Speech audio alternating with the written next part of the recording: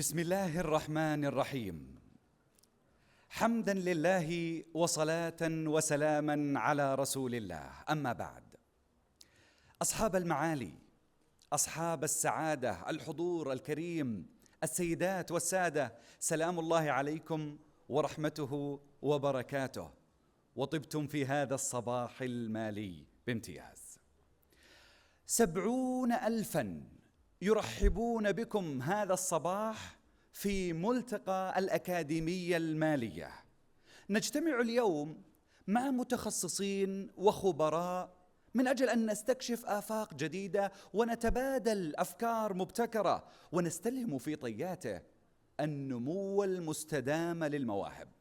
ونحن موعودون بإذن الله بوجودكم جميعا في هذا الملتقى، سواء في الجلسات الحوارية هنا أو حتى في ورش العمل، موعودون بنقاشات مثرية وفرص واعدة بإذن الله. الفرص الواعدة التي تكمن في الكرسي المجاور لكم. رغم كل هذه الحداثة، بدأت نواة الأكاديمية قبل 60 عاما تقريبا، أعني بذلك المعهد المصرفي الذي أصبح معهدا ماليا ثم أكاديمية مالية هي اليوم تجمعكم من أجل نمو مستدام للمواهب. المواهب الذين تجاوز عددهم تقريبا 70,000 ممن انضموا واستفادوا من برامج الأكاديمية في دورتها الاستراتيجية الأولى. ما رأيكم لو تعرفنا أكثر على الأكاديمية وتعرفنا أكثر على هذا الملتقى في هذا العرض المرئي؟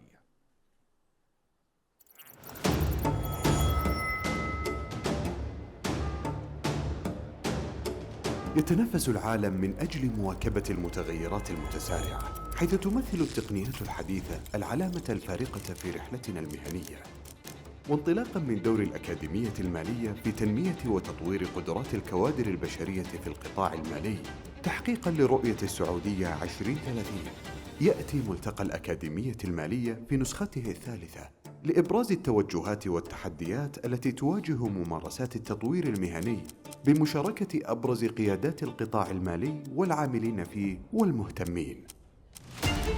يأتي تنفيذ ملتقى الأكاديمية المالية كأحد أهم المبادرات الاستراتيجية التي تنفذها الأكاديمية لتمكين وتطوير القطاع المالي، والذي يهدف إلى مناقشة ما هي أحدث التغيرات والتطورات على القطاع وما هي أبرز التحديات التي تواجه هذا القطاع. الملتقيات هذه مهمة جدا لتقبل والتعرف على التحديات المستمرة التي يواجهها القطاع المالي. بالتأكيد أنه مثل هذه الملتقيات ترفع نسبة الوعي في مجالات مختلفة، وأيضا تتيح الفرصة لتبادل الخبرات بين منسوبي القطاع المالي. أضف إلى ذلك أنها تختصر الوقت والجهد على المشاركين والحضور في الاستفادة من تجارب الآخرين. نلتقي اليوم مع مجموعة من أبرز الخبراء المحليين والعالميين للمساهمة في تعزيز التميز المؤسسي بأفضل ممارسات التدريب والتطوير الملائمة للمتغيرات المتسارعة في القطاع المالي. سيناقش الملتقى في هذه النسخة 4 محاور رئيسية، وهي القيادة والابتكار، التعلم المستمر، دور البيانات والذكاء الاصطناعي في التدريب والتطوير وتحسين الإنتاجية، وأخيراً دور الاستثمار في تطوير القدرات البشرية لتحقيق الاستدامة في المؤسسات. يستعرض الملتقى من خلال جلساته الحوارية وورش العمل المصاحبة أفضل الممارسات العالمية والمتغيرات المتسارعة في القطاع المالي وأبرز المنهجيات والأساليب لمواكبة هذه المتغيرات. بالتأكيد أن للتقنية دور كبير جدا اليوم في تسهيل عمل المنظمات، في تحسين تجربة العميل، في رفع كفاءة العمل، وفي فوائد أخرى كثيرة. ويمكن للمنظمات أن تستفيد أو تعظم الاستفادة من هذه التقنية من خلال تعزيز ثقافة الابتكار لدى العاملين فيها، وأيضا تشجيعهم على الاطلاع المستمر على كل ما هو جديد. بلا شك العالم كله يمر في متغيرات متسارعة، والقطاع المالي هو جزء من هذا العالم، وخاصة في التقدم التكنولوجي، وعليه يجب على القطاع المالي الاستثمار في التكنولوجيا والاستثمار في الموارد في التكنولوجيا الحديثة مثل الذكاء الاصطناعي وتحليل البيانات وتقنية البلوك تشين. ثانياً، تعزيز المهارات الرقمية، تدريب الموظفين على برامج تدريبية مستمرة لتطوير المهارات الرقمية للموظفين. ثالثاً وهو الأهم هي تجربة العميل. لابد من القطاع المالي استخدام البيانات لفهم احتياجات العملاء وتقديم خدمات مخصصة تلبي توقعاتهم. الاستدامة الآن أو مواضيع الاستدامة أصبحت في جوهر ثقافة المنظمة من خلال برامج تعزيزية، نشر التوعية حول برامج الاستدامة. أهمية برامج الاستدامة بالنسبة لنا في المنشأة هي جزء من التزامنا بالقوانين والتشريعات والحوكمة البيئية، أيضاً مهمة في جذب المواهب، لأن الكثير من المواهب يرغبون بالانضمام إلى منشآت تحمل نفس القيم التي يحملونها. كيف يتعامل العالم مع المتغيرات المتسارعة؟ ما المهارات الأساسية التي ستصنع مستقبل القطاع؟ كيف سيكون شكل مستقبل التدريب والتطوير؟ أسئلة عدة يجيب عنها ضيوفنا في الملتقى. أعتقد أن شكل التدريب في المستقبل سوف يتغير بشكل كبير. سوف نرى الديناميكية في العملية التدريبية والتعليمية. أعتقد أيضاً أنه سيطغى عليها الطابع الشخصي من خلال استخدام تقنيات الذكاء الصناعي، تصميم برامج تلبي احتياجات الأفراد بشكل شخصي مما يزيد من فعاليتها. أعتقد أن منصات التعلم الإلكتروني أيضاً سوف تلعب دور كبير في عملية التدريب والتطوير، مما سيتيح للجميع الحصول على التدريب في أي وقت وأي مكان. أنا أعتقد أن التدريب والتطوير في المستقبل راح يكون التطور فيه في مسارين. المسار الأول اللي هو الاستفادة من الذكاء الاصطناعي والمحاكاة في رفع مستوى جودة التدريب. أما المسار الآخر فهو تعزيز ثقافة التدريب على رأس العمل ومن خلال المشاريع المتعلقة بأعمال الموظفين. بدون أدنى شك قطاع التدريب والتطوير سيشهد تحولاً جذرياً نتيجة للتقدم في التكنولوجيا. ومن بعض الاتجاهات المحتملة في المستقبل هي استخدام الذكاء الاصطناعي. ستعتمد المؤسسات على الذكاء الاصطناعي لتحليل احتياجاتها التدريبية وتقديم محتوى تعليمي تفاعلي. ثانياً التعلم عن بعد وما يسمى بالإي ليرنينج سوف يقدم فرص للأفراد في أي مكان وأي زمان. وثالثاً التعلم القائم على المشاريع. ستتجه البرامج نحو التعلم من خلال المشاريع، مشاريع حقيقية لتعزز من اكتساب المهارات. يسعى الملتقى إلى أن يكون رحلة إثرائية من خلال توفير حلول التعلم وفرص التطور بالتزامن مع متغيرات القطاع. ملتقى الأكاديمية المالية 2024، نمو مستدام للمواهب.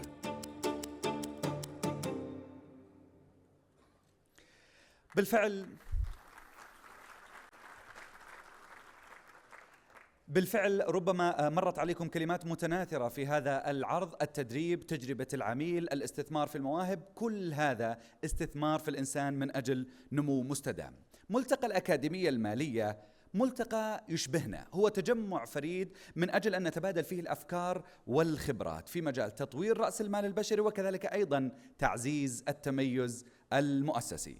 والأكاديمية بإذن الله تقود هذا التحول من خلال مبادراتها النوعية. الآن باسمكم جميعا نرحب بمعالي الأستاذ محمد بن عبد الله القويز، رئيس مجلس هيئة السوق المالية، رئيس مجلس أمناء الأكاديمية المالية، لإلقاء كلمته الافتتاحية. يتفضل مشكورا.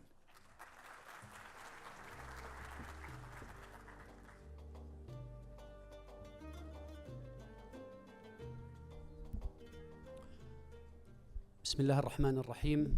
السلام عليكم ورحمة الله وبركاته.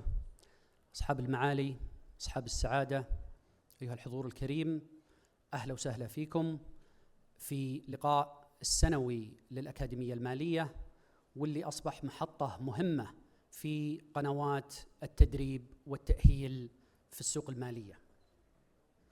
فلا يخفى عليكم أيها الحضور الكريم أهمية قطاعنا المالي وأنتم أعمدة له. فمقدار الطموح لحجم قطاعنا المالي ومساهمته في تمويل الاقتصاد أو بصفته رافد اقتصادي مهم وموظف كبير في حد ذاته، الطموح فيه يصل لعنان السماء.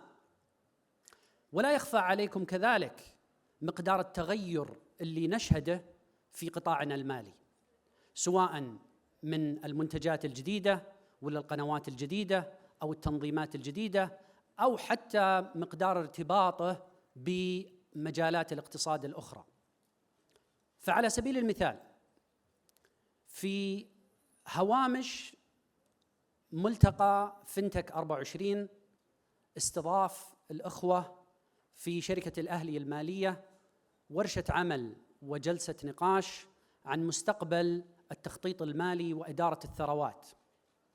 وعلى إثر ورشة العمل هذه أصدروا تقرير حدد فيه أهم ملامح التطوير والاستثمار في إدارة الثروات والتخطيط المالي خلال الفترة القادمة. ولعل المفاجئ أنه أغلب مجالات التركيز والاستثمار لا ترتبط بالمجال نفسه، إنما ترتبط بمهارات إضافية ينبغي على القطاع بناءها ليتمكن من التميز في هذا القطاع، من ضمنها إدارة البيانات وتحليلها، من ضمنها الذكاء الاصطناعي، من ضمنها مجال التقنية، المالية المفتوحة، وما إلى ذلك من المجالات اللي أصبحت أكثر فأكثر جزءاً لا يتجزأ من تقديم القيمة المضافة في قطاعنا المالي. ومن هنا تأتي أهمية الأكاديمية المالية وأعمالها كمنبر للتعليم والتطوير والتأهيل في قطاعنا المالي. ولهذا السبب وجدنا أن الأكاديمية المالية منذ إنشائها وإطلاقها واستقلالها في عام 2020 دربت من قطاعنا المالي ما يزيد عن 50,000 متدرب من القطاع، وبالإضافة إلى ذلك قدمت برامج تأهيلية واختبارات تأهيلية تفوق في عددها 49 اختبار تجاوزها اليوم وتأهل عبرها ما يقارب 90,000 شخص من العاملين في القطاع المالي. وكذلك عقدت عدد من الشراكات مع أبرز الجهات التعليمية والتدريبية تصل في عددها اليوم إلى حوالي 40 جهة تعليمية وتدريبية وتأهيلية في العالم. ولكننا لازلنا في مقتبل الدرب، وإذا نظرنا لمقدار طموحنا نجد أن أمامنا لا يزال الكثير لنقوم فيه ونستثمر فيه لنحقق الطموح سواء لقطاعنا أو لاقتصادنا. ومن هنا تأتي أهمية هذا الملتقى، واللي أصبح ملتقى سنوي لنتعلم ونستفيد عبره من التحديات والفرص المتعلقة بالقطاع، خصوصاً في مجال تدريب الكوادر البشرية، لنتمكن بمشيئة العلي القدير أن نجابهها ونتعاطى معها جميعاً بتعاوننا كلنا سوياً. وفي الختام ودي أتقدم بالشكر لكل الإخوة والأخوات الحضور، وأسعى وأتطلع للتعلم منكم والاستفادة منكم خلال جلسات المؤتمر المختلفة. فشكراً والسلام عليكم ورحمة الله وبركاته.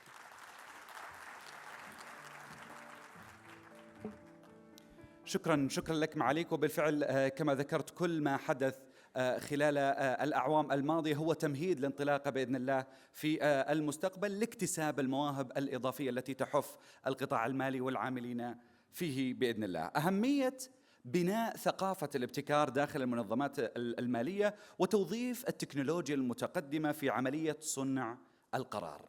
حول هذا تدور جلستنا الرئيسة لهذا الملتقى بعنوان القيادة في عصر التقنية والابتكار. اسمحوا لي أن أرحب بالأستاذ محمد الموسى لأخذكم في هذا الحوار وللتعريف بالجلسة وضيفه الكريم. السلام عليكم ورحمة الله وبركاته. أصحاب المعالي والسعادة، حضورنا الكريم، شكرا أخوي محمد على تقديمي. أنا الأمانة كتبت مقدمة، لكن بعد مقدمتك ألغيت معظمها. أرحب بكم من جديد. الابتكار والتقنية هذا هو عصرها لا شك في ذلك، ليس هذا رأي، هذه حقيقة دامغة نعرفها جميعا. السؤال كيف يمكن التقنية والابتكار أن تساهم في تمكين المنظومة القادة وتجعل القدرة على اتخاذ القرار أفضل وأكثر تقدما في ظل كل هذه المتغيرات. اسمحوا لي أن أتشرف بتقديم ضيفي في هذه الجلسة معالي نائب وزير المالية الأستاذ عبد المحسن بن سعد الخلف.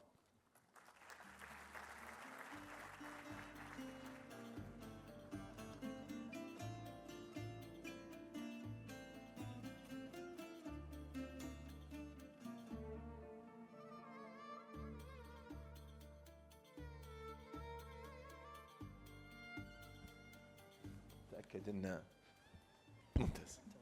مسيك بالخير أو صبحك بالخير ما عليك. ظاهر أني ماني متعود على الصباح كثير.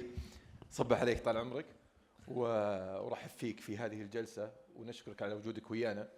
أبي أبدأ بمحور هذه الجلسة الأساسي وهو التقنية والتقدم التقني المذهل اللي قاعد يحدث في العالم، وكيف يمكن أن يكون هذا الأمر مساعد لعملية اتخاذ القرار ووضع سياسات مالية مبتكرة وفعالة داخل وزارة المالية. شكرا جزيلا. صبحك الله بالخير أخوي محمد وصبحكم الله بالخير جميعا. بداية أشكر الزملاء والزميلات في الأكاديمية المالية على التنظيم المميز لهذا الحدث وعلى دعوتي للمشاركة فيه.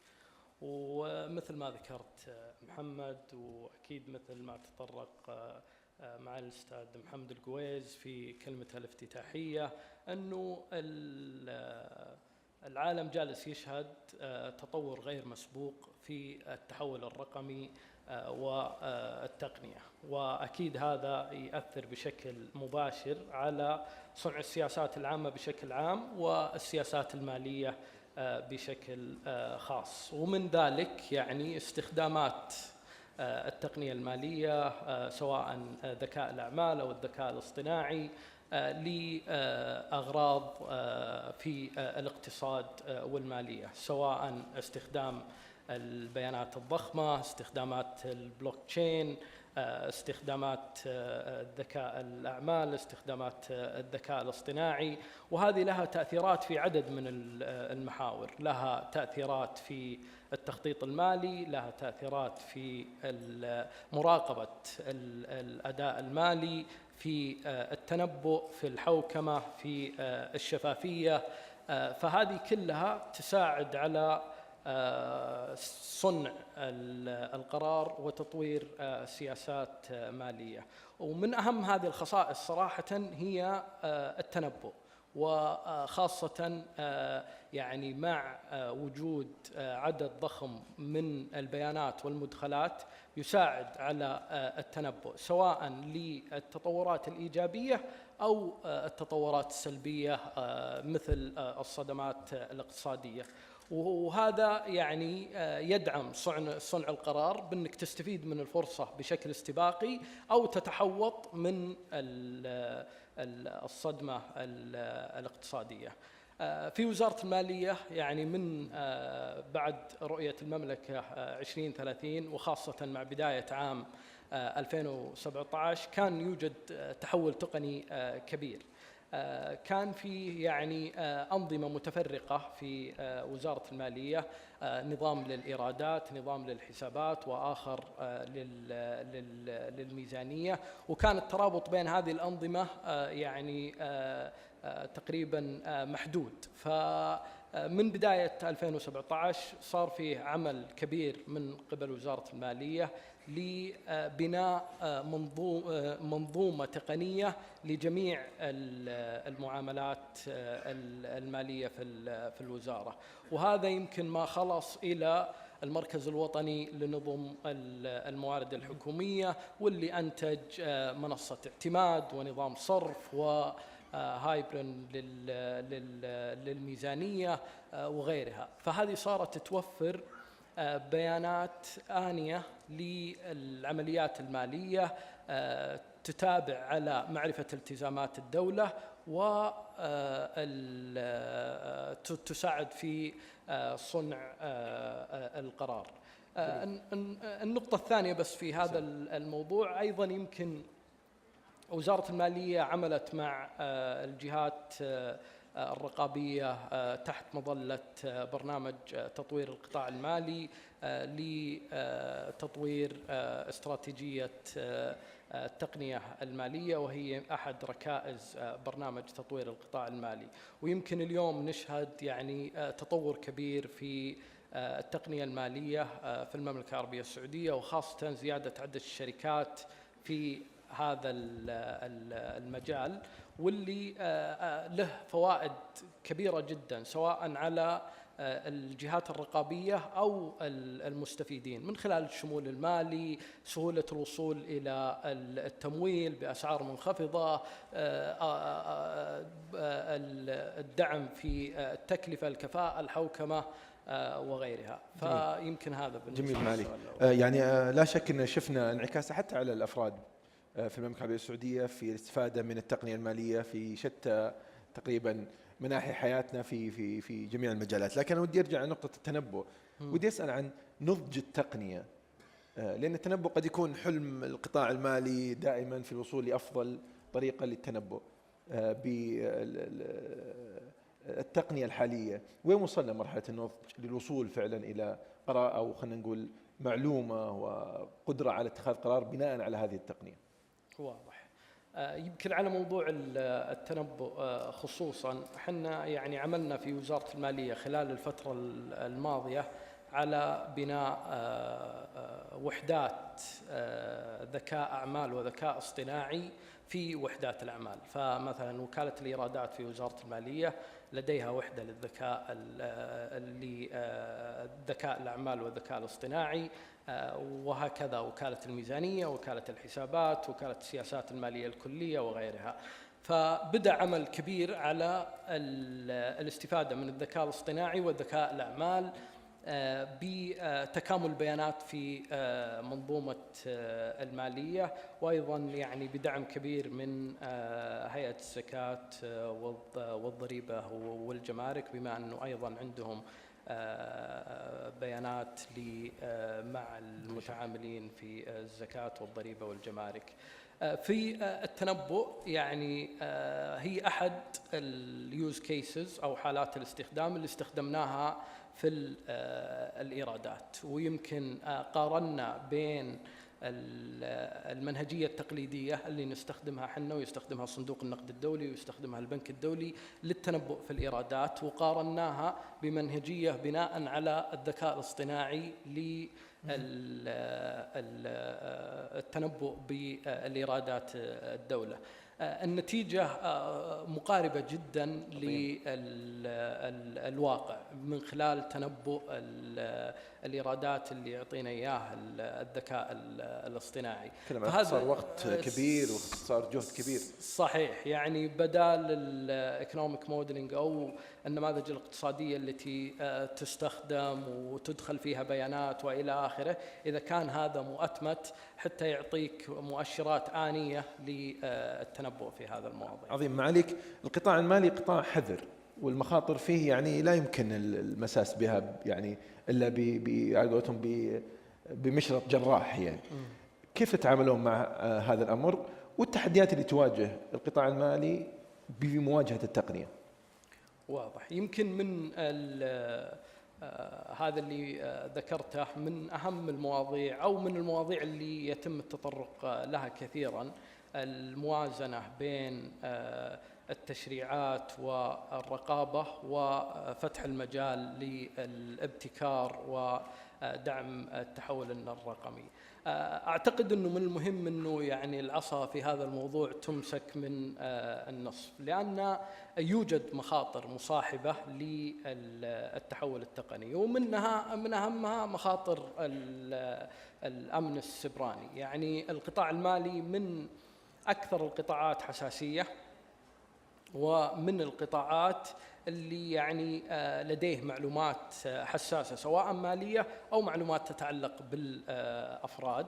فالخطر السيبراني على المؤسسة المالية قد يكون أكبر مقارنة بمؤسسات أخرى، ولذلك مهم أنه تراعي هذه الجوانب. يمكن أستطرد هنا لأذكر أنه يعني المملكة أنشأت هيئة مستقلة للأمن السيبراني، وهذه الهيئة يعني تضع هدفها الأساسي الحفاظ على مصالح الوطن من الخطر السبراني.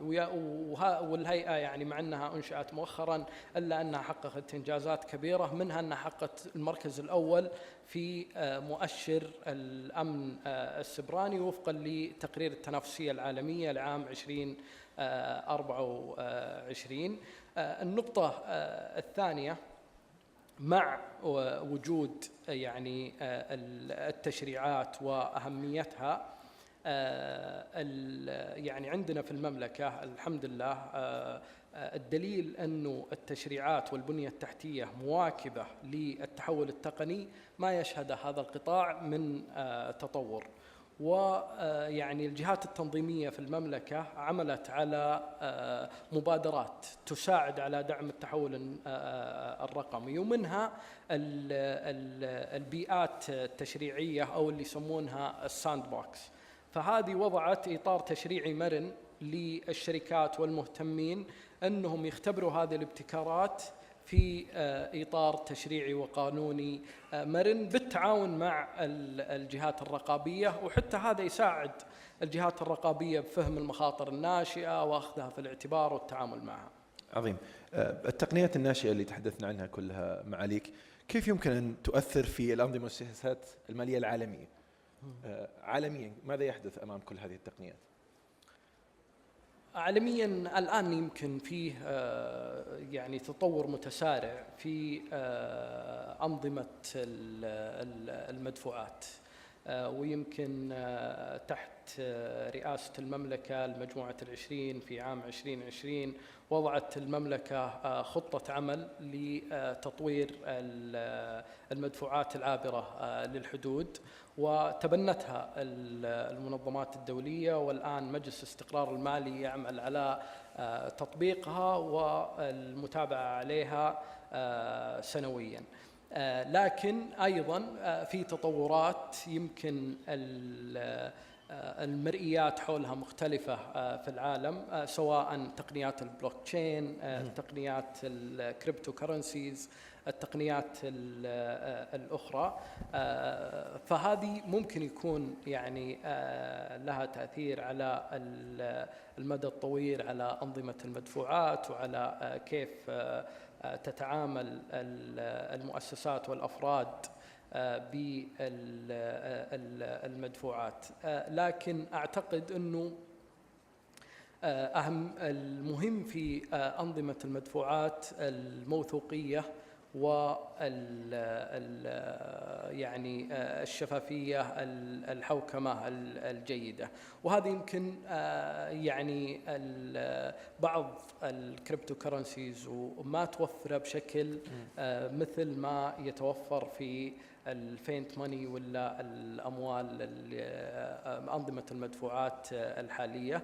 إن شاء الله يعني أعتقد خلال المرحلة القادمة بنشوف التطور وانعكاساته على الأنظمة العالمية. أنا قبل لا أروح للسؤال الأخير معاليك، ودي أسمع وجهة نظرك في هل هذا العصر اللي نعيشه الآن هو أكبر أو يشهد أكبر التغييرات في القطاع المالي عالميا؟ هل الحقبة هذه هي فعلا حقبة التغيير في القطاع المالي على مستوى سياسات الدول بشكل عام وعلى مستوى الاستخدام اليومي لكل العالم المالي والتقاطع معه؟ وجهة نظر يعني مش شرط. هذا القطاع يمكن من أكثر القطاعات المتغيرة سواء تشريعيا أو تقنيا دائما، يعني من بداية التاريخ وطريقة تبادل السلع والخدمات وتطورها إلين لما وصلنا بعد الحرب العالمية الثانية وأنشأت منظمة بريتن وودز، و يعني خاصة صندوق النقد الدولي اللي كان يعني حافظ على الدولار كعملة مهمة في الاقتصاد، وما لحق ذلك من يعني في عهد نيكسون انه فصل الذهب عن الدولار، والتطورات اللي جالسين نشوفها لما وصلنا الآن إلى الكريبتو كرنسيز والعملات الرقمية وغيرها. فأعتقد أنه التطور مستمر، المؤسسات والدول والكيانات اللي تستثمر في البنية التحتية التقنية وتستعد لهذا التحول تكون أكثر تكيفاً مع المتغيرات هذه بإذن الله. ما عليك كلمة في الأخير أو نصيحة أو يعني شيء من التجربة لكل المهتمين في القطاع المالي في تطوير مهاراتهم دائماً، وأيضاً الطلاب والطلبة اللي متخصصين في هذا المجال ويطمحون لمستقبل يعني رائع فيه في ظل هالفرص، في ظل رؤية سمو سيدي الأمير محمد بن سلمان. يمكن مع التطور التقني المتسارع اللي نشوفه، مع انترنت الأشياء، مع البلوك تشين، مع البيانات الضخمة، مع الذكاء الاصطناعي، يعني يمكن الرسالة الأساسية هي لا تتوقف عن التعلم ويعني لا تتوقف عن النمو، لأنه القطاع المالي مثل يمكن ما ذكرنا قبل قليل متغير بشكل متسارع، متغير تشريعيا ومتغير تقنيا، ويمكن اللي كان ناجح ومفيد بالأمس قد لا يكون كافي في الغد. فيعني تبني التعلم المستمر مهم في هذا القطاع، تبني الفضول والمرونة للتكيف مهم جدا في هذا القطاع، أنه تتهيأ للمتغيرات أو تتهيأ للتكيف مع هذه المتغيرات قد لا يكون كافي، بل أصنع هذا التغيير للأفضل وساهم فيه. يمكن هذه رسالتي. عظيم عظيم عظيم جدا. ما عليك، شكرا لجهودكم في الوزارة.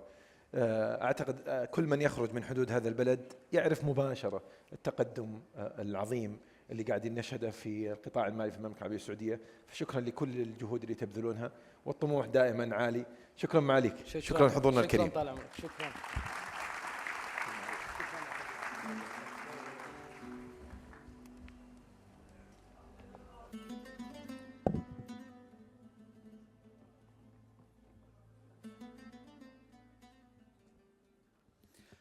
شكرا لك معاليك الأستاذ عبد المحسن الخلف. بالفعل كما ذكرت وأنا لفت الانتباه إلى ما تحدث عنه في القطاع المالي، هناك حساسية دائما للمعلومة وللمداولة، ولذلك تكثف الابتكارات فيما يتعلق بالأمن السيبراني وعلم البيانات وغيرها. والجميل في هذا الموضوع أن التشريعات في المملكة العربية السعودية مرنة لتسمح بمثل هذه الاختبارات في القطاع المالي. شكرا جزيلا لك معاليك، وشكر موصول أيضا للزميل محمد الموسى. انطلاقا من استراتيجية الأكاديمية المالية في تعزيز الشراكات مع أبرز الجهات الدولية والإقليمية والمحلية المتخصصة في مجال تطوير وتنمية الكوادر البشرية، يسعدنا الآن الإعلان عن عدد من الشراكات والمبادرات الاستراتيجية. لنبدأها أولاً بمبادرة وطنية بين الأكاديمية المالية ومعهد المحللين الماليين المعتمدين CFA.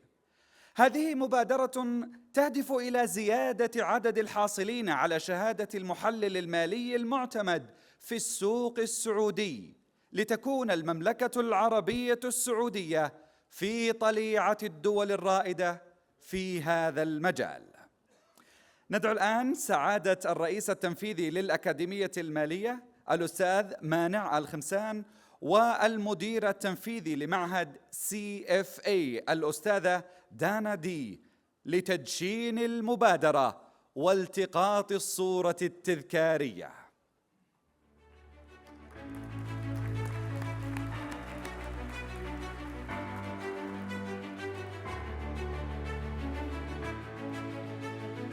هذا العام نحن نكثف التنوع في الشراكات ونتوسع في شراكاتنا الدولية بالتحديد مع أفضل الممارسات العالمية. شراكات عديدة بنيناها مع جامعات ومعاهد عريقة، لأنه من قيم هذه الأكاديمية الشراكة.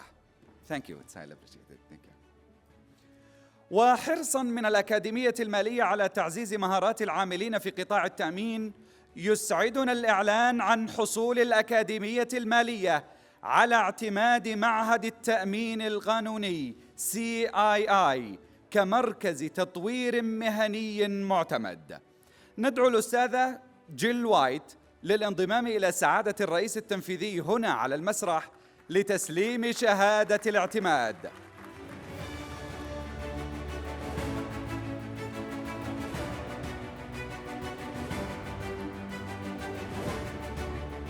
سنحتفظ بهذه الصورة التذكارية وبهذه اللحظة لأجيال قادمة، لأن الأكاديمية هي أول مركز معتمد من المعهد في المملكة. Thank you. كما يسعدنا أيضاً الإعلان عن اعتماد الأكاديمية المالية كشريك تدريبي عالمي من جامعة كاليفورنيا بيركلي. ندعو الأستاذة كريستينا سوزاك المدير التنفيذي لمركز ريادة الأعمال والتقنية بالجامعة للانضمام إلى الأستاذ مانع.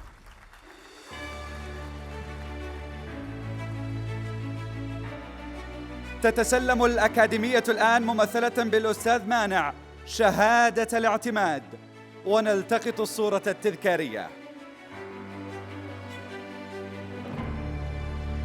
هذا التصنيف سيمكن المهنيين السعوديين من الوصول الحصري إلى برامج ومعسكرات ريادة الأعمال والتقنية الرائدة عالمياً.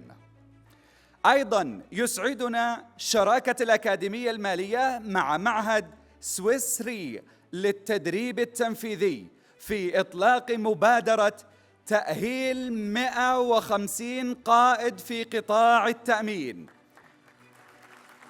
ندعو رئيس التدريب التنفيذي في المعهد الأستاذ ريمو ستينميتس للانضمام إلى رئيس الأكاديمية هنا على المسرح لإطلاق المبادرة.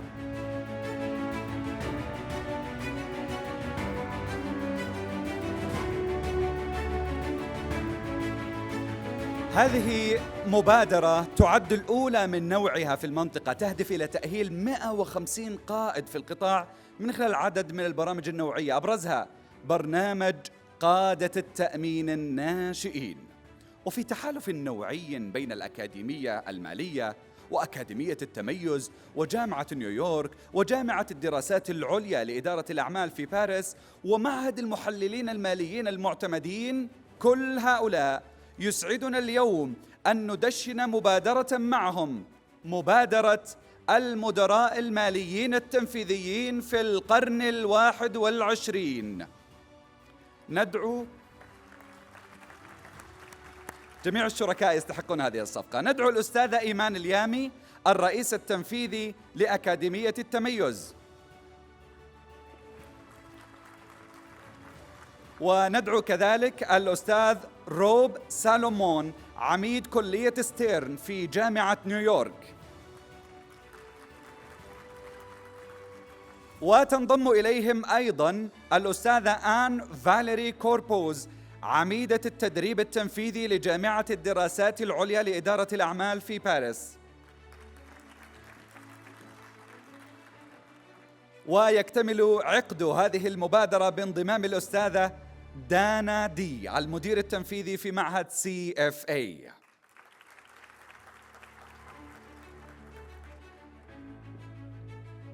إذن هذه مبادرة المدراء الماليين التنفيذيين في القرن 21. نهدف إلى تأهيل 60 مدير مالي تنفيذي في السنة الأولى لهذه المبادرة. يجتمع كل هؤلاء من أجل تحقيق المنجز. Thank you.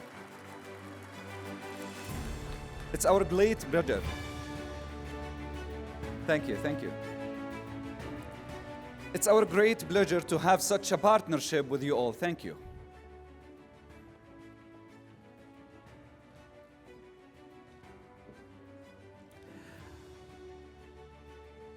إذن كانت هذه الشراكات لهذا الصباح بعد عمل استمر لشهور ولسنوات، وموعودون نحن بإذن الله جميعاً بشراكات أكبر في المستقبل.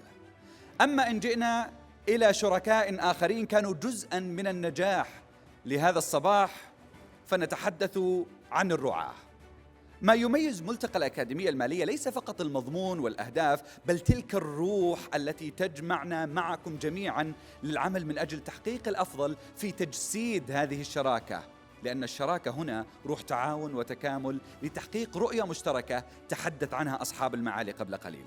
رعاة ملتقى الأكاديمية المالية هم شركاء النجاح في مسيرة التميز والابتكار، فشكرا لهم، شكرا لهم على إيمانهم برؤية الملتقى. معا نصنع الفرق، معا نحقق الأهداف. الآن نستأذن معالي راعي الحفل الأستاذ محمد بن عبد الله القويز بتشريفنا على المسرح لتكريم شركاء النجاح، وكذلك أيضا الأستاذ مانع الخمسان الرئيس التنفيذي للأكاديمية المالية، ليتفضلوا مشكورين هنا على المسرح.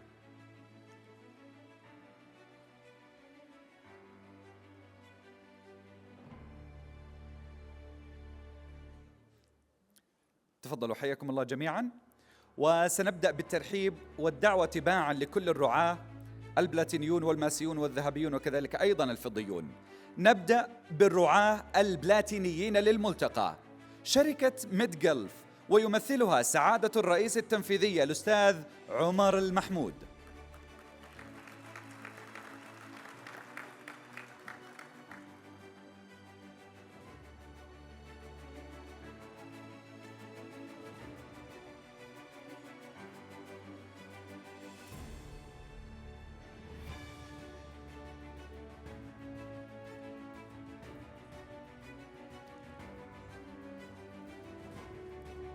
ومعهم أيضا البنك الأهلي، ويمثله سعادة الرئيس التنفيذي الأستاذ طارق السدحان.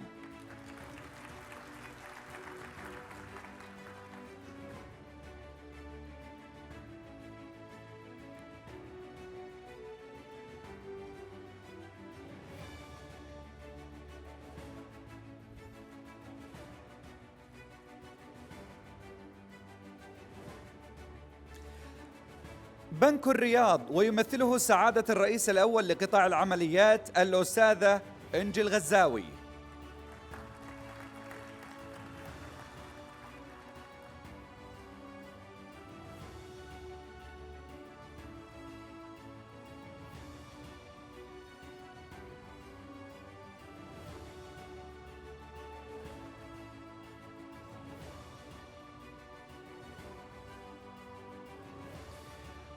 الرعاة الماسيون لهذا الملتقى، بنك الجزيرة، ويمثله سعادة مدير التدريب والتطوير الأستاذة رنا البابطين.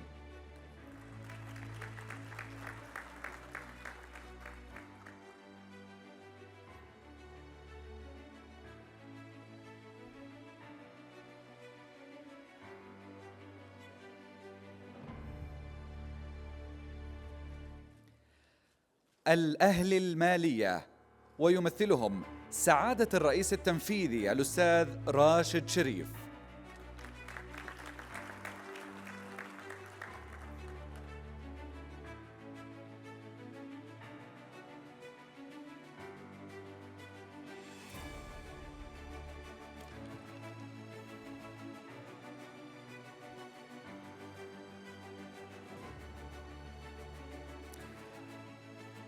الرعاة الذهبيون لهذا الملتقى كانوا البنك السعودي الأول، ويمثله سعادة رئيس شركاء الأعمال للموارد البشرية الأستاذة سماح الرشيد.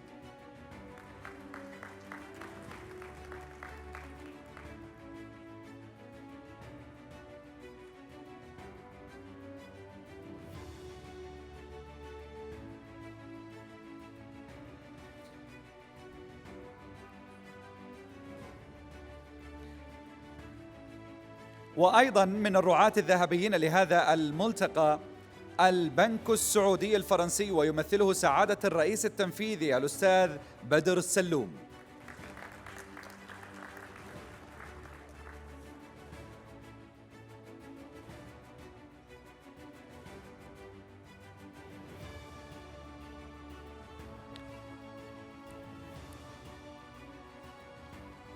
الأول للاستثمار، ويمثله سعادة العضو المنتدب والرئيس التنفيذي الأستاذ علي آل منصور.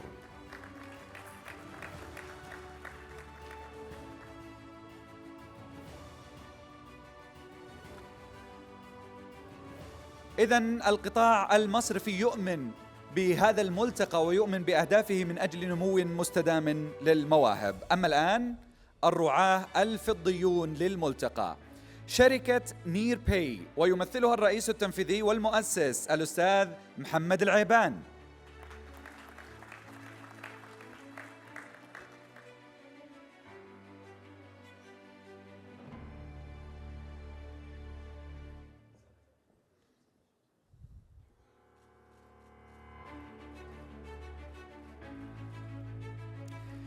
شركة كور فيجن للاستثمار ويمثلهم سعادة الرئيس التنفيذي والمؤسس الأستاذ فيصل العبد السلام.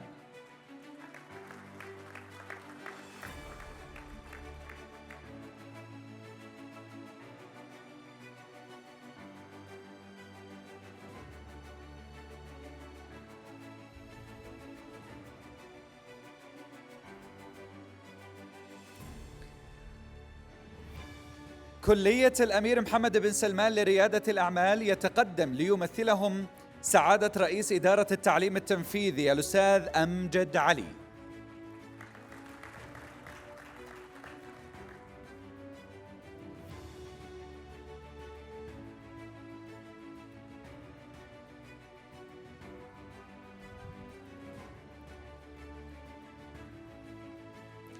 وتكتمل نواحي هذه الشراكة والرعاية بالشركاء الإعلاميين. أرقام ويمثلها سعادة الرئيس التنفيذي للإيرادات الأستاذ عبد العزيز العبيد.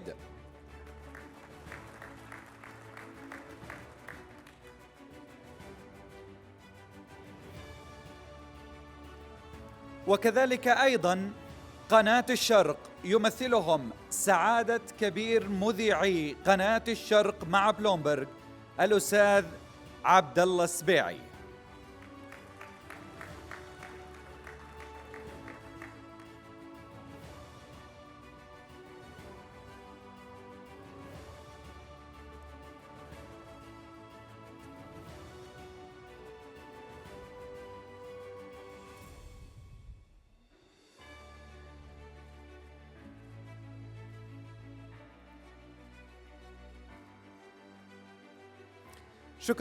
شكرا جزيلا لكم، والشكر موصول لمعاليك على الحضور وتشريف هذا الملتقى، والشكر أيضا موصول للأستاذ مانع.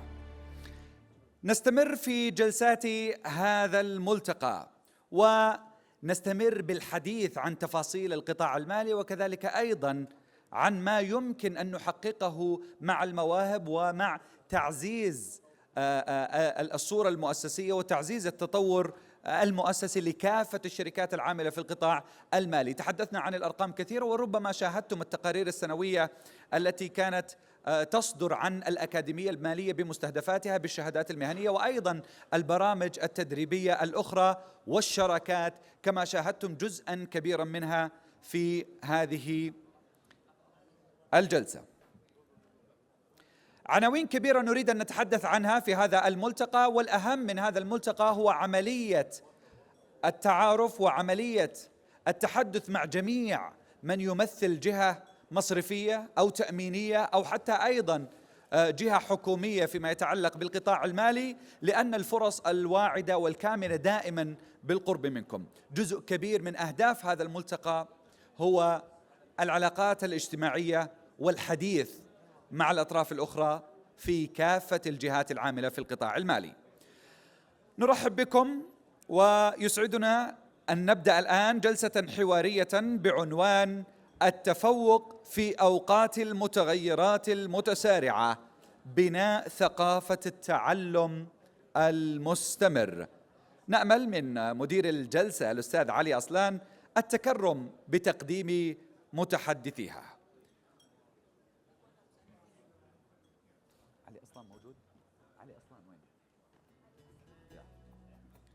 We invite the moderator, Mr. Ali Aslan, and his distinguished guests. The stage is yours. Please. Thank you.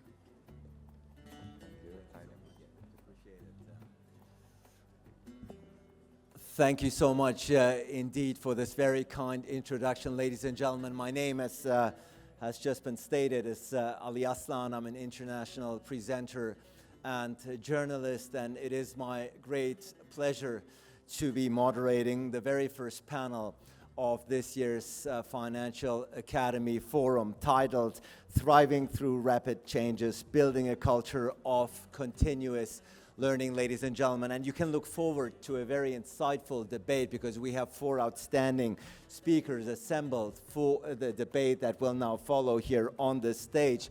First up, he's the Managing Director and CEO of Jadwa Investment, a leading investment management and advisory firm in the MENA region. Ladies and gentlemen, please welcome Tariq Al-Sudari.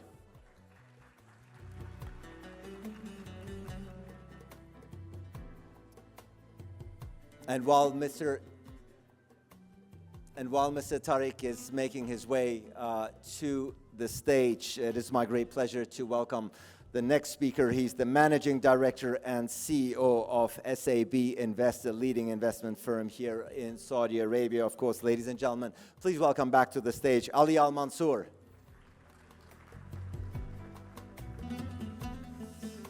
Also delighted to welcome to the stage the CEO of MetGulf, one of the largest and oldest insurance companies here in this country. Ladies and gentlemen, please welcome Umar Al-Mahmoud. And last but certainly not least, ladies and gentlemen, please welcome the CEO of the London Business School, one of the most renowned and highly ranked business schools in the world, Dr. Francois Ortalo-Manier, ladies and gentlemen.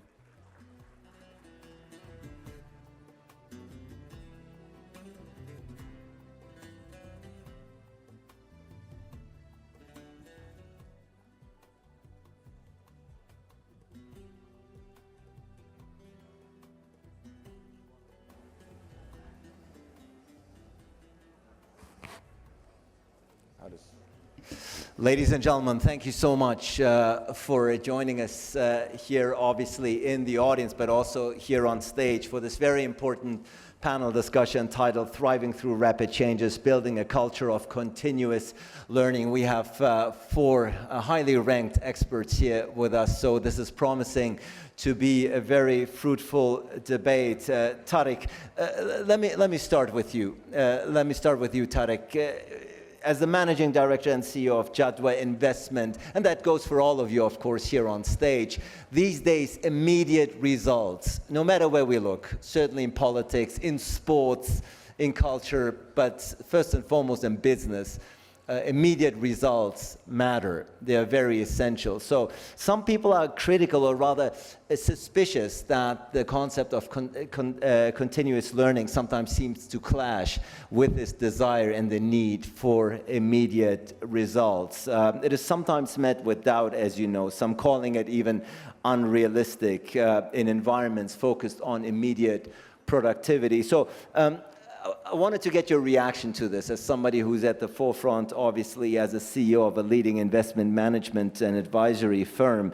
What is your response to those who are rather suspicious or rather critical when they say there seems to be an incompatibility between continuous learning and productivity, immediate results? Thank you. It's a pleasure to be with you all.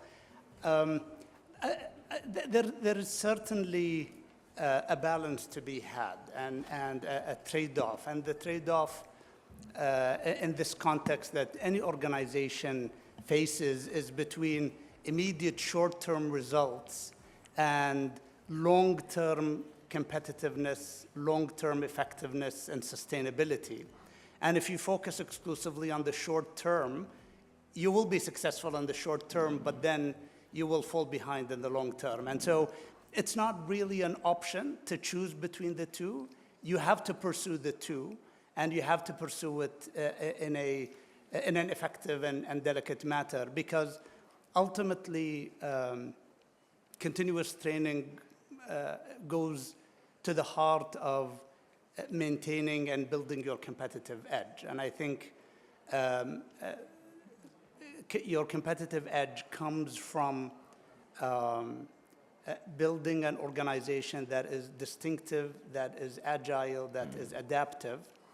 And that's true everywhere in professional services and financial services, but I think it's especially true in the context of the Saudi market, where we are seeing a highly dynamic economic context with a transformative change, with regulatory reforms, with demographic and technological trends that are rapidly changing. And so training and development is critical to ensuring that the whole organization is updated and is reacting and adapting to that changing context. The other thing I would highlight is that training is not only about professional development and content learning. It goes beyond that. It's about building relationships and networks. It's about personal rejuvenation. It's about cultural enhancement.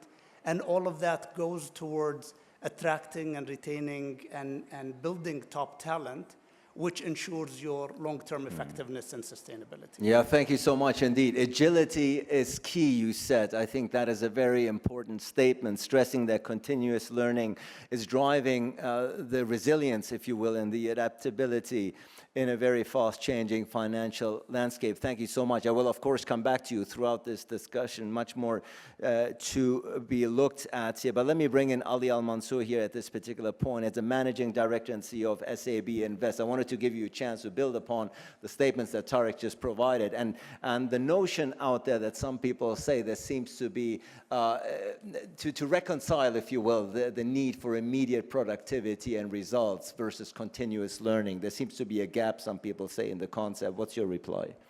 Assalamu alaikum. Good morning, all. Very happy to be here. So I had a dinner with a friend. Perhaps you can bring the microphone closer. Thank you. Do you hear me okay now? Much better.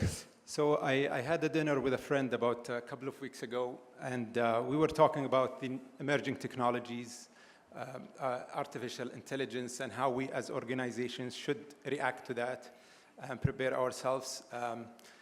He's a little bit older than me, and he was a professional accountant in the early 80s. And he said, listen, back then we used to do our accounting work with these large hard copies and pen and paper. And then the spreadsheets came out, and we all panicked. We thought this is going to end our careers, it's going to replace us. However, when we started to accept it and start to learn how to use it, it actually made it, empowered us, helped improve our accuracy, our efficiency. We were able to handle a lot more clients, which translated into growth for the organization. And this is really was a story that makes one think, now with the hindsight, all of us now use the spreadsheets in all of our companies. And with this hindsight, just imagine organizations that resisted using this technology and this tool that came out, and what would have that meant for their productivity and efficiency. And there has been a number of studies, and I'm sure you've seen some of those, especially published by talent-focused organizations, measuring the financial impact on continuous learning and developing a strong culture of learning and development on the financial performance of companies. And I've seen different numbers, but I've seen profitability differential of more than 20% for companies that embrace and continuously invest in the development of its team versus those that do not. And I think all of us who've studied in college economics, we all, in the first maybe lesson, we learned that labor times productivity equals growth. And labor is the men and women staffing the organizations, but productivity is the skills, the knowledge, the technologies used. Yeah. So it's more of really mathematical that results in growth, and hence the investment in, or the continuous investment through learning and development and the productivity is extremely important for organizations, and organizations that adopt continuous learning and development as a culture tend to be more open-minded to new innovations and new technologies. They tend to be more resilient and less prone to disruption. Yeah, the continuous learning aspect is really the backbone, if you will, of resilience, something that you, I think, put very eloquently, echoing also many of the sentiments and thoughts that Tariq put forth prior. Omar, let me bring you in here as well. As the CEO of MetGolf, of course, you know a thing or two about motivating your people to get on board and adjust and adapt to the concept of continuous learning, which we're talking about here as well. We might talk later on throughout the discussion about some of the resistance that some of you are facing, but let's stick with the opening question here, and let's stick to the gap sometimes that the doubters, the few doubters of continuous learning out there may put forth. Some leaders like you say, look, I would very much like to implement this very important concept, which is indispensable, which we heard, but I need to produce results here. Yeah, sure. Assalamu alaikum wa rahmatullah. And thank you, first of all, for having me in here in this panel, and I hope that I will answer the question in a good way and to help everyone in the market to develop their site also. I clearly understand our doubt, and always when we have a business like insurance, it's a short-term and short-term return. We sell policies for 12 months or something like that, and always they think about the operation, how's the operation to get immediate result.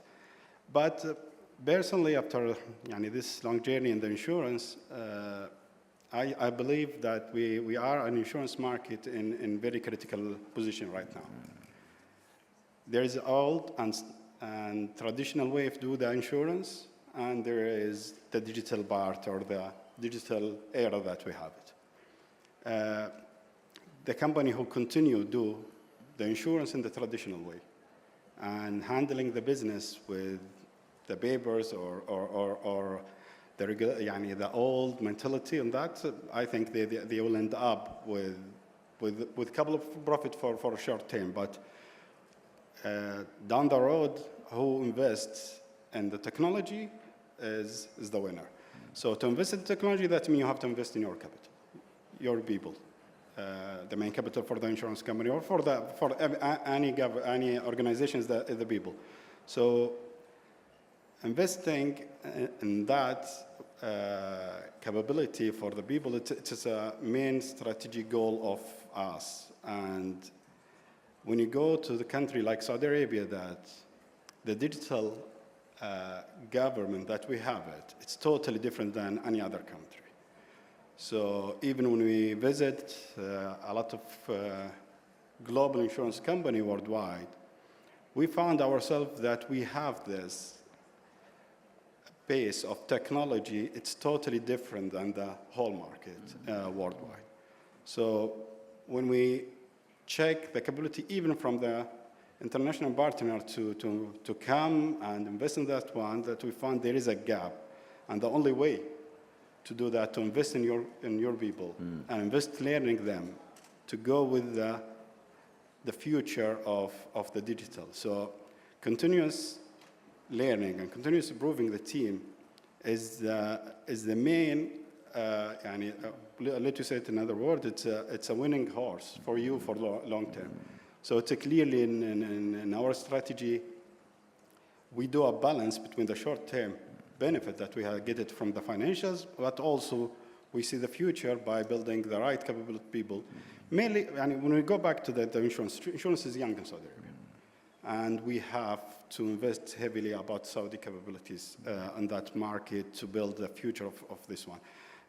Our friends in banks, they have this experience for long, more than 50 or 60 years, but in our insurance market, the insurance authority, it just created in short time, thanks historical for Sam and for supporting this one, but now it's an era of insurance. So to build the capability, you need to invest heavily in the training of the people to go down the road with a strategic goal to get the right results, not for 24, 25 only, that we are building capability for the future. Yeah, I think that's very well put, that continuous learning is really strategic investment, as you call it, to drive innovation and, of course, resilience for long-term success. Thank you so much. Let me bring in Francois here at this particular point. Francois, as you represent here one of the most renowned and highly ranked business schools in the world. So you are training the next batch of leaders who have to get not just acquainted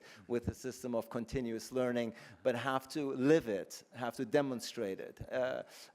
What is your experience when it comes to the very, very understandable needs and ambition to produce immediate results and productivity versus the concept of continuous learning?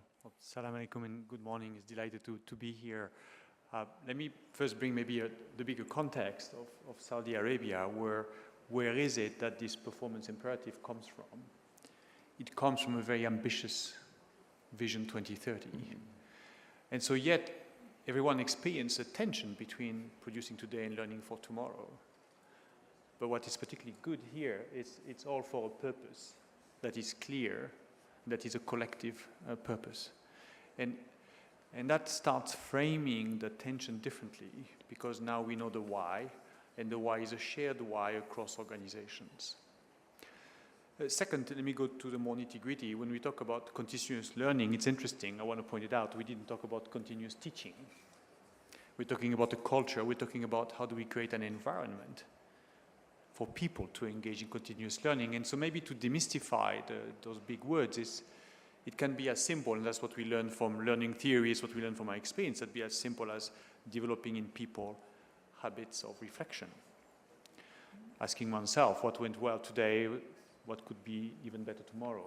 Taking the time for that. It can be also creating coherent learning journey programs that have peaks and moments for reflection, but also moments for immersion, experiences, projects that stretch people, and to do that for the individual, for the team, for the organization. And so what we've learned at LBS is doing all of that, of course, there's tremendous value to grounding everything we do on academic research, both about the content of strategy or finances, but also about the learning. The tremendous value in doing this, in enriching the experience of the participants with their diversity. But the most important, in particular here, is to understand the context, to listen, to learn what are the objectives of the individual, of the teams, of the organization, so that you can create not just the change for today, for the performance tomorrow, but acknowledging that Vision 2030 is not just a peak and then everybody relax. It's a stepping stone.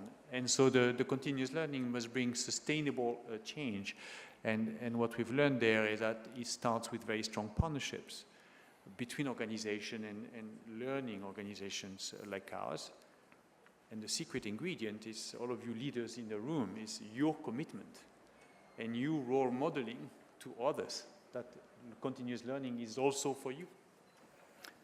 I think, thank you so much, first and foremost, for putting the context of continuous learning in the context of what is happening here in this country, the very ambitious, driven Agenda 2030 that is being promoted by everyone here on stage, but certainly also in the audience. Perhaps throughout the discussion we can get into more comparatives as far as how the KSA is faring and leading in terms of continuous learning when it comes to other countries and the continents. But let's make it a bit more specific here and talk about the innovative approaches and strategies that you have all demonstrated for continuous learning. I think everybody here is very much on the same page as far as the relevance, the importance of continuous learning for the success of your companies. All of you have stressed that, Tariq. So let's make this a bit more personalized, if you will, and a bit more detailed about what you have done at Jadwa Investment specifically to enhance organizational learning and innovation. What are some of the tools, what are some of the contexts that you have put forth as a leader?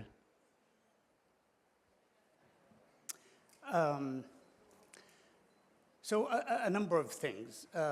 We've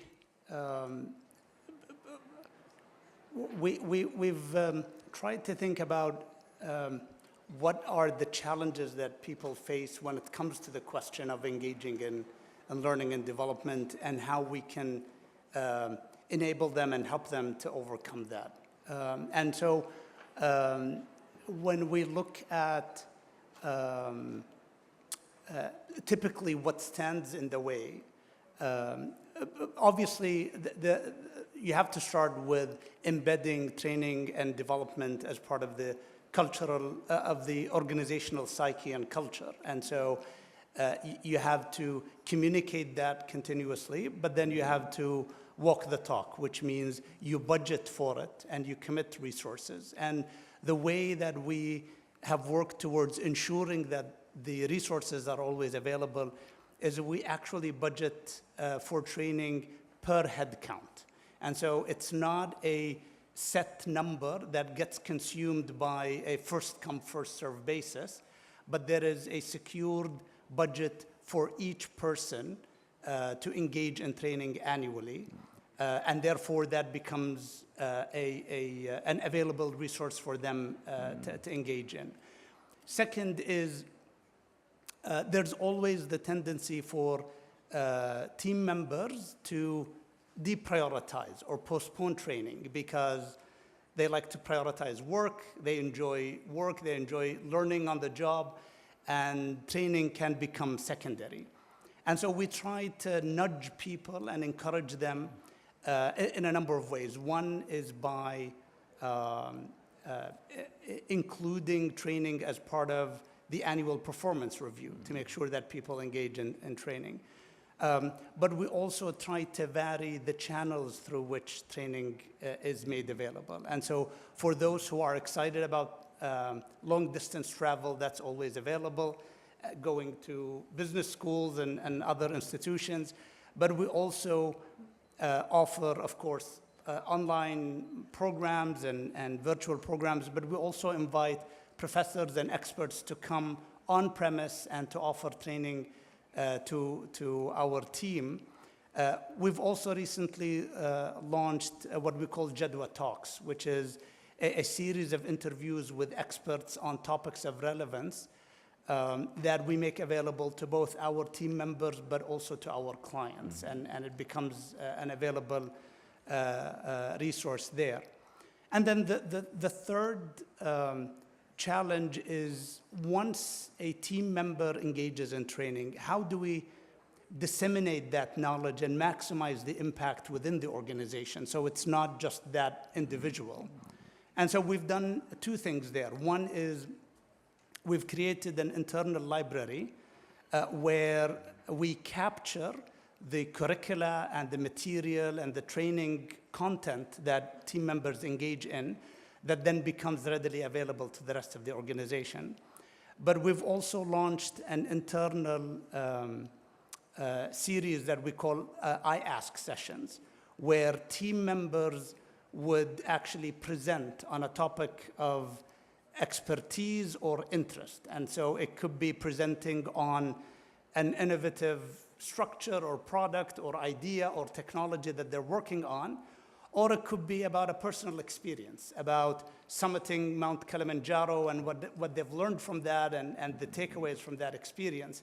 And so that becomes an interactive way for people within the organization to also share that knowledge internally. Yeah, interesting enough. Very aspects that you have put forth here within your company, and this is being embraced, if I understand correctly. Indeed, it is. Yeah, and that's very encouraging to hear because this is a challenge, right? At the end of the day, Omar, this is, you can lead by example, you have to lead by example, but at the same time, to build a culture of continuous learning requires the acceptance, of course, of your colleagues, your workforce.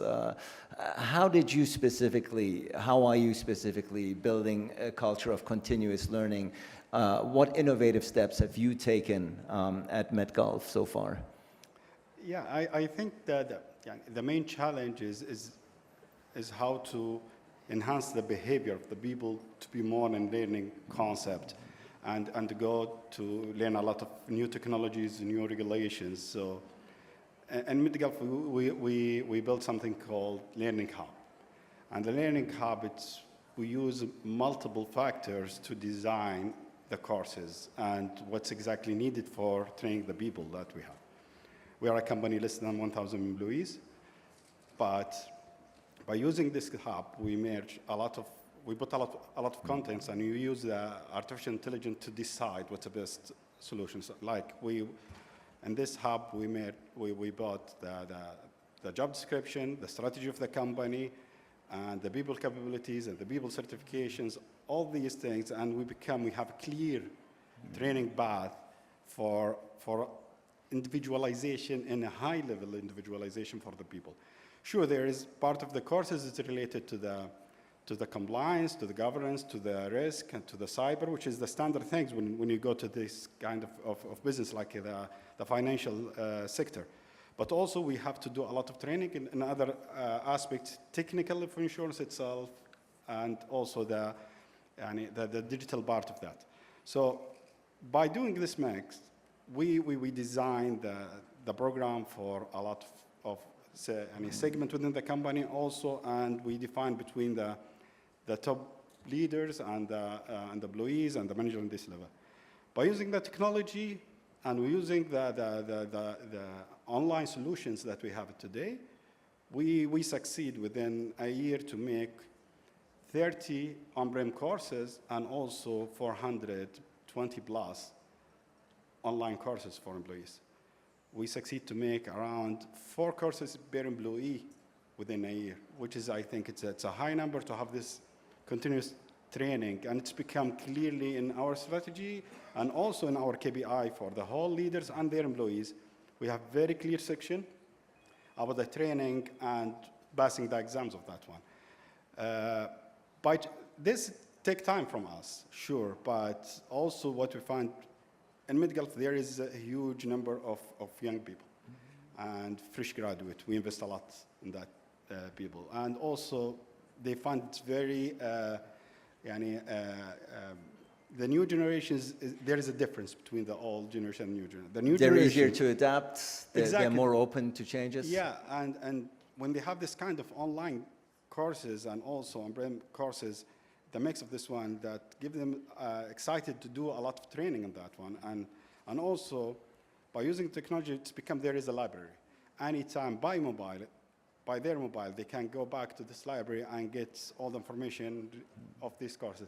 By changing this culture within the company itself, it's become, we become, I believe, very advanced in training, and also you have as a management to balance between your daily operation things and the courses and how you arrange that balances. Because if you go to the co and tell them that I will get these employees from you to do courses, I said directly when I do my job as operation. But the good cooperation between the management, each other, between the departments, that helps and supports that clearly. Yeah, that's certainly where the coordination and the leadership have to go hand in hand. And thank you for pointing out the many strategic technological advancements and advantages that you bring into the process of continuous learning. Certainly that's the number that you have put forth, very impressive indeed, 400 courses per year for each employee. Certainly very impressive. And you mentioned the young people, of course, many of whom we have here in the audience today, who, of course, perhaps by their sheer nature are more receptive to the changes, rapid changes that we're all seeing, something that Francois, of course, was working with students on a daily basis can attest to. I'm going to come to you, Francois, in just a second, but let me sort of, to get the CEO perspective here, let me bring in Ali Al-Mansour once more and get also an idea and an understanding from you how you are promoting continuous learning, how you are on a daily basis helping to change the mindset amongst your employees. Sure. So similar themes to what the colleagues here have mentioned. We at SAB Invest, we build it around 5 pillars. The first pillar is partnerships with leading institutions, training and learning institutions.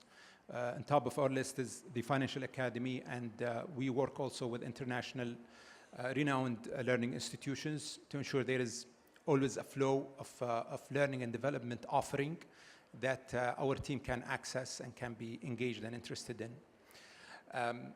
Then we are a strong supporter as a company of professional certification.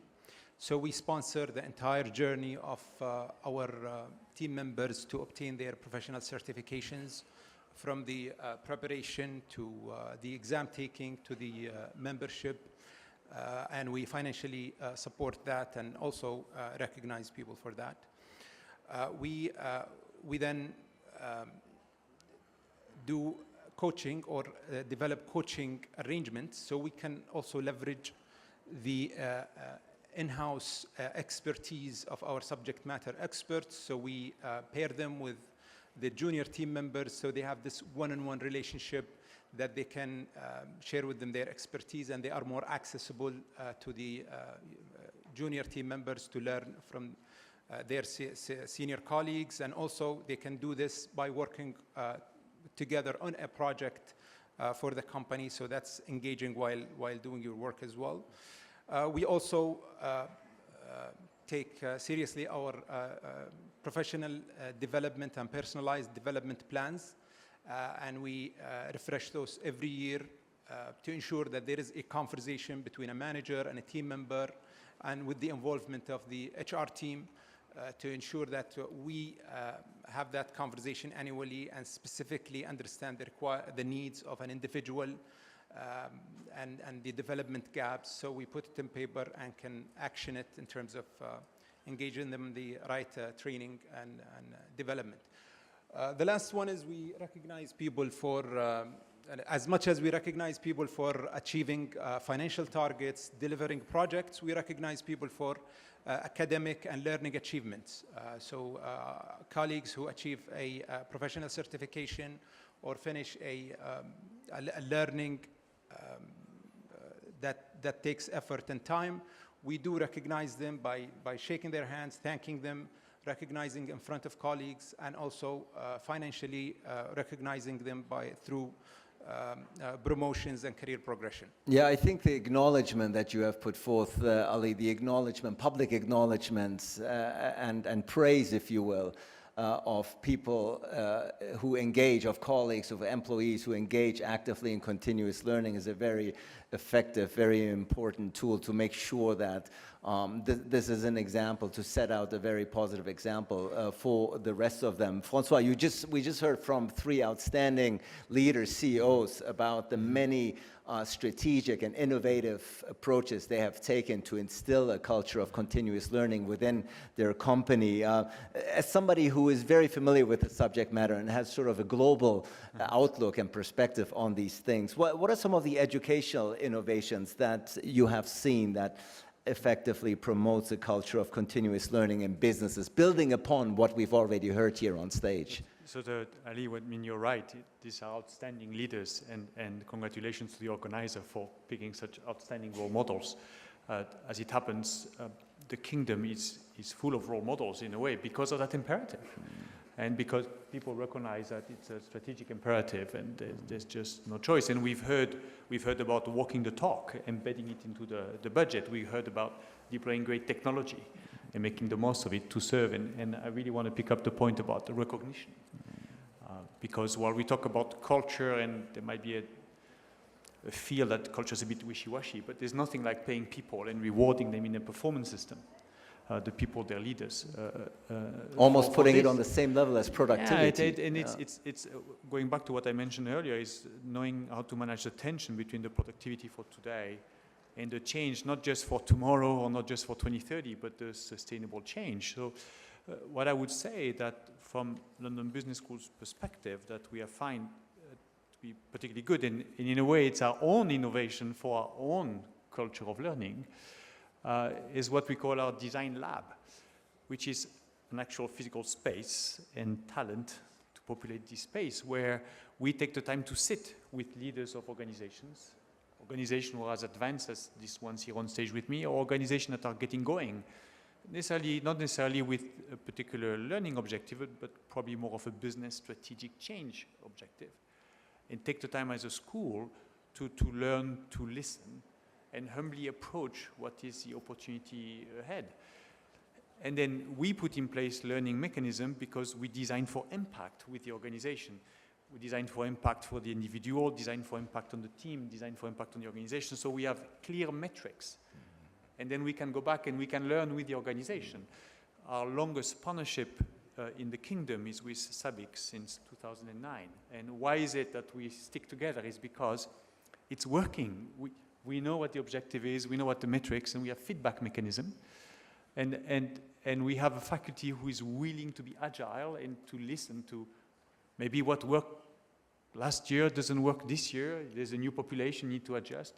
So that we too have our own continuous learning processes to adjust to the change that are happening here because you are engaged in continuous learning. So, and I'll finish by picking up a word that we heard about is partnership. That in the end, learning is about a partnership where we are investing together. And it's delightful in the kingdom how much this is understood and how much investment is taking place in those partnerships. Yeah, I think it's become abundantly clear throughout this discussion that not only is the concept of continuous learning understood, but how wholeheartedly it is being embraced in this country. Francois, something that you have, as somebody who's also familiar with the dealings in Saudi Arabia, you're very familiar here and have pointed it out correctly. Now, I think it's understood from everything we've heard up until now from these highly outstanding individuals that the importance, the relevance of continuous learning. But to play devil's advocate, if you will, for the remainder of this discussion, for the last 20 minutes or so of this discussion, of course, nothing in life is without friction. Nothing is without pushbacks and without consequences.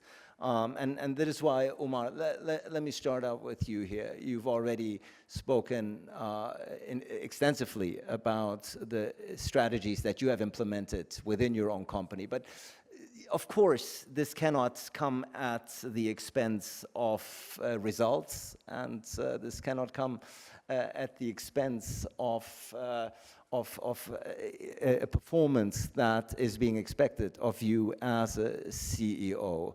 How do you balance that, and how do you deal with some of the pushbacks, perhaps a reluctance on the part of some colleagues to subscribe, if you will, to the concept of continuous learning? Certainly, there must be some bumps and challenges along the road.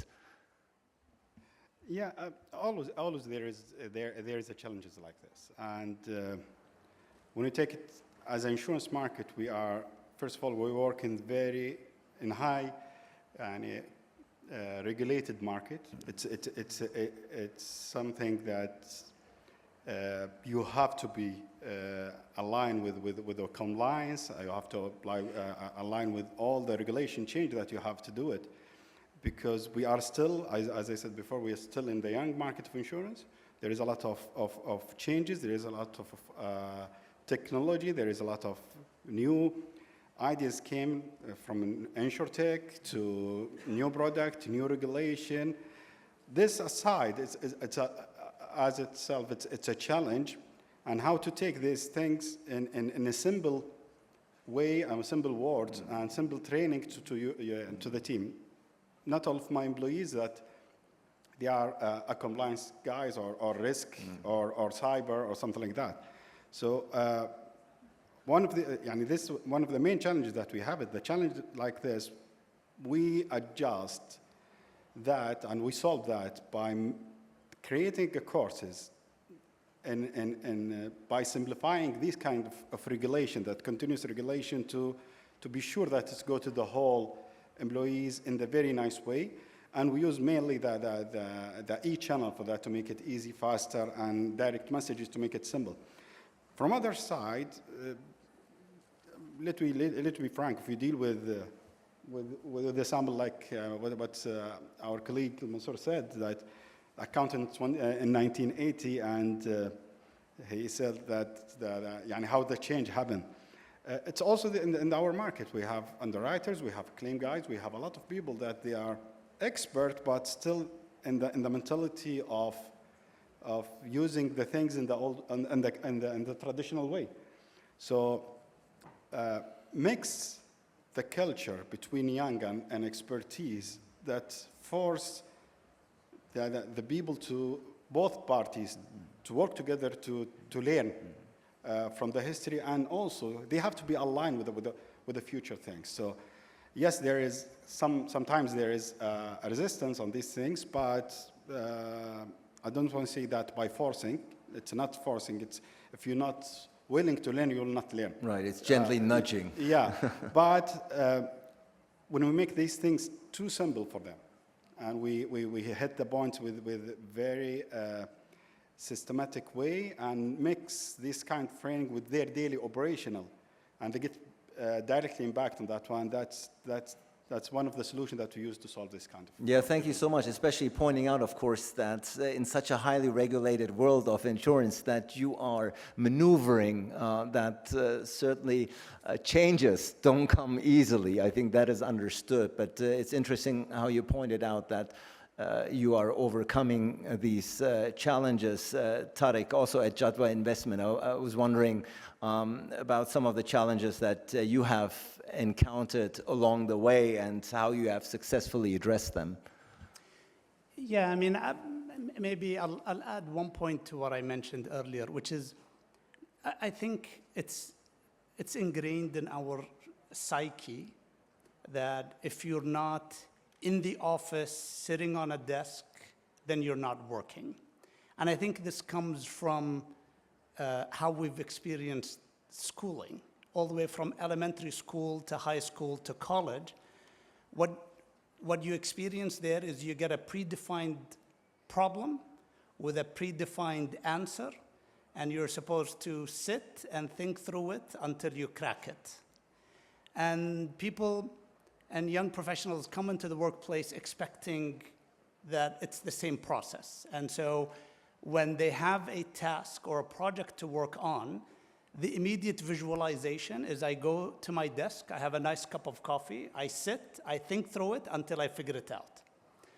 But in reality, in the real world, first of all, the problem is not a well-defined problem with one singular answer.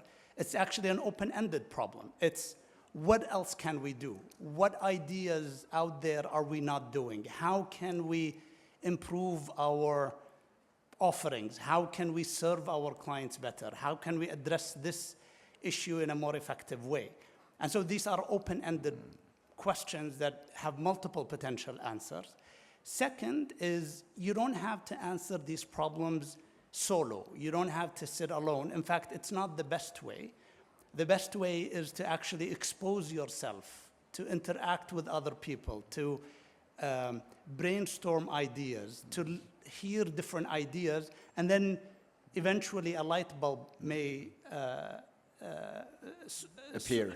Exactly, and help you solve that problem. And so what I've seen many people, when they go into training programs, it's not just, well, I've learned how to do this aspect of finance. It's, you know, I've met these people, and they have a similar challenge that they face in their organization, and this is how they do it. And I think this is a good idea for us to implement with the following tweaks. And that's where the brilliance and the innovation comes from.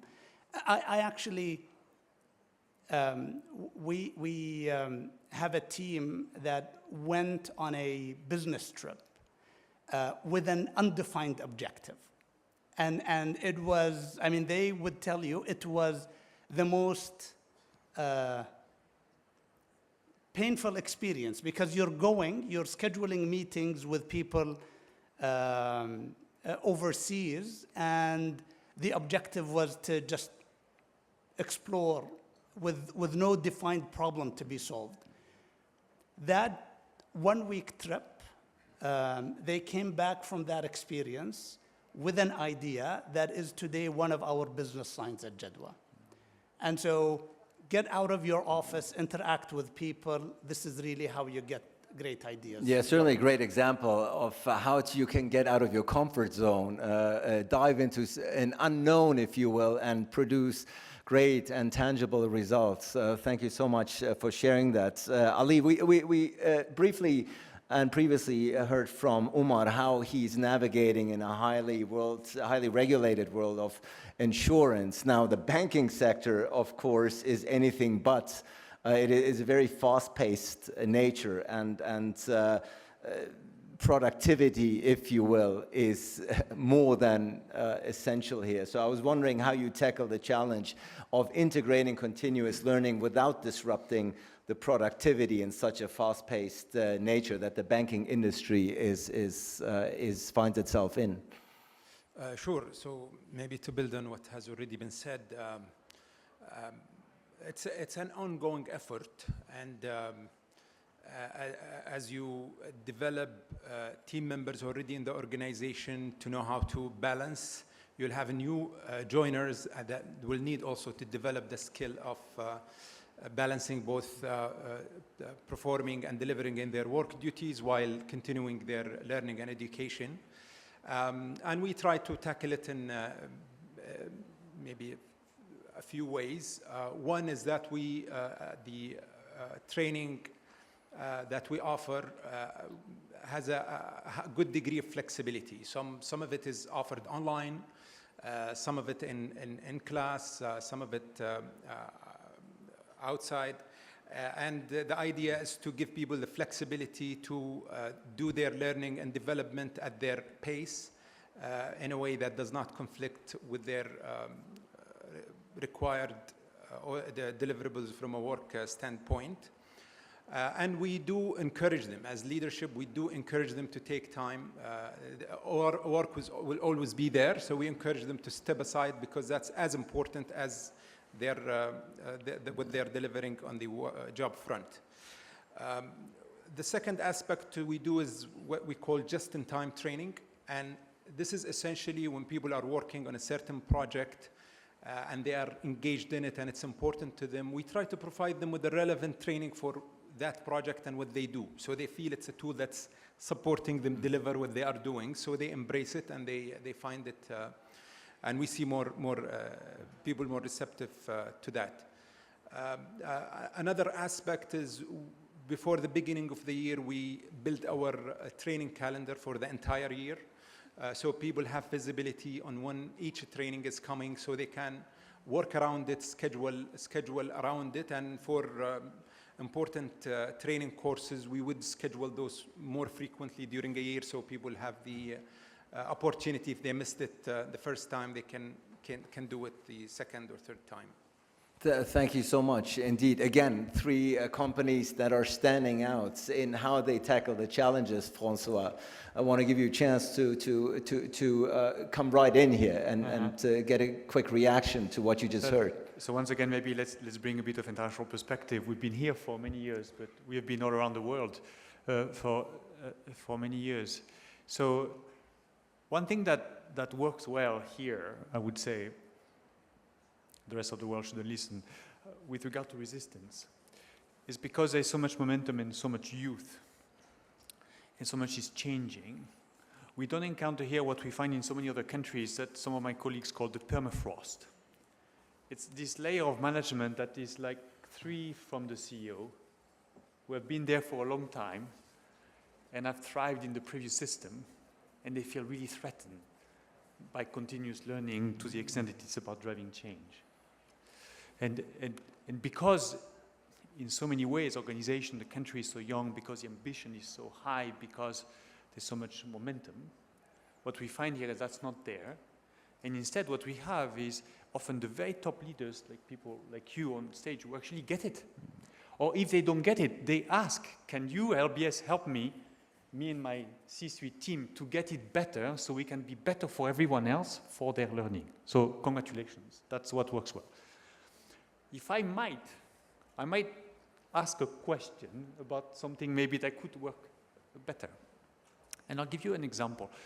Last time I was here for the Great Futures Conference with the British government, I had over dinner a conversation with one of your ministers. And he said, Francois, I would like LBS to be more involved here and help us there.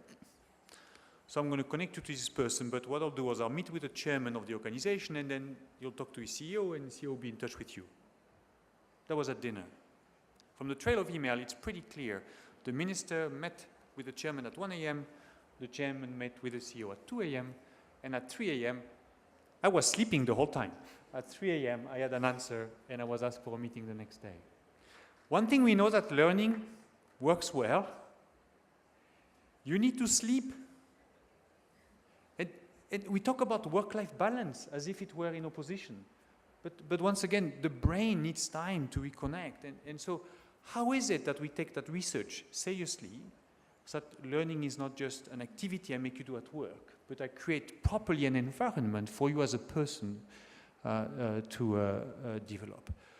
And then the last thing I would say, because if you pay attention to some of our language, I mean, again, it's delightful to be here. We don't talk about teaching, we talk about culture of learning, but we still talk about tackling issues and stepping out of the comfort zone.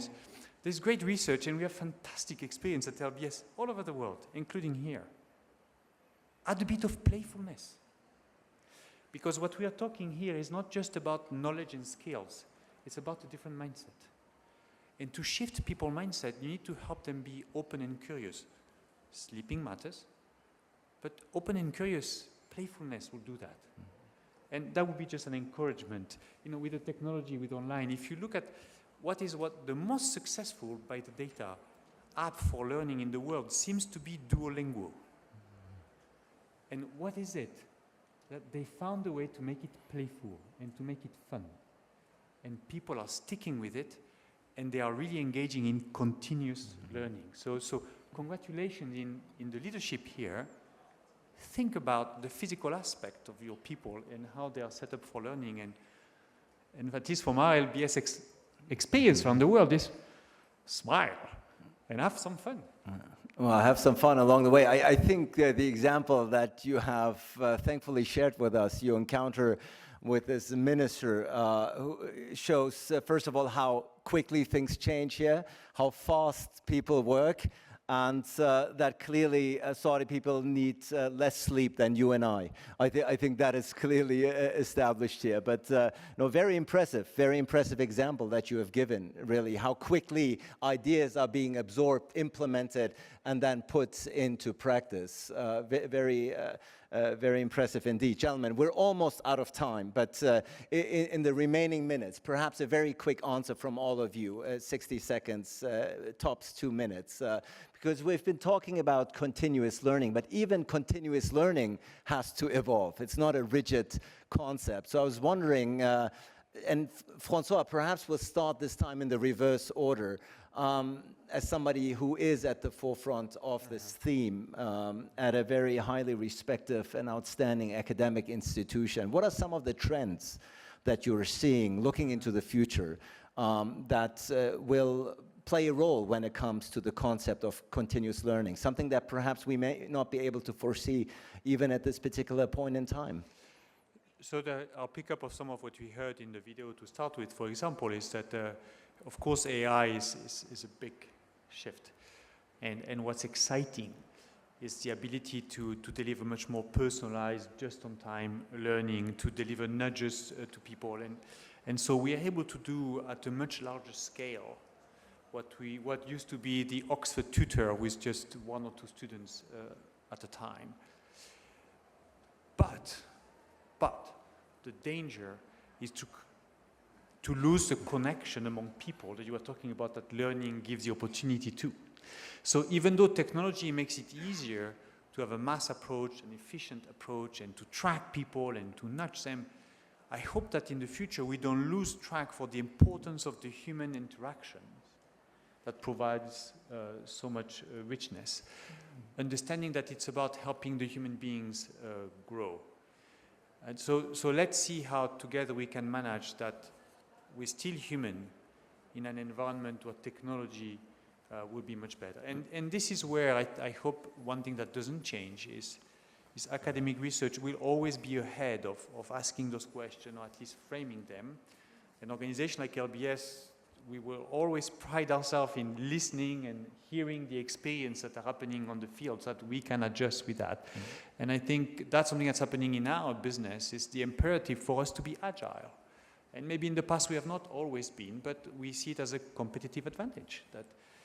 So the one word I will finish with is, in spite of all the innovations in technology and everything, is What we think is important is we keep our humility. Very interesting concept, humility, despite the rapid technological advantage that we're facing, that we're battling sometimes, but which we're incorporating. Humility, I think, François, is a very interesting and important concept in the context of the changes that we find ourselves in. Ali Al-Mansour, let me also bring you in one more time about how you think continuous learning will evolve, and perhaps what's some advice that you have for some of the emerging leaders that we have here in the audience today? Yeah, absolutely. So as a CEO of an investment company today, I spend 50% of my time on investments and the other 50 on technology and technology-related activities and digital activities that we do with the company, because it became integrated with how we do investment management and portfolio management. And technology runs across our entire value chain, from wealth advisory to portfolio management to research to reporting and analytics. So I think it's important as we develop ourselves and core competencies and skills in investments, we also pay attention and develop our skills and the related technology to the field. Thank you so much, Ali. Umar, also final remarks from you. Technology, clearly AI, these are trends, these are phenomena none of us will be able to escape, but put them in the context of continuous learning about how you see this this theme evolving throughout the years. Yeah, sorry. Any company want to build the future, they have to believe, first of all, to keep and training the main asset for them, which is the human capital. Human capital is the main asset for any company. Continuous training, continuous learning is the key for the future of any entity want to go to the future. But that have to be with the latest and the solution for that one. In our days, 20 years ago or something like that, if we have a course, you will have one course overseas every 3 years or 2 years. Was too difficult to get this experience from other countries, mainly in our business like insurance. But today with this kind of digital, it's easy. Now I can link with any expertise from our friends Swiss Re or Munich Re or any big name worldwide. A course will be in a week with big number of attendees from your side and online. So continuous training is very is the main key for your main assets, which is the capital, and using the digital things or technology is the easiest and fastest way to keep this one on trending. Thank you so much. Tariq, we started this panel with you. We're going to end it with you. You're going to get the final remarks here on this panel. Also, let's get your assessment here on the future of continuous learning, and perhaps also a message to the emerging business leader who one day, inshallah, will sit here on the stage and talk about the very same things and themes that we have discussed here throughout the past 60 minutes. Yeah, I mean, I think in terms of emerging trends, what we're seeing, at least within Jadwa, in terms of top of mind and areas of interest that we've recently have seen, one is health and well-being, and people showing interest in that topic. Second is AI, and AI not in terms of just what's happening out there and what's the technology, but how can I use it in my daily work and in my daily life on a personal level. And so actually we've initiated a trial in one of our departments where all outgoing non-confidential emails are now proofread by AI. And we think it's a good way to actually improve team members' writing and communication skills. And so we're trying it at this department, and then depending on how that goes, we will roll it out. I think in terms of one final thought, beyond everything we discussed and the importance of learning, I think the importance of learning for the purpose of innovation and how to link learning to innovation and integrate that. we've talked about the importance of interacting with people outside of the organization and capturing knowledge in that seemingly informal, unstructured way. But the other thing is also to be disciplined about the innovation process. And I think the best way to approach it is to go through a process of validate and then expand. And what I mean by this is you want, when you discover an idea that is worth exploring, the best way to initiate is to initiate at a very small scale. Think of it as a lab. And then you subject that experiment to stress testing, to trial, and then an iterative process of feedback and validation. And only once that concept is validated, then you push aggressively to expand it. And I think that's how you maximize the impact of learning and be disciplined and risk managed in your approach to innovation. Yeah, very important balance that needs to be struck here. Ladies and gentlemen, I think this panel, the very first panel of this year's Financial Academy Forum, has shown and demonstrated a couple of things. One, that Saudi Arabia has world-class CEOs and companies. I think that has become abundantly clear here throughout this discussion. And the second thing, of course, is I think it's become very clear that building a culture of continuous learning is not optional. Quite on the contrary, it is indispensable for the future of any company, not just those, obviously, who were represented here on stage, something that the four gentlemen, I think, laid out splendidly and eloquently throughout the past 60 minutes, ladies and gentlemen. Thriving through rapid changes, building a culture of continuous learning. Tariq Al-Sudari, Ali Al-Mansour, Umar Al-Mahmoud, and Francois Otadou, thank you so much. This is your applause. Much appreciated.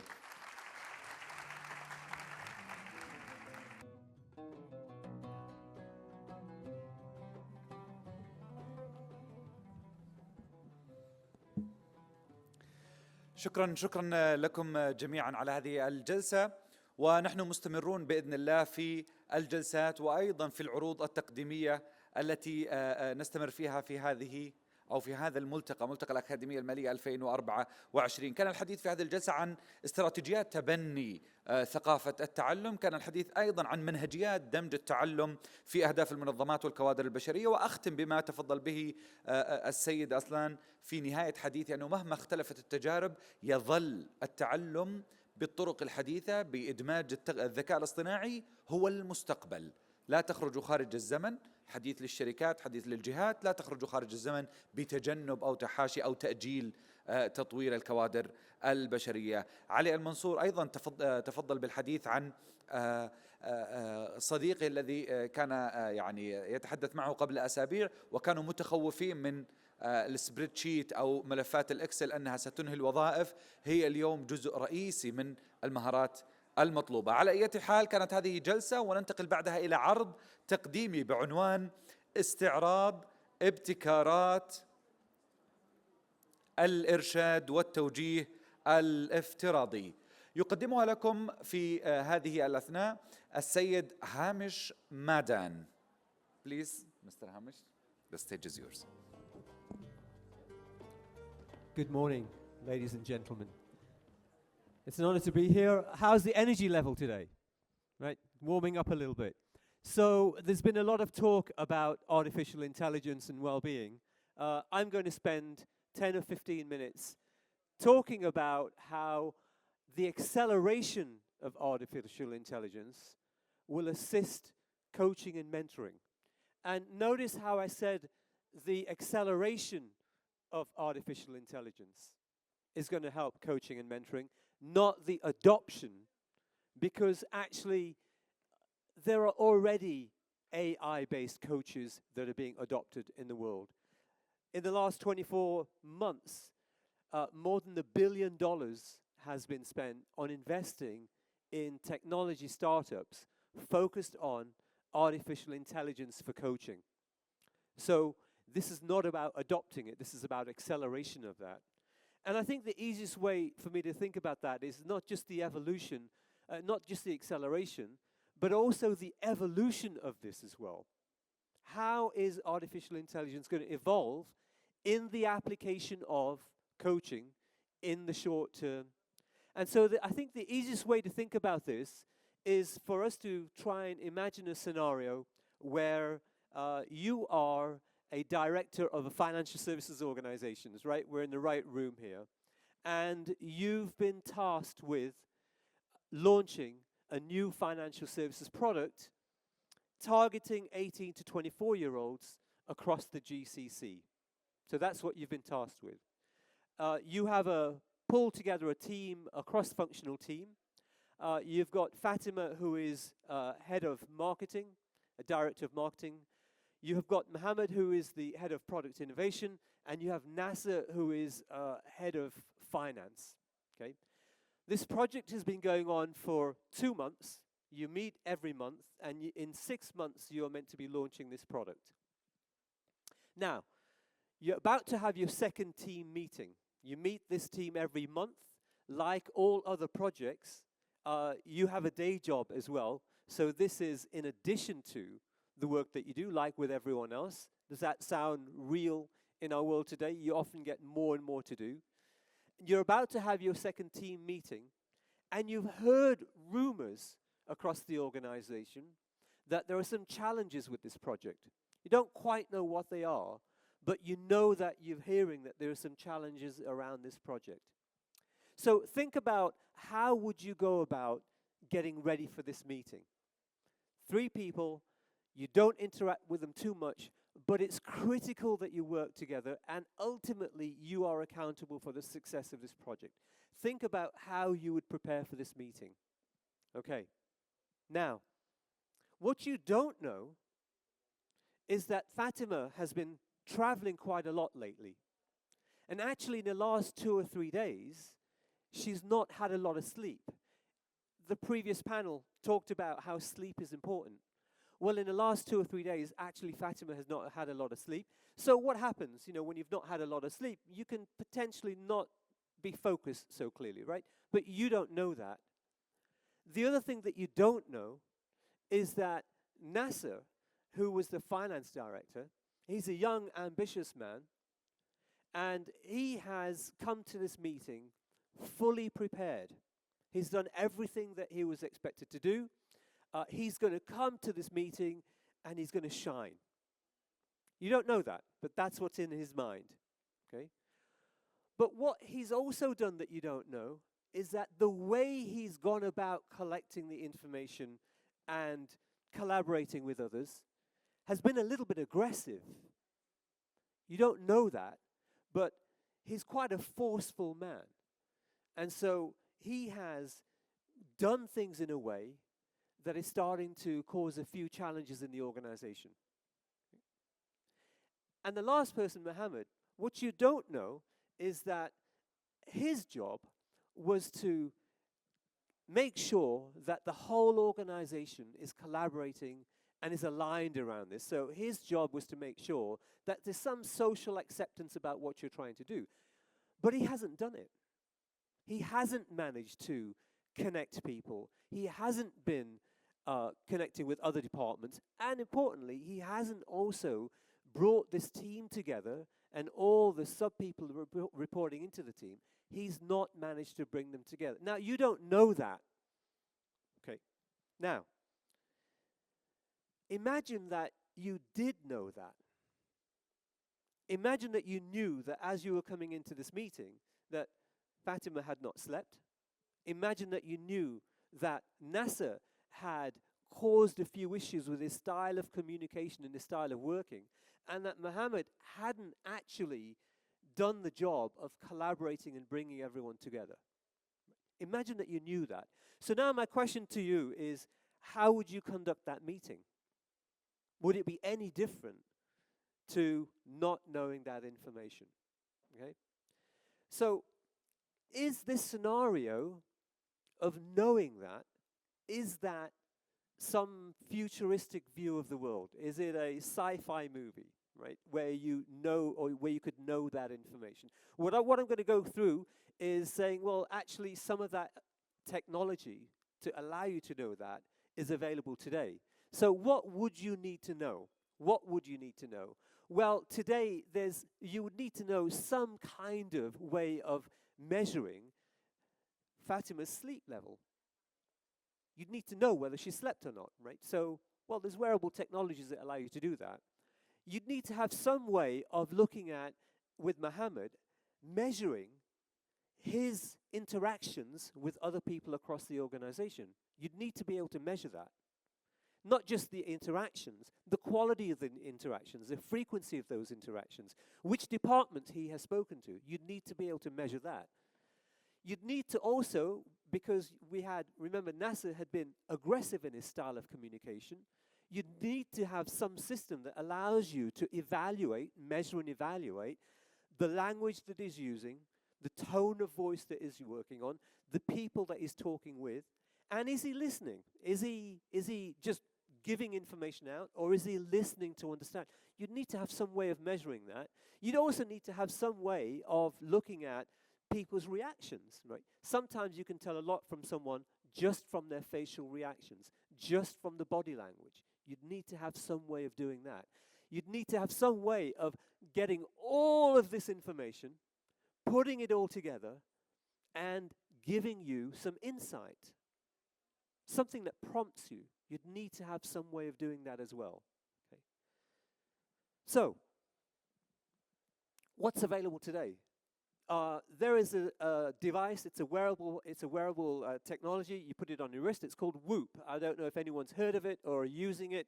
Whoop is a wearable technology. It measures your sleep. It measures your heart rate. It measures the strain that you're putting on your body. It measures whether you're recovering or not. And earlier on, we talked about in the panel about sleep deprivation. It measures the quality of your sleep. Now, sleep obviously is important. When you go to sleep, you close your eyes, your breathing slows down, your muscles start to react.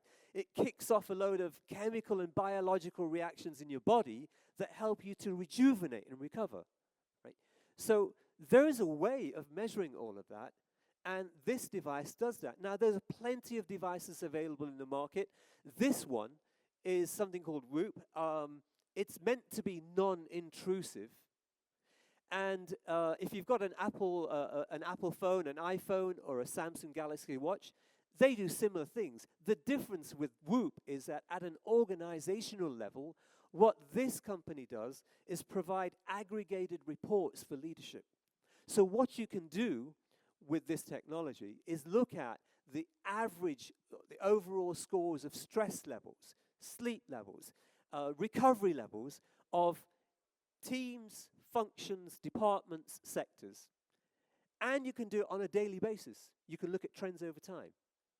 So can you imagine that if you have something like this implemented in wherever your organization you're working, and as part of your well-being score, we talked about well-being earlier on, as part of a well-being score, there's a way in which you can assess whether there are certain departments, potentially even individuals, function sectors, whose average stress levels or sleep levels are above or below the thresholds. And by the way, this device, there's around 500,000 subscribers. It costs $25 per month. And there is at least one government entity in the GCC that has provided that device to every single employee. And actually what they do track average levels of stress and sleep levels. And next year they'll be implementing a well-being KPI for their leaders. And if you don't believe me, I have on my phone a prompt that prompts me when one of my team members' stress levels is above the average of the last 14 days. Available today, right? Implemented across the organization. So that's available today. What else would you need?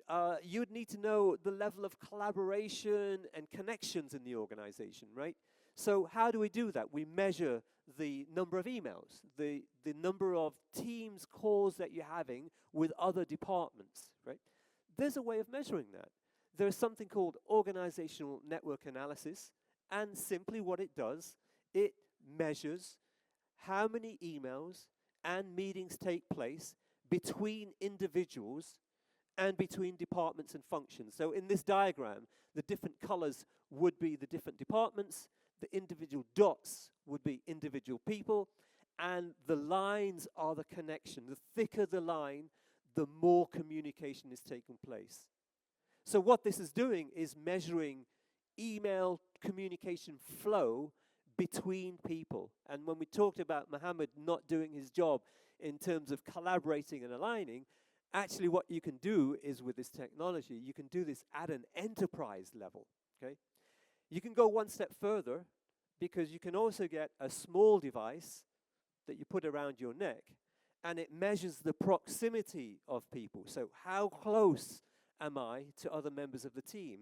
Am I physically meeting with people? And you can create nodes for specific project teams that allow you to measure whether they're physically spending time together.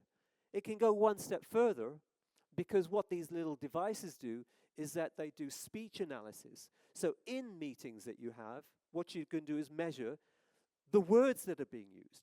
Now they anonymize it. The words that are being used, the tone of voice that is being used, who is speaking. So in meetings, like I'm doing right now, is there one person that is taking up all of the airtime? And it can provide you with that information real time. So that's available today using organizational network analysis. How do you bring all of that information together? Right? Well, you could have prompts on your phone, but if you believe this guy, our friend Mark Zuckerberg, he thinks that actually you're going to wear glasses that will provide you all of that. Now, I wear glasses. I wouldn't quite wear those just yet. But you can see where the technology is going to be evolving, right? Where these things become invisible. And if you want to go one step further than that, and listen to what Elon Musk is saying, you can have a little chip implanted in your brain that is sending you these messages. Or if you want to do what an organization in Silicon Valley has done, they've put a little chip, it's voluntary, inside your wrist that is able to do this detection, proximity detection. You can use it to check in and out as well, okay? So the technology is there to do all of this, and artificial intelligence, what it can do is it brings all of this information together to provide you with prompts real time. So go back to my original question. If you had all of this information and it was all working seamlessly, would some kind of coaching prompts be helpful to you? Okay. Now, is this going to happen? Is this going to happen? Well, let's take a look at this. So the coaching industry, at the moment, the current projection was it's roughly a $5 billion business. The projection is that within 8 years, this is going to grow almost 3 times, right? It's going to grow to a $14 billion industry, the coaching industry. And there are many, many coaches, right? There's 150,000 certified coaches, probably many, many more that are not certified, because a lot of people can just claim that they're a coach. And we know that coaching is adopted by many, many organizations around the world, right? Now, why is that? Why is coaching adopted by many organizations? Because multiple research shows that coaching helps with goal achievement. The most recent study that was done last year took 1,000 students between 18 and 24. You were set 2 goals. One group had monthly 1-hour coaching sessions. Another group did not have monthly coaching conversations. And the evidence showed that when you have coaching once a month with a coach, you are more likely to achieve your goals. So there's strong evidence that coaching helps you achieve your goals. But what's the problem here? The problem is that coaching is a one-to-one conversation. I need to schedule a meeting with my coach. I need to attend that meeting. It's going to take an hour of my time. And we all know the reality is you can't book these things that far in advance. Schedules change. The logistics of changing all of this. And it's expensive. How do you scale that across an organization? I mean, you can pay anything from $300 an hour to $10,000 an hour for a good coach. How do you scale that across an organization? So we know that there's problems with coaching. And the other issue that we've got when we think about can AI replace coaching is that the other evidence is that one of the most important factors of a successful coaching engagement is the relationship between the coach and the coachee. Because it takes time. You have to build trust, you have to get to know each other, there's a lot of psychological safety that is involved. So we know that there's problems inherent with coaching and scaling this out. But do we believe that this is going to work? Do we think that you're going to have AI coaches? I'm going to leave that to you to decide, right? But I've given you evidence about the demand in the market, the technology changes. Do I think that is going to happen? Well, typically what I tend to do when I look at these kinds of things, and look at, is an industry going to be disrupted? Is it going to be disrupted? One, is there a clear problem? Is there a clear problem? In this case, there are. I've been in the coaching industry for more than 11 years. I know that there's two issues. One is the scalability of it, and two is the logistical side of it. Those are real problems that have not been solved yet. Two, is there a big enough market size for that? Well, yes, this industry is set to continue to grow over the next few years. There's evidence that it supports. And third thing I look at is that, is there a convergence of technologies? Are things going to converge that will allow you to create new solutions, new ways of doing things? And when I look at the coaching industry and I look at all these different technologies that I've just described, I've looked at the ability to artificial intelligence to consolidate all of that, decipher it, come up with insights, provide that to you in a language that you understand. All of these things are here. So in my humble opinion, I do think that coaching and mentoring is going to be significantly disrupted in the next few years. I do think that's going to be the case. And if you don't believe me, well, here's what Google have recently announced. So Google are developing an AI-based life coach. It's rumored to be launched within the next 12 months. Now, what difference does this make? So for me, this is a game changer. One, the current coaching industry that you have, yes, everyone is investing, but these are relatively small organizations. Most recent one, there was a $200 million cash injection in a small startup. It's still relatively small. When Google enters something like this with the teams of developers and the knowledge that they've got, this, for me, is a bit of a game changer. So don't take my word for it. I do think this industry is going to be disrupted. I do believe that whilst it's not quite mature yet, I do think that artificial intelligence will have more and more of a role in learning and development, in continuous development, in coaching and mentoring, in helping people understand what their well-being is, and we talked about that earlier on. And the final thing I'll just leave you with is I think that the work that I'm doing across the world, a lot of organizations are investing millions of dollars into this in the same industry sector. And so I think, is there an opportunity, given the people that we've got and the CEOs that were sitting here, is there a way of consolidating efforts and being different to how every other country in the world is operating? Is there a way for, in the kingdom here, to consolidate effort, create teams that are going to look at this at a sector level or an industry level to see how we can help people learn and grow? Thank you very much. I appreciate the 10 minutes that I've had. I hope that was insightful.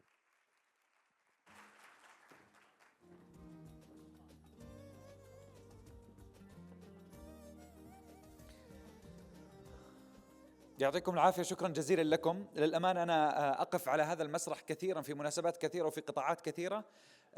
من النادر جدا أن نشاهد المسرح مليء بالحضور والمهتمين في هذا المجال بمثل هذه المرة. فشكرا جزيلا لحضوركم، ولا ودنا نكلف عليكم، لذلك سنأخذ تقريبا نصف ساعة بريك لصلاة الظهر، وكذلك أيضا بريك للتعارف وتكوين شبكة العلاقات في هذا القطاع المالي. نراكم بإذن الله عند الساعة 12:15 بعد نصف ساعة من الآن. Ladies and gentlemen, we will take a short break for a prayer time and networking. So please be back in your seats at 12:15 إن شاء الله. Thank you.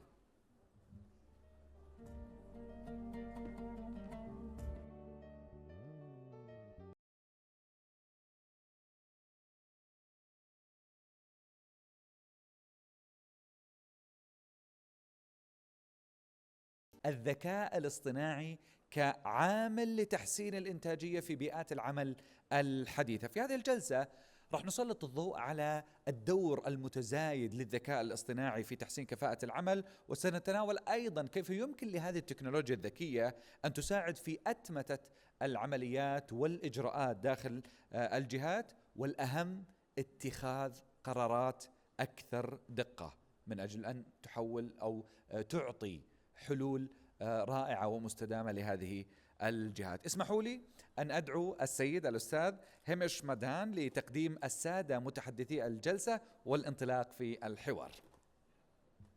Welcome to the stage.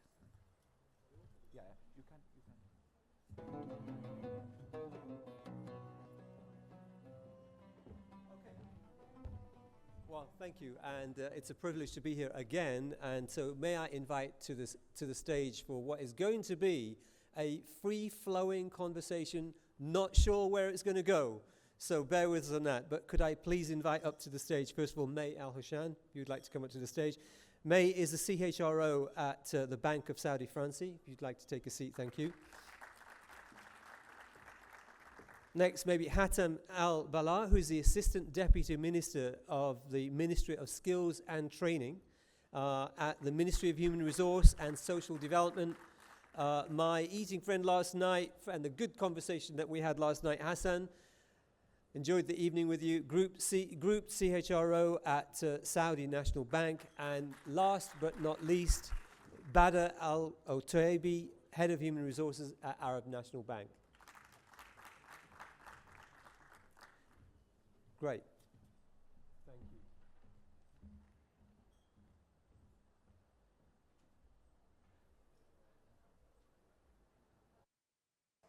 Great. Well, thank you. It's going to be an interesting conversation because right before this, we've been hearing from some very, very talented and passionate CEOs about how important continuous learning is for their organizations, how it's linked to Vision 2030. And all the CEOs put this as one of their top priorities. And so now we've got CHROs that are going to come and talk to us about how are these things being implemented in their organizations. But first of all, let's push it up one level, first of all, and hear from Hatem about at a ministry level, Hatem. So can you describe at a high level, what's happening at a sector level to make sure that the entire workforce has access to upskilling opportunities, learning and development? If you could just provide your perspectives on that, please. Yes, sure. Thank you. So at the ministry, we launched the labor market strategy back in 2020, approved by the Cabinet of Ministers. It was a reforming and transformative strategy with multiple initiatives. One of the key strategic pillars and unique to the ministry and to the labor market is a focus on skills and values. One of the largest initiatives in that pillar was occupational planning and skill system development. Over the last year and a half, within that initiative, we established sector skills councils, 12 of them, that focused on the main contributing domains and economic clusters that contribute to the 80% of the GDP in the kingdom. One of which is the financial sector, led by the private sector employees. 70% of the members on those sector skills are private sector employers, and 30% are government entities supporting the agenda toward workforce development. Those sector skills councils took AI and upskilling and reskilling early on in their agenda. For instance, the digital sector skill councils, led by MCIT and other leading employers, worked on the national occupational standards for all AI and data occupations to standardize them and approved it for the sector. This enabled human capital development efforts to be based on a standardized approach to develop career pathways, competency dictionaries, and lead the curriculum development eventually for those specific high priority occupations. Additionally, last month, the Ministry in the Global AI Summit launched and participated with Sadaya on an accelerator focused on AI, where we aim to train 1 million Saudi, upskilling them on AI. We just launched it last month, and we are hopeful that all practitioners that are growing in the labor market will benefit, as well as those studying and need upskilling efforts on that domain. So the ministry is leading that from strategic point of view, as well as tactically. Is that on? All right, okay. So there seems to be a continuing theme, right? If we listen to the earlier panel about this massive investment in upskilling, continuing on through, sector level initiatives that you've just described. And this, I love the, training 1 million people on AI upskilling. That sounds like quite an exciting initiative. Let's move on to some of the people that are, heads of HR and running HR learning departments, and think about, what's the reality that's hitting the ground. So, May, if I could turn to you first, if I may. May, talk to us about some of the things that you're doing in your organization related to, how AI is impacting the workforce, productivity, the employee life cycle. What are you doing in your organization that is helping? Is it on? Okay. Yes, perfect. but you'll need to be close up to the mic, yes. Right. Thank you for the question. I think the impact on AI at BSF, I wouldn't imagine it being very different than it is across organizations, whether in the public or private sector, and specifically within the financial sector. Where we see the change and the exciting impact is, as we go through today at the bank, we're going through a complete revision of our 4 to 5 year technology strategy. And what we've noticed is a big pillar, main pillar to this strategy is investing in AI and RPA. Over the last 24 months, we've converted over 30 plus processes through RPA solutions. And what that did almost overnight is it changed the nature of jobs for many of our employees, but it also made it a lot more exciting for them, in that mundane, repetitive, operational jobs have decreased, and we now have opportunities for them to unleash other incredible skills that will make them much more engaged, much more excited throughout the organization. So that's one piece. The second piece is how we've been experimenting with AI, and maybe I'll mention top of mind initiatives that we are either about to launch or have started launching. One key one is, how do we introduce AI when it comes to dealing with customers, so virtual assistants, essentially. And I know none of us necessarily enjoy talking to automated assistants on the phone, but this is very different. This is basically dealing with a system that's has a backdrop of used cases that can deliver services to clients much faster, with the customer experience in mind. So answering questions, delivering services on loans and on other transactions in real time. Now, how we measure the success of a project like this is quite simple. It's through NPS, and it's through the feedback that we get from our clients. A few other AI test cases that we've launched include fraud and cybersecurity and the heightened focus in general on how we can ensure the safety of our clients, the safety of their banking dealings, etc. And where we've seen early signs of success is we have less false positive outcomes, which means clients' trust is elevated, but also we don't interrupt their relationship with the bank, essentially. One last piece that's very close to my heart and more relevant to the audience today is talent management and learning, and how we're experimenting the use of VR in the learning process. So basically what we're experimenting with is, instead of bringing individuals or our employees into a classroom to teach them customer experience and to bring in fake role play, and it's boring, it's repetitive, it's not dynamic. VR allows them to dive into a world that opens many other possibilities that go beyond case studies that we can offer within the room. And if I can connect this with what our colleagues said earlier in the previous panel, it just makes learning a lot more exciting. I think HR leaders think learning is exciting, but for the receiver, I think it requires a lot more of a pull and excitement, impact, etc. So these are a bit of what we're doing.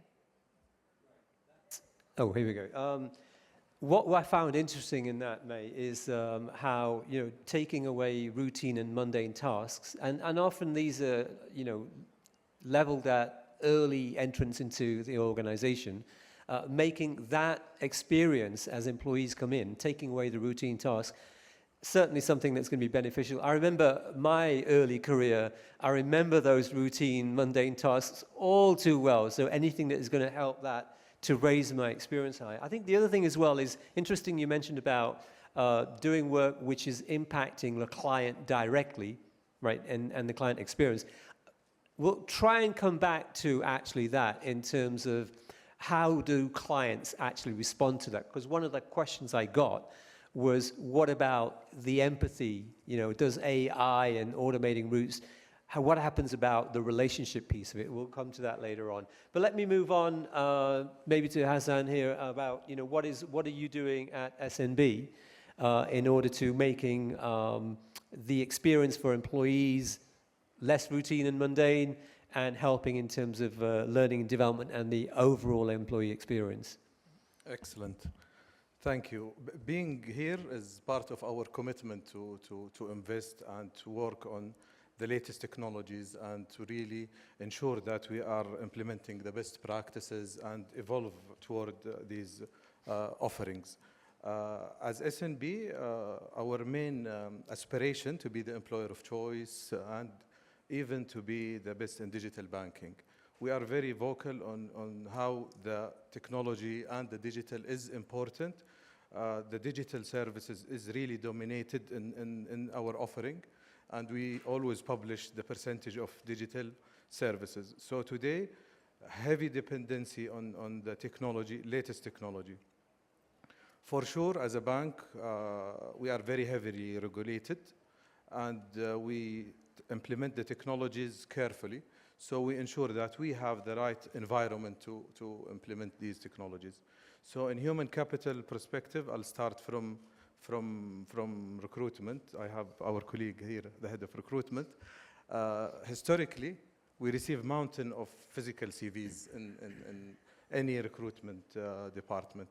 Today, we have a barcode you can just scan and you can implement. The way we really prioritize, review the pipeline of the applicants is really today is streamlined. So the stages of recruitment is different these days. The way you review, you fulfill the entire chain of onboarding activities, is the technology play a major role in it. After recruitment, we are really accountable or responsible to ensure that we equip our workforce with the best technologies. So today, this is a responsibility. And today we are already covering all the levels of the organization in terms of the know-how of these new technologies across our S&B Academy, across our offering toward different layers. Part of the content include AI, RPAs, different technologies. So today it is, we need to reskill, upskill the entire population on these technologies. Besides that, there is traditional libraries where the colleagues are very active on attending these new courses on AI, even if it's non-relevant to their role. Everybody is interested, and the impact is different when really you understand this technology and how to use it.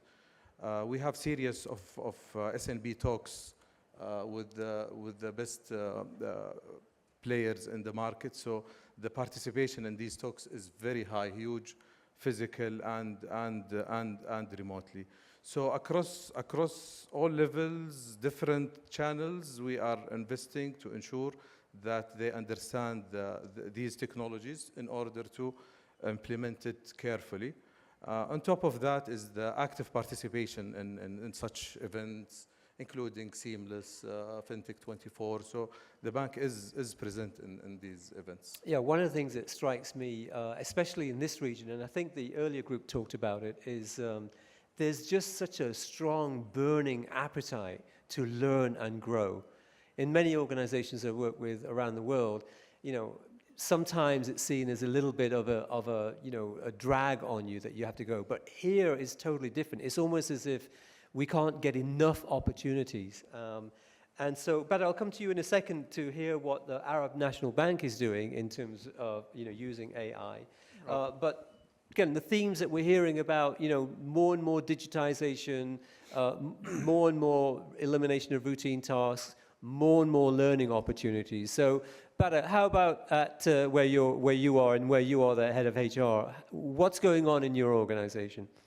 Okay, our experience is a little bit different. In HR, 6 years ago, we faced an issue with high turnover, especially with the high talented people and high potential people. We decided at that time to implement machine learning to predict leavers, also to show the trends and why those people are leaving the organization. We hired people, we hired the data scientists at that time, and 6 years ago, some of the executive might not depend their decision on the outcome of AI. We try with the model of 80-20 and regression learning, then we come up with some of the list. Also, the trends was showed and the trends of people, why people are leaving.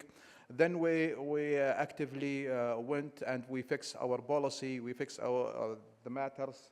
And also we enhance, based on that, we establish so many functions within HR in order to take this action item and to fix the issue that related to. Also, we come up with some of initiative to reduce the turnover and to reflect this initiative into our learning activity. This is an HR side. In the bank side, we established a data center, a data management office, where their role is to implement AI and to come up with a decision driven by data. Starting from the traffic on branches, traffic in ATM, segmenting the client, personalize the offering to the client, and also understanding the client bracket by age, and also mapping our product offering to the client to understand what is the why the client are keen to take this product and why client is not interacting with us as a main bank. We went beyond that. We went to our data and we crunch our data to understand where is the fees are coming from in the business line and where is the profit is coming from, to understand which green area that we should tap into and which area that we should expand our business in. I will go back to HR. And based on that, we reflect all the outcome to our learning activity. We customize some programs, especially for our RMs, customer-facing staff, to enrich their skills, and also to embed them with something, how to read the data, how to crunch the data, how to visualize some data, and also to teach them how to request the data. Because, you know, in banking, some of the data are scattered. As much as you are doing, as much as you are building the data stack, some of the data will be scattered. Also, we develop a program for our IT developers in order to understand what's kind of data available within the government body and how we can integrate with the government body to fetch data. And also to enhance, and this will enhance our customer experience and customer journey. Less data you're requesting from your client, best in-class journey that you will deliver to your client. Yeah, it's interesting. It sounds like there's a clear case everywhere, right? That for sure, I mean, AI is being used to automate, it's being used to help employees, to do data analysis. I wanted to come back to the point I challenged May with earlier on about acceptance levels. And you talked about you know, decisions that are made, automated decisions that are made using artificial intelligence, right? May, you talked about, you know, applications where clients are having to deal with AI-based tools. Just quickly to share, I was in Dubai recently, and I had to have a medical test, and a robot came towards me, literally a robot came towards me, started speaking to me, and obviously, you know, my first reaction was to run away from this. But actually, you know, I asked the robot to, you know, it was something simple to get me a drink, and off it went. And so that initial resistance that I had needed to see something, right? So I'm wondering what your perspectives are, and if I may come back to you first, given that you were talking about the work you're doing that exposes clients to this. What are your thoughts in terms of the level of acceptability when you know that you're not dealing with a human being? Maybe a bit challenging putting you on the spot, but I'm going to go to everyone with that, right? So what do you think? And maybe we've got a volunteer here. I think change by nature, people resist change, like what you did with that medical robot. Yeah. So, and from a labor market perspective, this technology advancement is always compared to the previous industrial revolutions we had. When the first one from agriculture to factories, the second one from factories to mass production and supply chain, then the third one in the early 2000s, which is the .com and the e-commerce and the digital advancements. Now this one is an evolvement of all of that. I think automation led to big data led to necessity to come up with a technology solution to deal with that big data, rationalize it and process it. So I think people, by nature, they adopt what us as employers, as policymakers, as governments, we need to just take that process in and flow with it, aligned with it, all the regulations, all the education, all the training offerings to support that transition and that change management. Yeah. So, but by nature, I'm not skeptical at all. Human beings are adaptive by nature, and we will adapt. And luckily, in this country, we have huge investments and huge ambition, and we have a youth workforce in our labor market who's eager, who are digitally savvy, who can adapt. And sometimes, as I was discussing with Hassan before the session, they struggle sometimes that when they have, we all actually, when we have fresh graduates, we find them are way advanced in the term of the tool they use to the ones that are available in their corporations. So I think we're in a good position in this country, and I'm not so worried about it. It's about how we address the issue rather than resisting it. Well, that's pushing me onto a related question I had around acceptance and generational differences. And you touched on that briefly. You know, I have a young daughter who's far more sophisticated at use of technology than I am. So I'm wondering whether, you know, if you're going back to the CHROs around the table here, you know, when you think about helping employees in your organization, you know, using AI, do you look at it in a different way based on, you know, different generational differences, you know, different age categories? Do you have different approaches? Or are you expecting everyone just to take on, irrespective of where you are, whether you're freshly new graduate to whether you're a seasoned executive? What are your thoughts around dealing with that? And May, I'll come back to you. Sure. First, a side note on the robot that you talked about in medicine. I'd love to have that at home as a co-parenting tool specific to teenagers that I have at home. So I hope one day we celebrate. I think if we invented that, we could make a lot of money. But how we use it in the office, I think there. Generations definitely have various reactions to this change. Where I think leaders within HR and within the industry can capitalize on this change is what we've seen over the past 10 years is younger people coming into work and showing very little interest in staying in one job for longer periods of time. They've also shown interest to progress much faster than usual. They've shown interest to not become specialized like we thought specialization was the thing in the past.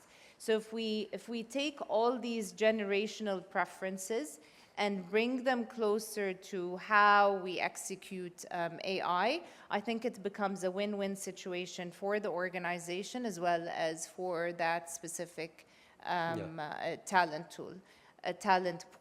pool. Sorry. So I think the cube comes together so nicely and in being able to deliver AI. Right, of course, and there's a lot of focus on the younger generation in terms of development. As in last night we were out for dinner, you talked to me about the graduate development program that you've got. Tell me what are you seeing in terms of you know, fresh graduates, you know, their expectations in terms of how the organization is helping them learn and develop. Same thing, you know, do you expect that there's a shorter shelf life that they have with the organization? Is it harder to retain them? Do you have to invest more? What's going on in your organization when it comes to graduate development programs? For the flagship development programs, we invest on really giving them the foundation. In terms of technology, they are really advanced in understanding these technologies. But we need to onboard them on the environment overall, the regulatory environment, the principles, the policies, in order to link the dots. So what are the borders in order to implement these type of technologies? And what is the risk behind the implementation? They're very passionate. They want immediately to experiment or to pilot any new products and services. And then they need to understand the consequences of any action. So our responsibility is really to provide them with the entire dimensions in order to really accelerate in this topic. And a number of programs with reputable vendors and to ensure what is the best practices. And we have few attachment in certain technology companies to ensure that they have first-hand experience on their role. And even from physical experience, we introduced the VR in the academy. We do have 2 VRs here in SNB booth. Anyone of the audience can see the bank environment inside a branch. I hope it's charged, still charged. From the morning, I see long queue to see it. So I urge you, the audience, they can experience the VR glass of SNB. Right. Great. And I was fascinated by how much focus you have at your bank on identifying the best talent, investing in them, retaining them. Hatem, I'm going to come to you in a second because there's a lot of more youthful people, let me say it like that, here in the audience. There's a lot of youth, but it'd be interesting to hear from you, at a sector level, at a ministry level, what are you doing for youth development? But first, let me go over to Badr and say at the Arab National Bank, what are your thoughts around graduate development, and is there something different that you're having to do to attract and retain people? What's going on in your bank? A year ago, we started with a campaign, democratization of AI. AI, right for everyone in the organization, and everyone should benefit from AI in order to increase their productivity and to enhance their outcome and to come up with the creativity. And for that, we also rephrased our organization value by incorporating innovation in one of the organization value. And also we embedded in our performance management. I'm going beyond your question because I would like to start with something bigger in order the audience can benefit from. And then we went into that level in order to shift the paradigm within the organization and to also equip our people with the tools that can benefit and can upscale our outcome in the organization. And maybe most of our clients in Saudi Arabia noticed the change in the bank, noticed the change in the service and delivery, and also in our touch points, all touch points, mobile app, ATM, branches, and people.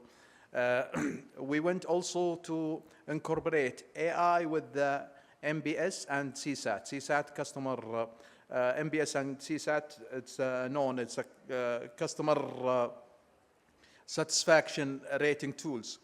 And then in order to also understand what is the bottlenecks that the client are facing in our services and product and or our offering. We went also more deeper to our employees in the branches, employees discussion, and how the employees are interacting with our clients in order to enhance and to all our focus on customer experience and customer engagement. Then we reflect all the outcome to our JDB. We created a program specifically for IT and technology. All the program are digital-driven curriculum. The program we incorporated with the top school in the world. We enhance the program itself. Data was maybe 30% of the program for people how to understand the machine learning, the cloud computing, all the new technology skills. And in order to deploy them in technology field, we deploy them in business field. Right. Because those people will drive the business in future. And we need these kind of skills to be embedded within business. Technology is not for technology only. Technology is for HR, for business, for compliance, for risk. Technology it need to be scattered everywhere. And this is what we did in Arab National Bank. Great. It's fascinating. We come back to, you started out, we come back to this focus around the customer experience as well. And I know many organizations that experiment. If you allow with, me, it's not only customer experience, it's customer experience and employee experience. And employee experience, correct, yeah.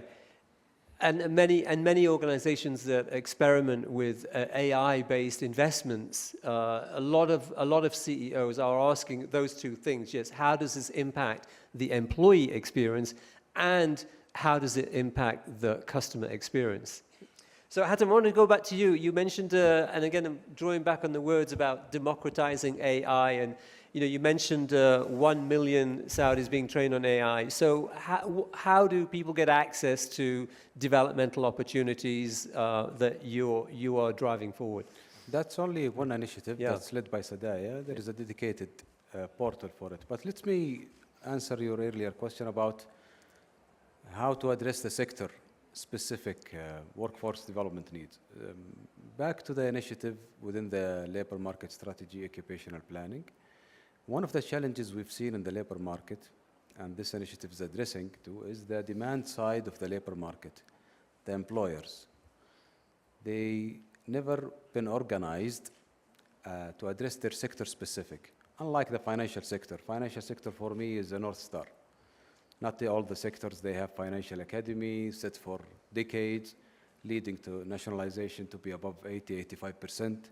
So it's a North Star for the country, but other sectors, they do not have the same strong regulator, SAMA and CMA, and challenges are different. For instance, construction, where low-skilled jobs dominate the sector, and so forth. So the occupational planning initiative acknowledged this from the very beginning, that global best practices organize the demand side in the form of sector skill councils.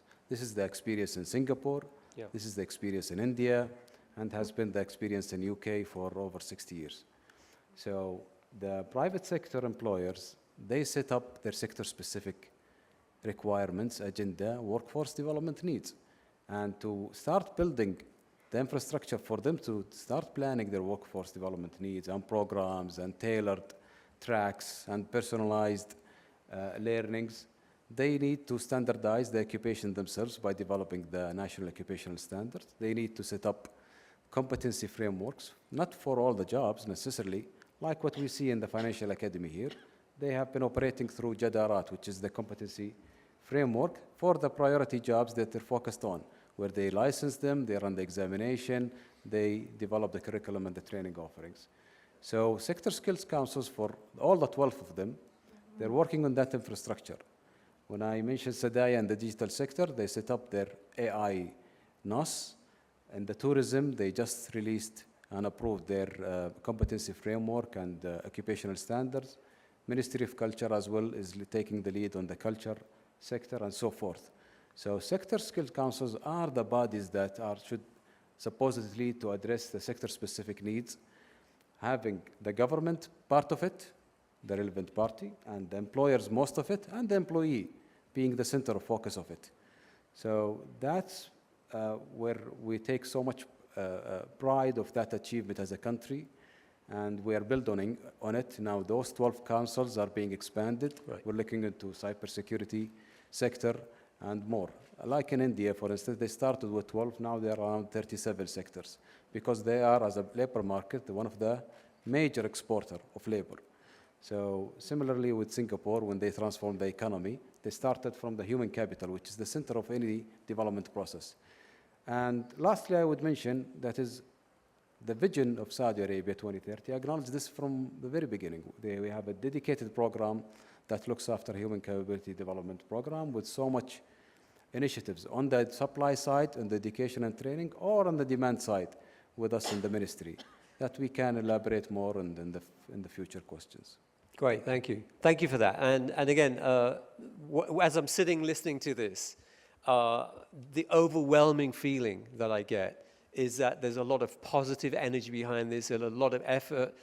Everyone can see the benefits. I'm going to try and just, take a dark side for a little while, because, I believe that whenever you see something, if it shines too brightly, you need to look somewhere else. And there is a dark side of using artificial intelligence. There are some risks. there are some examples in the industry about things that have not worked well. So maybe Hassan, from your perspective, do you discuss this? What kind of conversations do you have around the potential risk stroke damage that AI can do, as you implement more and more initiatives? For sure, this is a big concern, especially regarding the discussions with the fresh grad.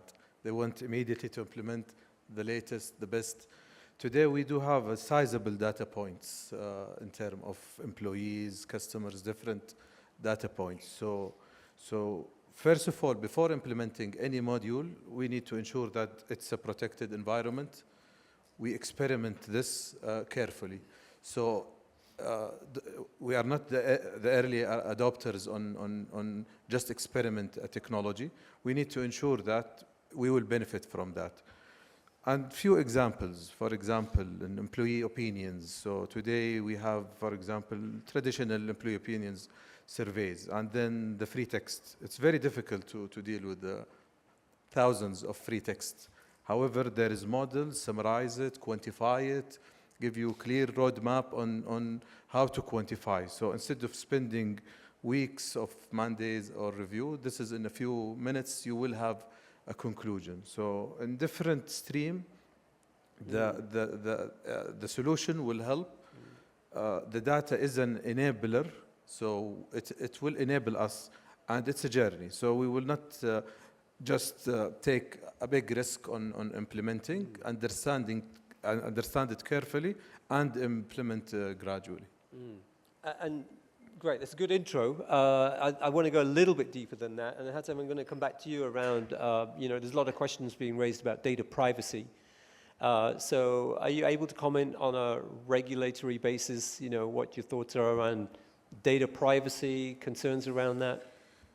I think globally, what we see as we explore this topic at the ministry from a regulatory point of view, in consultation also with the ILO, the International Labour Organization, is the ethical and social implications.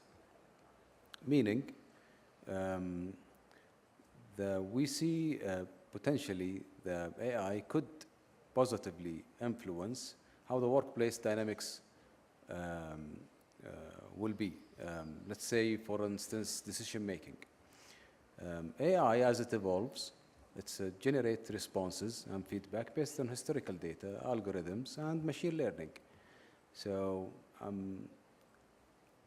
one of the risks that we see, especially in corporations and at the economy at large, and this could be polarizing decision making in the long run. So we are cautious of that risk, and also encourage to trust but verify.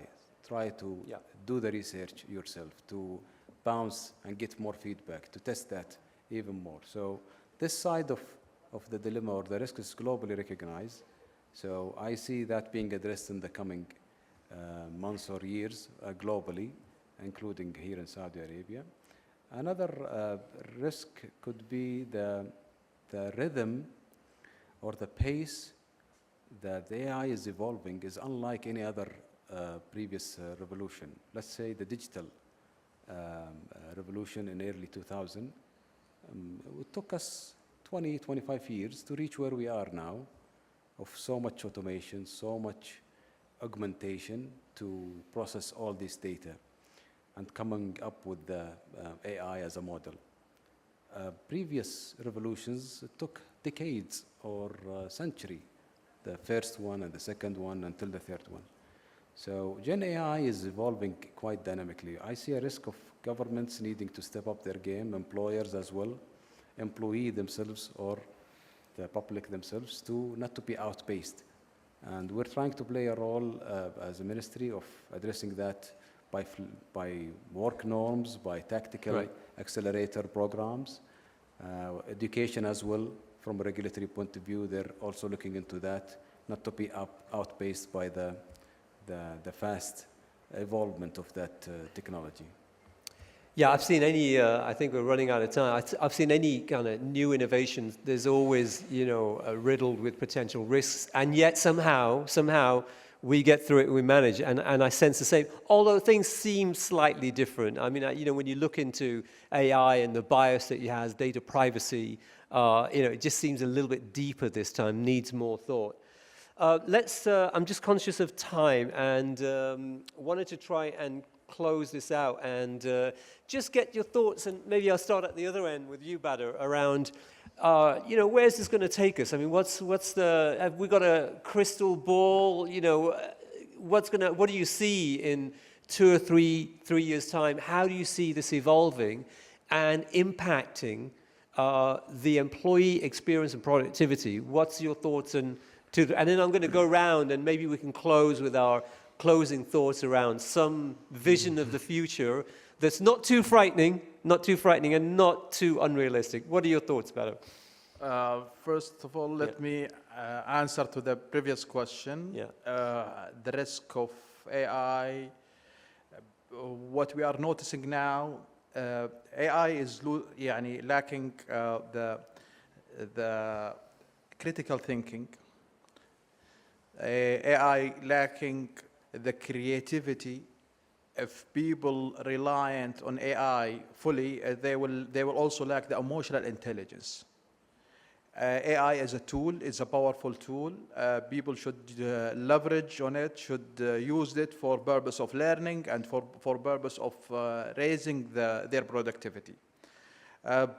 For what we are thinking in terms of views, we are keen and sure that AI will eliminate some jobs and will create some jobs. Now, our role as an employer, we have to start from now for right sizing, strategic workforce planning, understanding what is the skills that the market is needed, the market is looking for, and start building program for these skills. For us, we are collaborating now with too many training providers in order to prepare ourselves for right sizing and strategic workforce planning.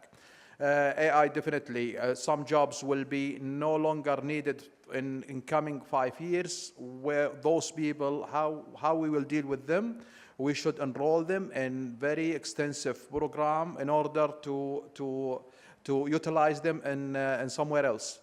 Also, AI, we have to think now what is the tool that we should keep it with us and how we can leverage in these tools. We should also work on our procedure and our policy, as we are seeing now even with the regulator or with some of the government body, they are preparing themselves for the future, what will happen in the future. We should also co-op with them.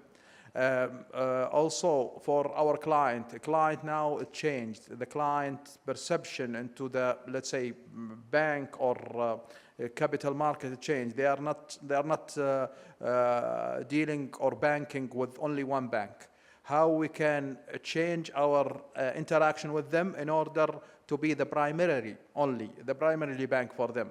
How we can come up with a product that going beyond even the client, going to their family, and also the engagement, it should not be with the client itself, it should be with the whole family in order to keep the relationship with the bank. We are working on for this one. Also for our activity and in our reporting, because if you look to the banking, maybe 20% of their jobs is only reporting. For reporting, we are utilizing AI to prepare the reporting for us and also to do an adjustment for reporting on behalf of us. Well, thank you for bringing us back to some of the risks. And, you've started to allude to some of the things that you're going to be doing in the future. May, if I could move to you as part of our closing in on this, how do you see things in 2 to 3 years' time, that's realistic, and aspirational, finding the balance between the two? What are your thoughts? Sure. So in my view, this technology is here to stay, and probably the solutions that we have today that collectively in the room we've experienced will look nothing like what we will look at and experience maybe only 2 to 3 years from now. but I'm also absolutely sure that us humans are here to stay as well.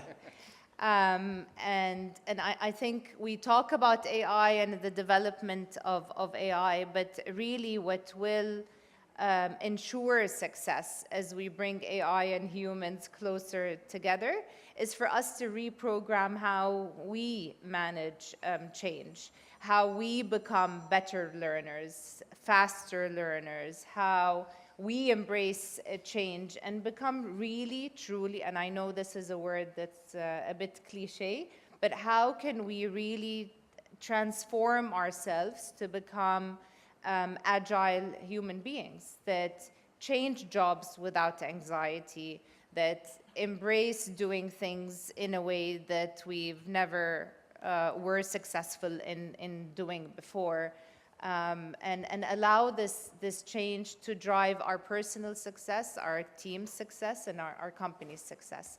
And one last piece that I wish maybe next time we can dive into further is not to lose sight of culture. So this, I think, keeps me up a bit at night, because we can all, in all organizations, we can copy each other's products, we can copy each other's solutions, we can go and invest in the best possible AI solutions, but nothing will differentiate us like culture. And if we push that aside too much, I worry that then we lose humanity. And I think that's the core for success. So good luck. I think the future is so bright. I don't think we're being overly optimistic, but this is my true sense of what the future will look like. I think you've beautifully articulated how, sometimes we get wrapped up in technology and business and innovations, and actually the most important thing is our own humanity, and you beautifully described that. Hatima, I'm going to let you finish because you started. So first of all, Hassan, just love to hear some closing remarks from you around, again, maybe there's a human touch to this, just what are your thoughts in terms of how things are going to evolve over the next 2, 3, 4 years? Totally agree with the human touch and the culture. Our generation experienced the pandemic and how we was not really happy on fully working from home, fully. So the human touch really is important, the collaboration, increase the innovation. As a journey, it's a journey. The future is really, the technology will enable us in the future.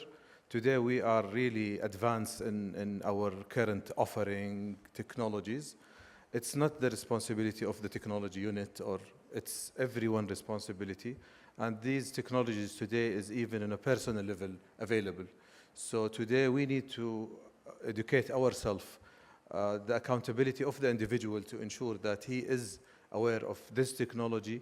Again, what is the borders that he need to be careful about. And we are very positive in the future how it will be cascaded across different sectors, unit, departments. It's not linked to one product. It's everywhere.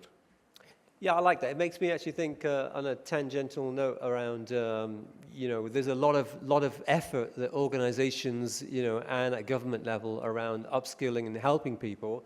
A, let's not lose our humanity, and B, I love the point that you made around, taking your own initiative as well, right? Let's not wait for people to do things for you. There's so much available that we can all take our own initiative. Hatim, over to you. Have you got a crystal ball, and can you predict the future on the spot? I think, not to exaggerate, and to look into the AI as a tool like any other tool. Yes, it is robust, it's very innovative, it's fast-paced and everything. But I think we're the generation that's currently entering the workforce are completely different than our generation. They've been born in the digital economy or the digital revolution itself in the heart of it. So they've witnessed iPhones from the very beginning. They've seen the computers at early age, and use them. So I'm not worried about that generation entering the workforce. I think we should look into this technology as a tool, how it could enable us. I think also there is a tendency, and we are encouraging it as a government, to always embrace a lifelong learning journey. So learnings of yesterday could be usable tomorrow, but some will be obsolete. This applies to us. The way we are using certain softwares or certain tools are no longer applicable, like what happened in the examples my colleagues gave when they implemented RPAs or automation in their bank. They had to reskill their workforce. Some will be also redeployed, as my colleagues did, through also another programs. So I think we need to embrace change, embrace these tools, shape the future of it that best fit our culture, our needs, and prosper through using them. That's my thought. Great, that's a wonderful ending for you. Maybe I could try and wrap this up with sharing my own perspectives as well. I've been coming in and out of the region here for about 11 years.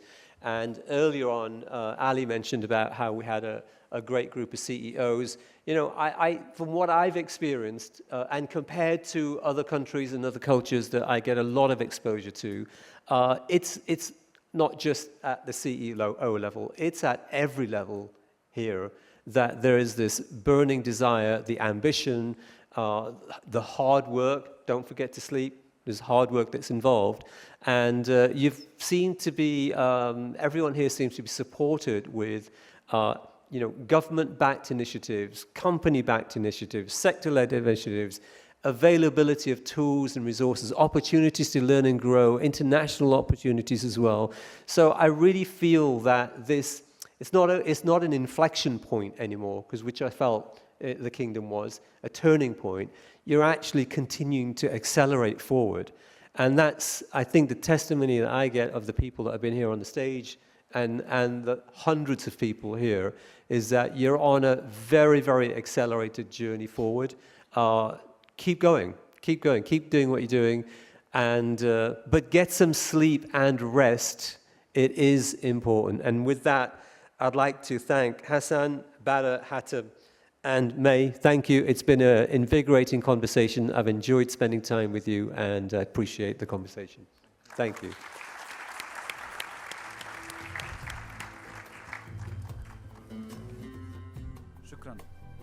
Shukran, Mr. Madan.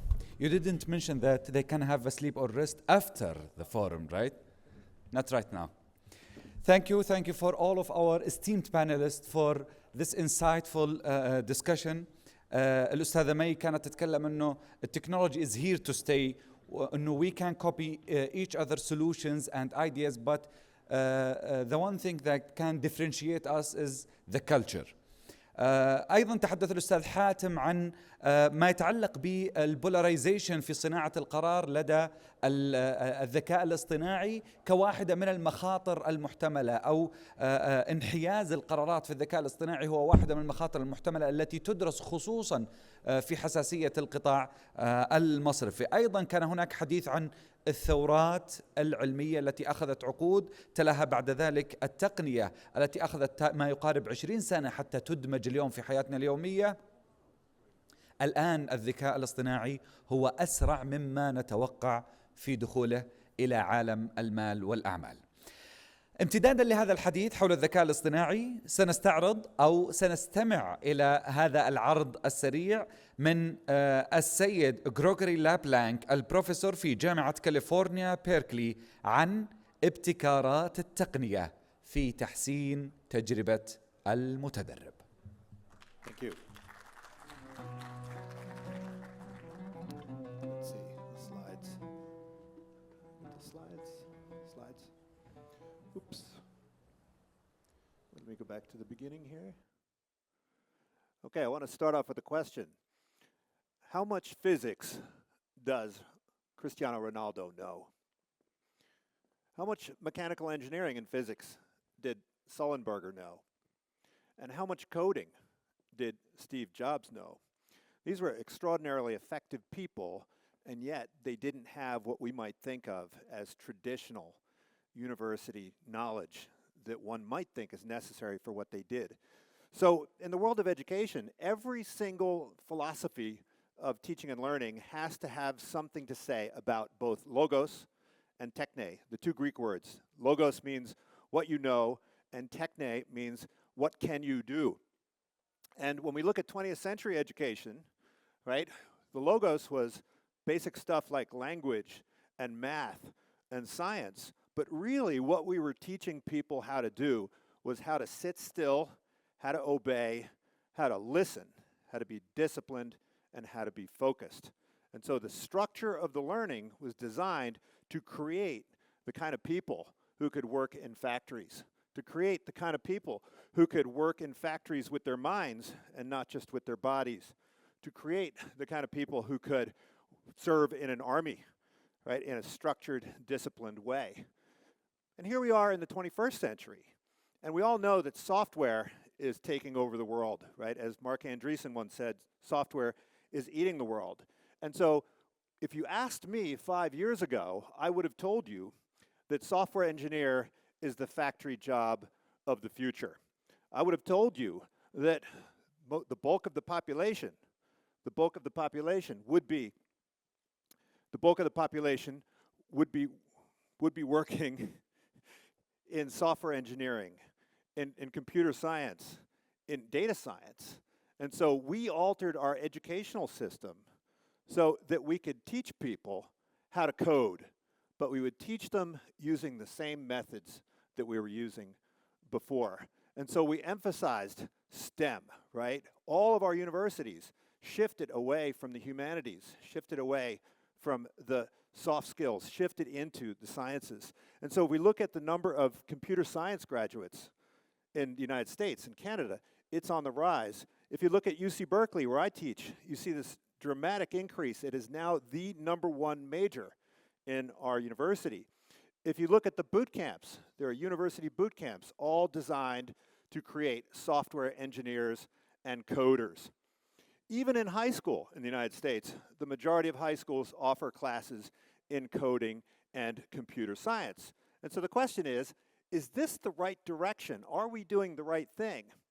Now that we have AI, right? Could AI render all of those skills obsolete? And we've seen how AI has begun to replicate almost every single human cognitive capability. And if you look over on the far right, you see that code generation is rapidly approaching that of human capabilities.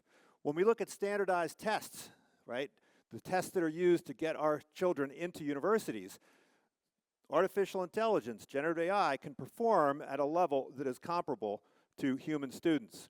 This is a study that looked at law school students and compared them to generative AI taking law school exams.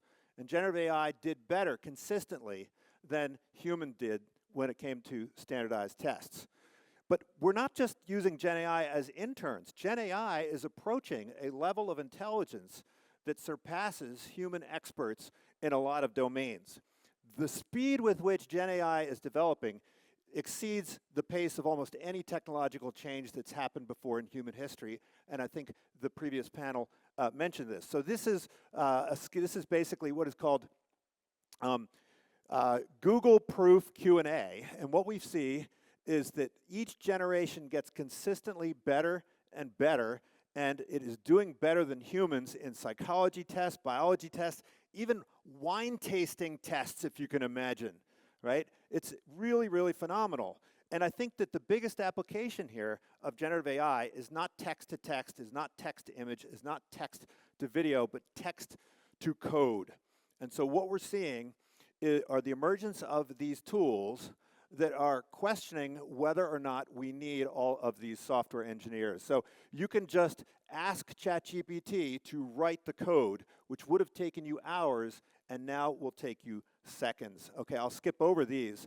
But the point here is that the languages that are used to program computers are getting increasingly abstract. It used to be that the developer needed to understand machine language, and then we got additional layers of abstraction. We got Fortran, we got up to Python, and now the coding language of the future is natural language. You can use English to ask the computer to write its own code. So with artificial intelligence becoming more and more intelligent, the question is, what's the role of the human? What can human intelligence do? And I think most of us would say humor, soft skills, empathy. There's no way that AI can do that. And yet, when we look at things like humor, ChatGPT is getting pretty good. When we look at soft skills, it's beating human doctors. Even when we look at empathy, when you interact with one of these agents, they are rated as more empathetic than humans in the medical context. So, what's left for us? And I think we need to rethink the way in which we interact with these types of machines. Ultimately, if they can do better than us at almost everything, we need to think about the comparative advantage that we have and how can we combine human and artificial intelligence. The manager of today is going to be managing both humans and these agents. And so this is the way we need to develop human capabilities, the capacity to manage both human and artificial intelligence. There's been some studies that have shown that when you give humans access to artificial intelligence, the combination of the two results in performance that is better than you could get with either one. This is a test of creativity. With access, you do better on creativity. So ultimately, all of our employees are going to be either cyborgs or centaurs. The difference here is that the centaur, there's a clear division between the human and the artificial, whereas with a cyborg, you have an integration of the human and the artificial. And so what's left for us in the way of teaching? What can we teach? How can we create the employee of the future? We need to focus on creativity. A lot of what the previous panel was talking about. We need to focus on culture. And these are things that require a different type of teaching. You cannot simply recycle the teaching methods of the past. How do we create an innovation mindset? Well, we're going to need new tools, right? We've talked about AR and VR. Talk about case studies. Talk about experimentation. Talk about critical reasoning faculties, strategic thinking. And ultimately, there is an approach to education that has been around for a long time, which existed primarily in the K-12. But we can learn a lot from that with respect to university and professional education. So what do all of these people have in common? Bill Gates, Mark Zuckerberg, Sergey and Larry, Steve Jobs and Jeff Bezos, all of them went to a Montessori school, which has a very different approach to education, which is student-centered, project-based, curiosity encouraging, and innovation thinking developing. This is the way we need to approach professional education. There's a lot to be learned from these different philosophies of education, and making sure that you match the style of education and the structure of education with the type of human being that you're trying to create. This is the role of the educator in the 21st century. And so, as Albert Einstein said, once you stop learning, you start dying. Creating a culture of continuous learning, that's the goal of the modern educator. And I've been very impressed by the HR people and the senior leaders of the enterprises that I've met here in Saudi during this visit and my last visit, because I think this idea has been embraced by the senior leadership. So thank you so much. Appreciate the visit. Thank you to the Financial Academy, and look forward to the rest of my stay.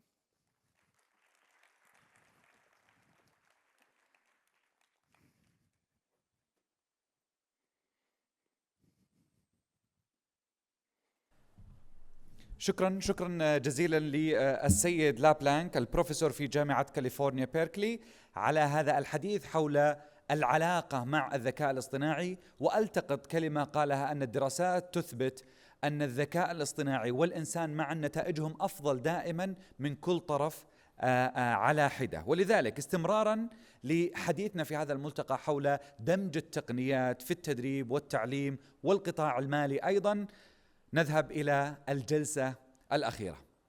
أعلم أنكم حزينون جدا أنها الجلسة الأخيرة، لكن موعودين إن شاء الله بإذن الله بملتقيات قادمة في القطاع المالي أكثر إبهاراً وأكثر تفصيلاً في هذه الموضوعات. هذه الجلسة سيكون عنوانها دور التدريب وتطوير المواهب في الوصول إلى الاستدامة، استدامة النتائج والاستدامة المؤسسية. يناقشهم المحاور الأستاذ علي أصلان، ويدعو خبراءه على المسرح للانطلاق في الحوار. تفضل.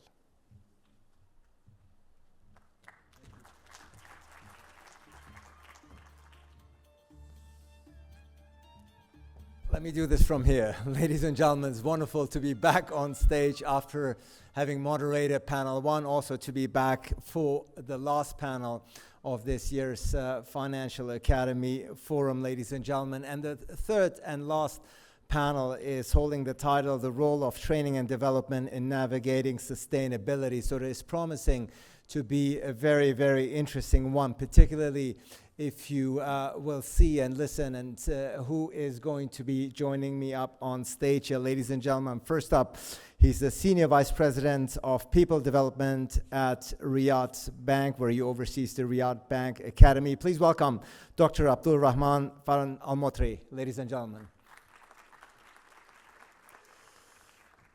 It's great to have you with us. Also with us, she's the Executive Director of Member Engagement and Learning at the Chartered Insurance Institute. Ladies and gentlemen, please welcome Jill White. Also delighted to be joined up here on stage by the Chief Human Capital and Corporate Affairs Officer at Al Raji Takaful. Ladies and gentlemen, Ibrahim Al-Hawish. And last but certainly not least, we're being complemented and completed, if you will, here up on stage by the Executive Director of HR and Admin Affairs at the Insurance Authority. Ladies and gentlemen, Dr. Ghada Bembas.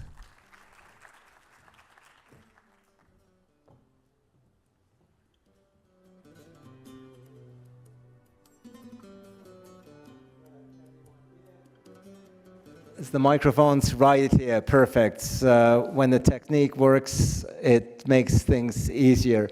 Wonderful, ladies and gentlemen, thank you for joining me here for what is promising to be a very insightful and timely debate, the role of training and development in navigating sustainability. Dr. Abdul Rahman, let me dive right in. We don't have much time, so I want to make the most of this panel. Now, sustainability, it's a given. We hear it at all the conferences. We hear politicians speak about it. It has become somewhat of a buzzword, but it has also evolved quickly to be a critical driver, needless to say, of business success all across industries. In your mind, how do you think the concept of sustainability in recent years has shifted importance, generally for all industries, but particularly yours?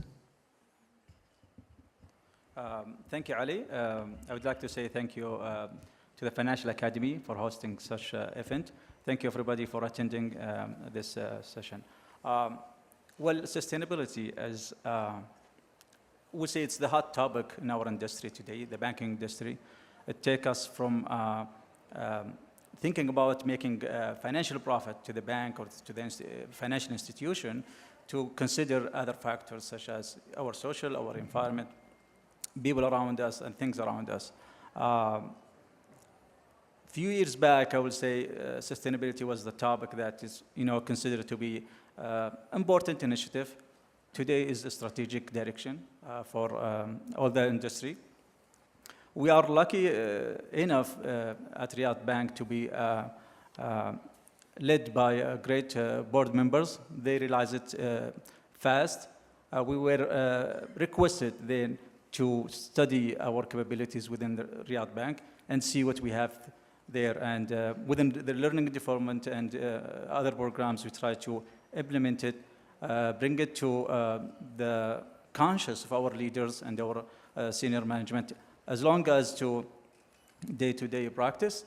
Not only that, but we take another major step and studying and benchmarking what is there in the area, and we collaborated with international experts in that regard. So at least they help us understanding the concept, apply it, and make it part of our day-to-day operation and decision maker. Yeah, absolutely. And of course, we will talk in more detail about how you and everyone here on this panel is implementing strategies for integrating sustainability, which you called not just desirable, but increasingly essential, into talent development. But let me bring in Gada here. Gada, wonderful to be joined by you here on stage. You have a very impressive CV, many, many years at the forefront of this debate. And this is a question I'm going to ask all of you here as an opener, the same question as that I posed to Abdul Rahman. How is sustainability, which thankfully and rapidly evolved, if you will, from a buzzword and something that companies like to embellish their record with, to something that has become an absolute necessity? How has it changed and influenced your industry? Thank you very much for this question. Well, I would like to start by establishing our authority, which is new. The Insurance Authority has been established recently by the Council of Ministers decision at August 2023. And while it's evolving, part of our work currently is establishing our national strategy. And we have a couple of mandates. One of them is ensuring the stability of the market, creating talent tool that would meet the demands. And in line with Vision 2030 objectives, the financial sector development objectives, we currently have focused on sustainability. It's no longer in our industry as a luxury, as it used to be, but it's a priority, a strategic necessity, if I might say. And if you look into Vision 2030 pillars of having a vibrant economy, an ambitious nation, all of those aligned with the different vision realization program, you would have objectives that state and emphasize on fostering a learning environment, if I may say, that would ensure sustainability of talents, which will reflect on the market itself, of having a resilient market, successful and up to date. Yeah, absolutely. I think you put it very eloquently when you pointed out that sustainability has moved from being a luxury you called it. I like that, to a necessity. I think it's that transition that we're talking about, and it's transition, Jill White, that I'm sure you obviously have also been experiencing and demonstrating throughout your career, certainly in recent years. Tell us how sustainability has moved, as Gada put it so eloquently, moved from a luxury to a necessity. So thanks for that. I think I was just considering as everyone was talking, it's not just about our accountability to make sure that all practitioners who study with the Chartered Insurance Institute understand sustainability and what impact it might have. It's actually also about the behaviours and the professional skills, so that in order that they act in a sustainable manner. So it's not just understanding the content per se, it's also about those behaviours, so they can make decision making can be based on sustainability and evidence and data and so on. So it's actually a whole mindset rather than just understanding the subject. And it's our accountability to make sure that practitioners are equipped to make all of those decisions, as well as understanding the content as they go through the qualifications. Yeah, it's really astounding listening to all three of you up until now. I'm going to bring in Ibrahim, of course, just a moment, about how the concept of sustainability was no longer, or rather is no longer regarded a trend, Ibrahim. I think that is the key here. That's the key message in the preliminary round that we're having, something I'm sure that you as a Chief Human Capital and Corporate Affairs Officer are also experiencing and demonstrating on a daily basis. Assalamu alaikum. Thank you for having me. For the from an insurance perspective, I think the sustainability is now, it's not, the insurance is not traditional anymore. It now is fostering or undergoing a transformational, let's say, robust transformation in terms of digital and product development. However, to sustain this transformation or this era of transformation, we need to have the right talent and how to and retain them. To retain them, we need to start a sustainability program for them, and this starting from the value and the strategic direction of the company. So we at Raja Takaful, we have one of our directions to sustain our talent within the company, provide them with the right knowledge that support the sustainability and the right governance within the company. That will help in building, let's say, a continuous talent pipeline within the company, starting from, let's say, the fresh graduates, moving to the middle management, up to the executive management. Thank you so much. And certainly as a representative of one of the largest insurance companies here, listening to you and emphasizing the need and importance of sustainability carries a lot of weight, without a doubt. Abdul Rahman, let's get more specific in the second round here and talk about not just about the necessity and the importance of sustainability, but how all of you have actually implemented it and is integrating it into your company and your workforce. Give us some examples. How have you been working on it? How have you been implementing if you will, the sustainability? How have you been integrating it into the talent development within your bank? Thank you for this question. Well, Ali, we know in English they say that take a village to raise a child, so everybody has to be involved to create this beautiful creature. Within our institution, Riyadh Bank, it's everybody contribution to it. We did start with collaborating with the international global expert in ESG. They designed the training programs for our board, for our executives, C-levels, all the way down. And then we try to, with our strategic partners, to integrate this concept in our policies.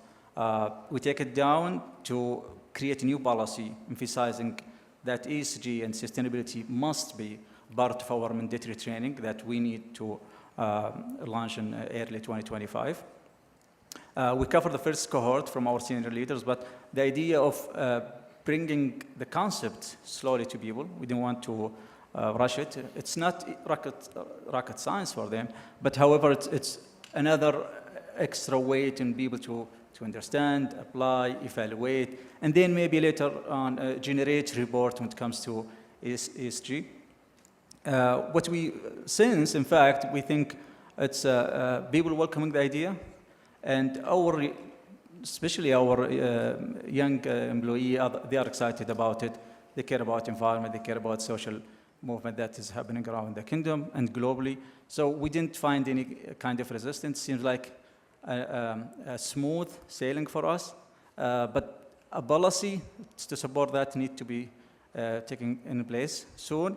And then we are planning to automate a lot of these principles to our day-to-day decision maker, all of that.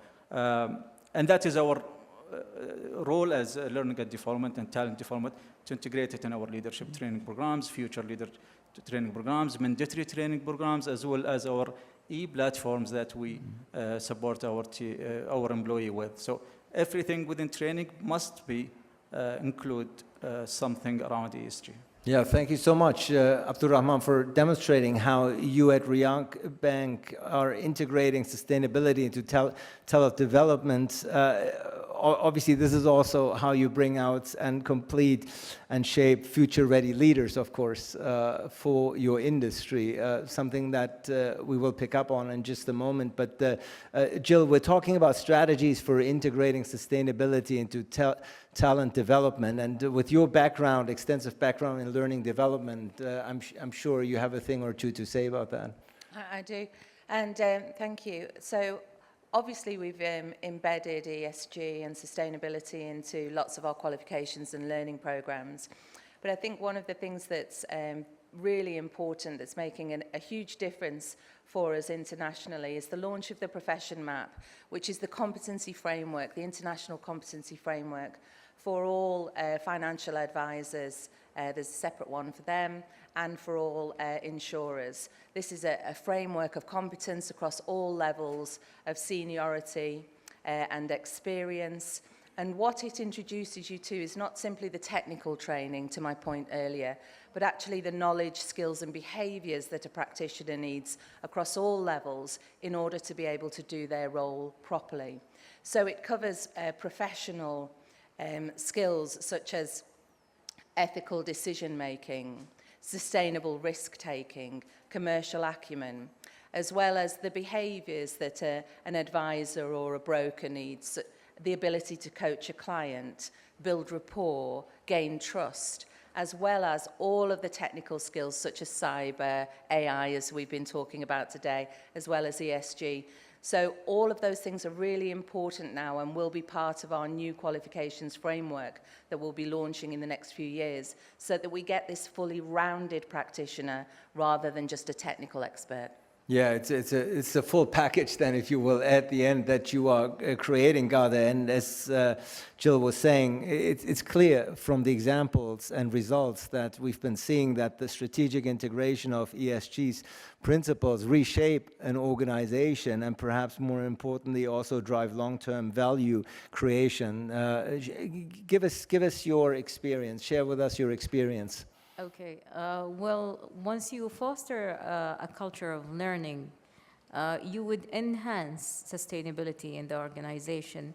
And I think we have a couple of techniques to do that in terms of changing the organizational culture to embrace sustainability. One of them could be embedding the sustainability within the daily roles of operational roles of people.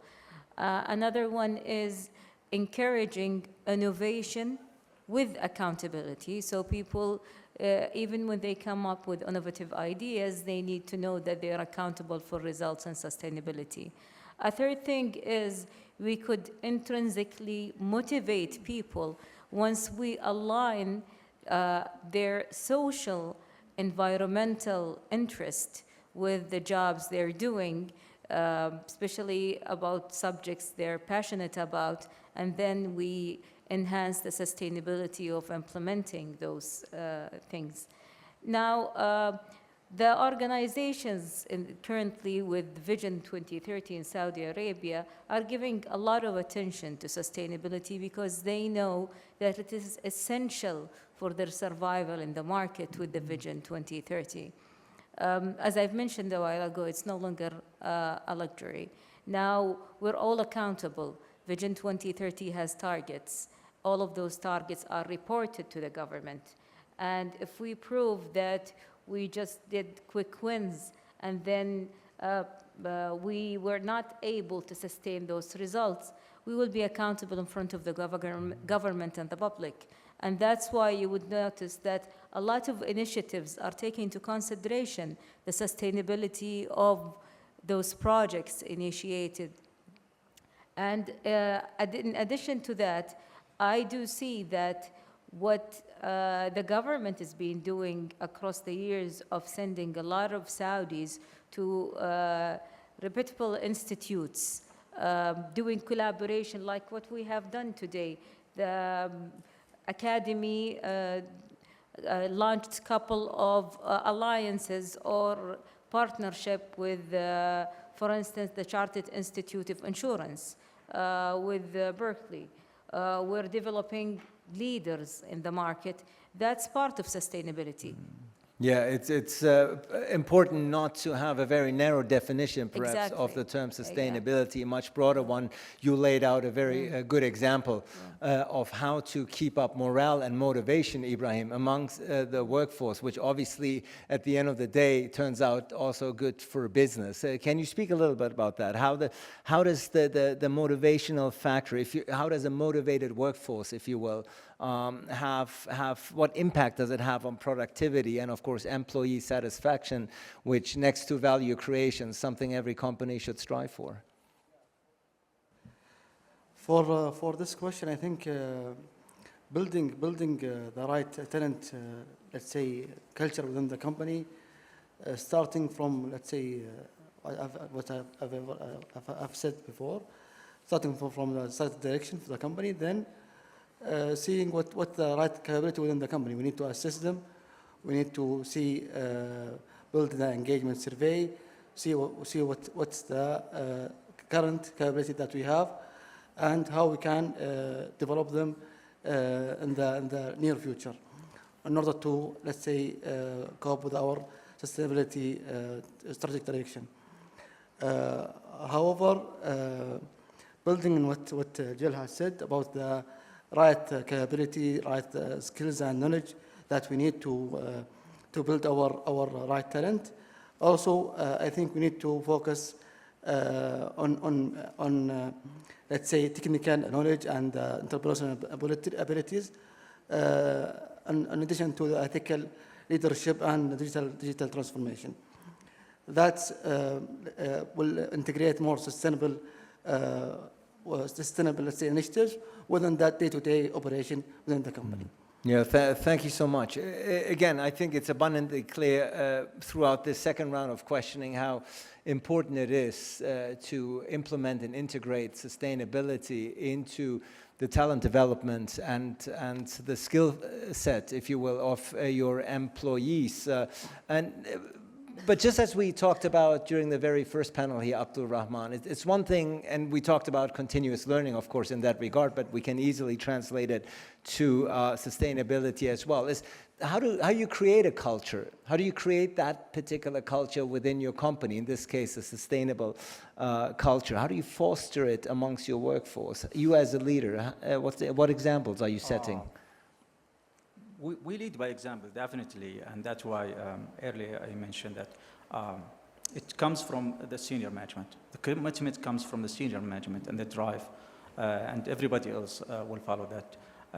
But at the same time, we have to package our product to people, because you want the buy-in, you want people to practice it, believe it, and take it years from now. It's not like just this year. It's going to be long journey. It's a huge impact 20 years, 50 years from now. So speaking of leadership involvement, if that's happening, the rest is easy. I'll considering developing a new competency frameworks that integrate ESG in it and create KPIs in that regard.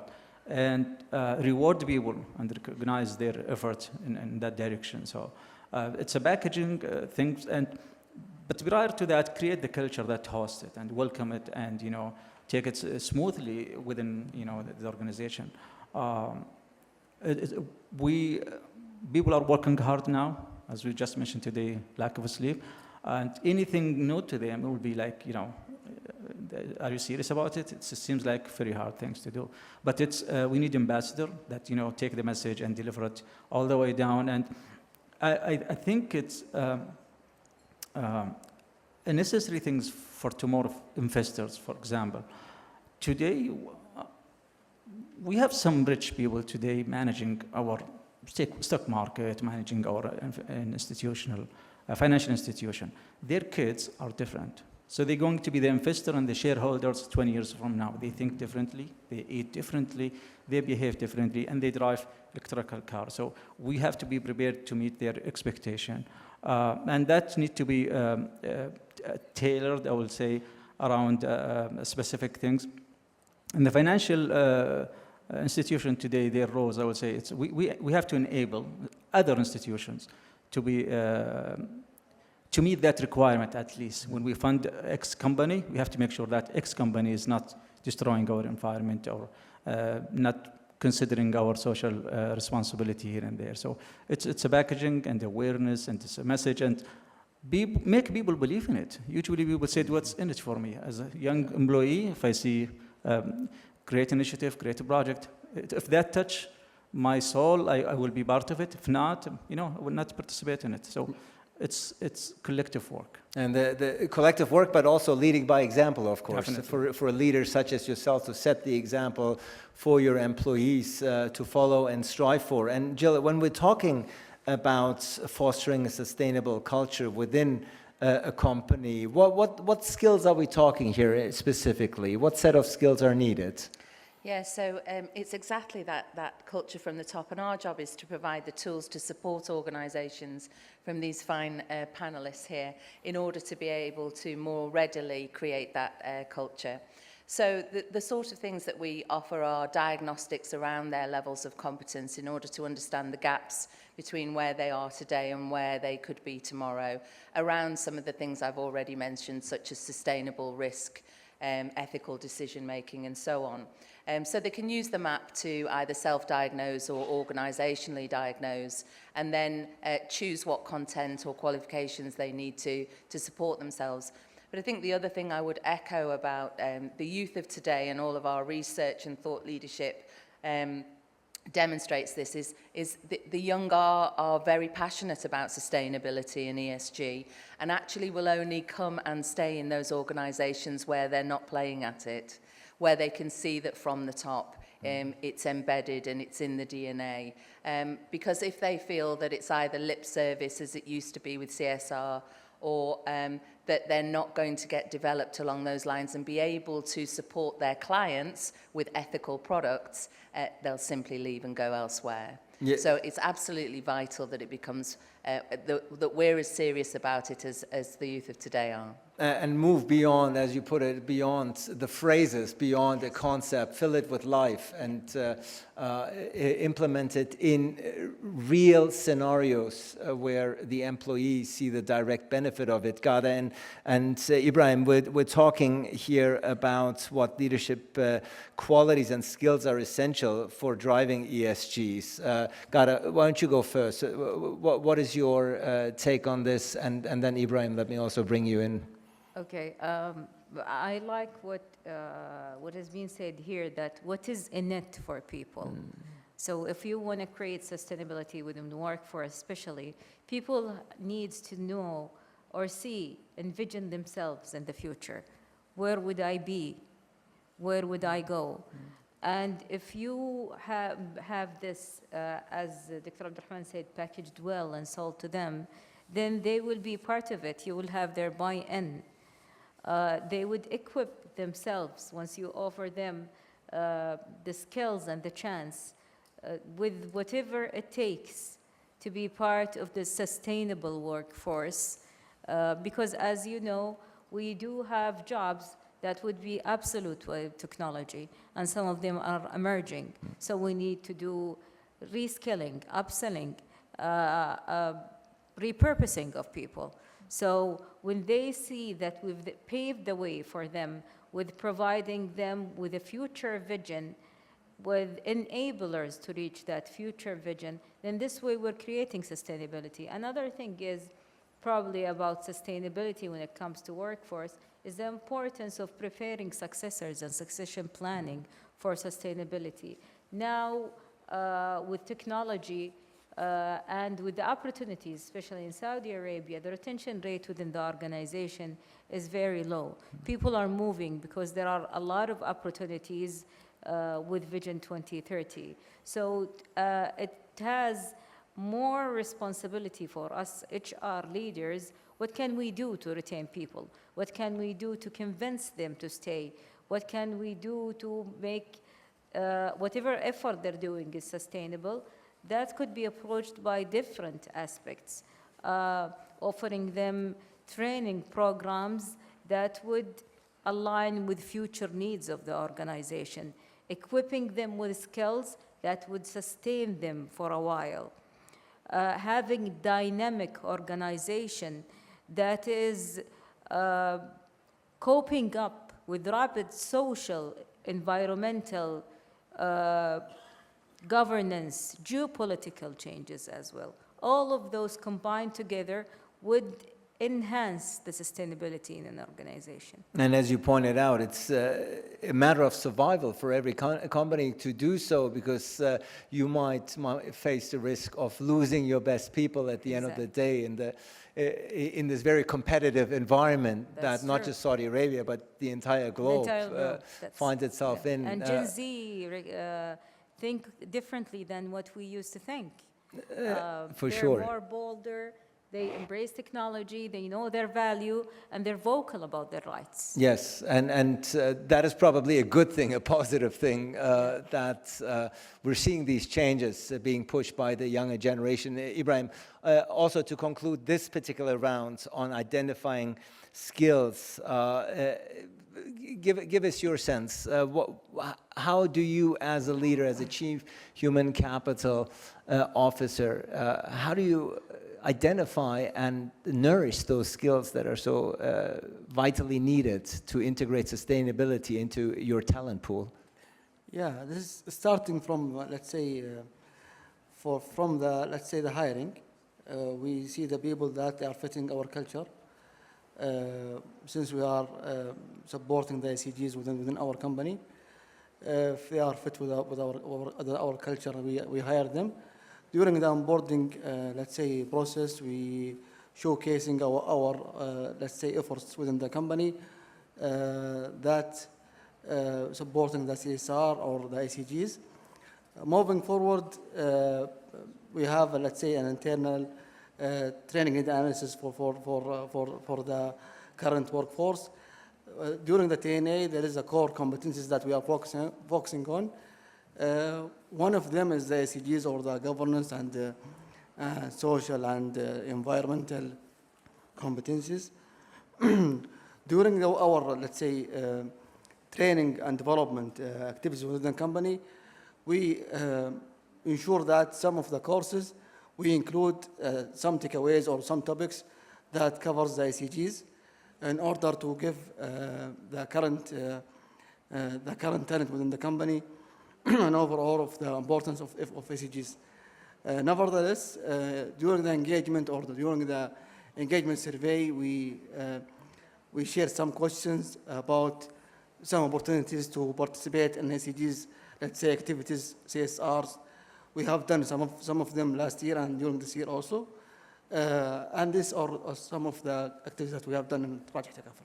Yeah, thank you so much. Again, I think the necessity, the relevance, the importance of sustainability, integrating it into your workforce for your own benefits, first and foremost, I think is perfectly understood. I want to address during this following round, I want to address the key tools that you address amidst the many ongoing environmental and social challenges that we're seeing.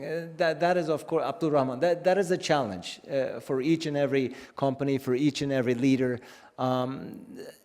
Give us a sense, how do you at Riyadh Bank, how do you address these ongoing environmental and social challenges? How do you adjust and adapt your talent pool accordingly? Thank you so much. First of all, we try to be aware of what's happening around us in terms of regulations changing, in terms of strategic direction of the country. So we are always kind of aware and, try to navigate, our system here and there. We observed since the 2030 vision was launched a huge social change in the kingdom. And we adapted that. Riyadh Bank adapted in terms of hiring young Saudi women and empowering them, and to the point today, I think we reach about 37% of our workforce are Saudi young ladies, and that, just one piece of a huge initiative the bank is doing. I would say, unless we know what's going on around us, we're going to miss a lot. So we try to be, engage in the community services, engage in. Our leaders are engaged with our staff as well, to take care of them and meet them and listen to them. We meet with people, young people that we are training, or we recruiting to the bank as well, and those who are leaving, to see where they're going, what we missed, we need to pay attention to. So it's a continuous progress or things happening sometimes out of our control. For example, when people try to shift from job to jobs now because opportunities are left and right, that is something we are aware of, and it seems to be the word of the town, everybody is speaking about. But kindly, we are aware of what's happening, and our seniors are in the top of things, and we try to, as much as we can, understand what's happening globally and locally. Riyadh Bank, by the way, has some branches globally, so we study what's there and here. The challenge I see around the kingdom is the speed that things are taking. Hopefully, we didn't miss much, but we document things and we try to reflect on it, and document it to review it and learn from it. And we have our colleagues that is asking us about the progress report. Anyhow, I think we are in a good shape in terms of sustainability. Yeah, being mindful and aware of the many rapid changes that I think irrespective of geography is taking place, but God, certainly in this country, Saudi Arabia is going through extremely rapid and dynamic changes that every time I, for instance, come to this country, sometimes within a time span of only a few months, I'm seeing the dynamism being played out right in front of my very eyes. So to live and work in such a dynamic and evolving structure and landscape can be challenging, I can assume. How do you address those key tools to address these changes? Okay, now let's start with when the vision started. When His Royal Highness announced the vision, a lot of people were skeptical around the world. They said, well, those people are dreamers. And he said that I have the young people with me who have the strength of Twig, which is one of our mountains, well-known mountains. And we have the will of Twig, which means that we have the power to do and achieve that vision of 2030.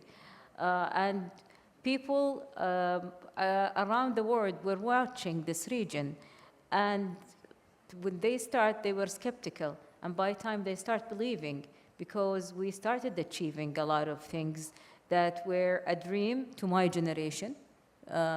I was born in the 70s, I grew up in the States, I returned back to Saudi Arabia, I was exposed to 2 cultures.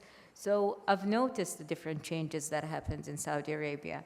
I studied in the UK as well, so every time I come here, I get surprised by a new building. Sometimes even week by week, whenever you pass by a street, you would find a new building there.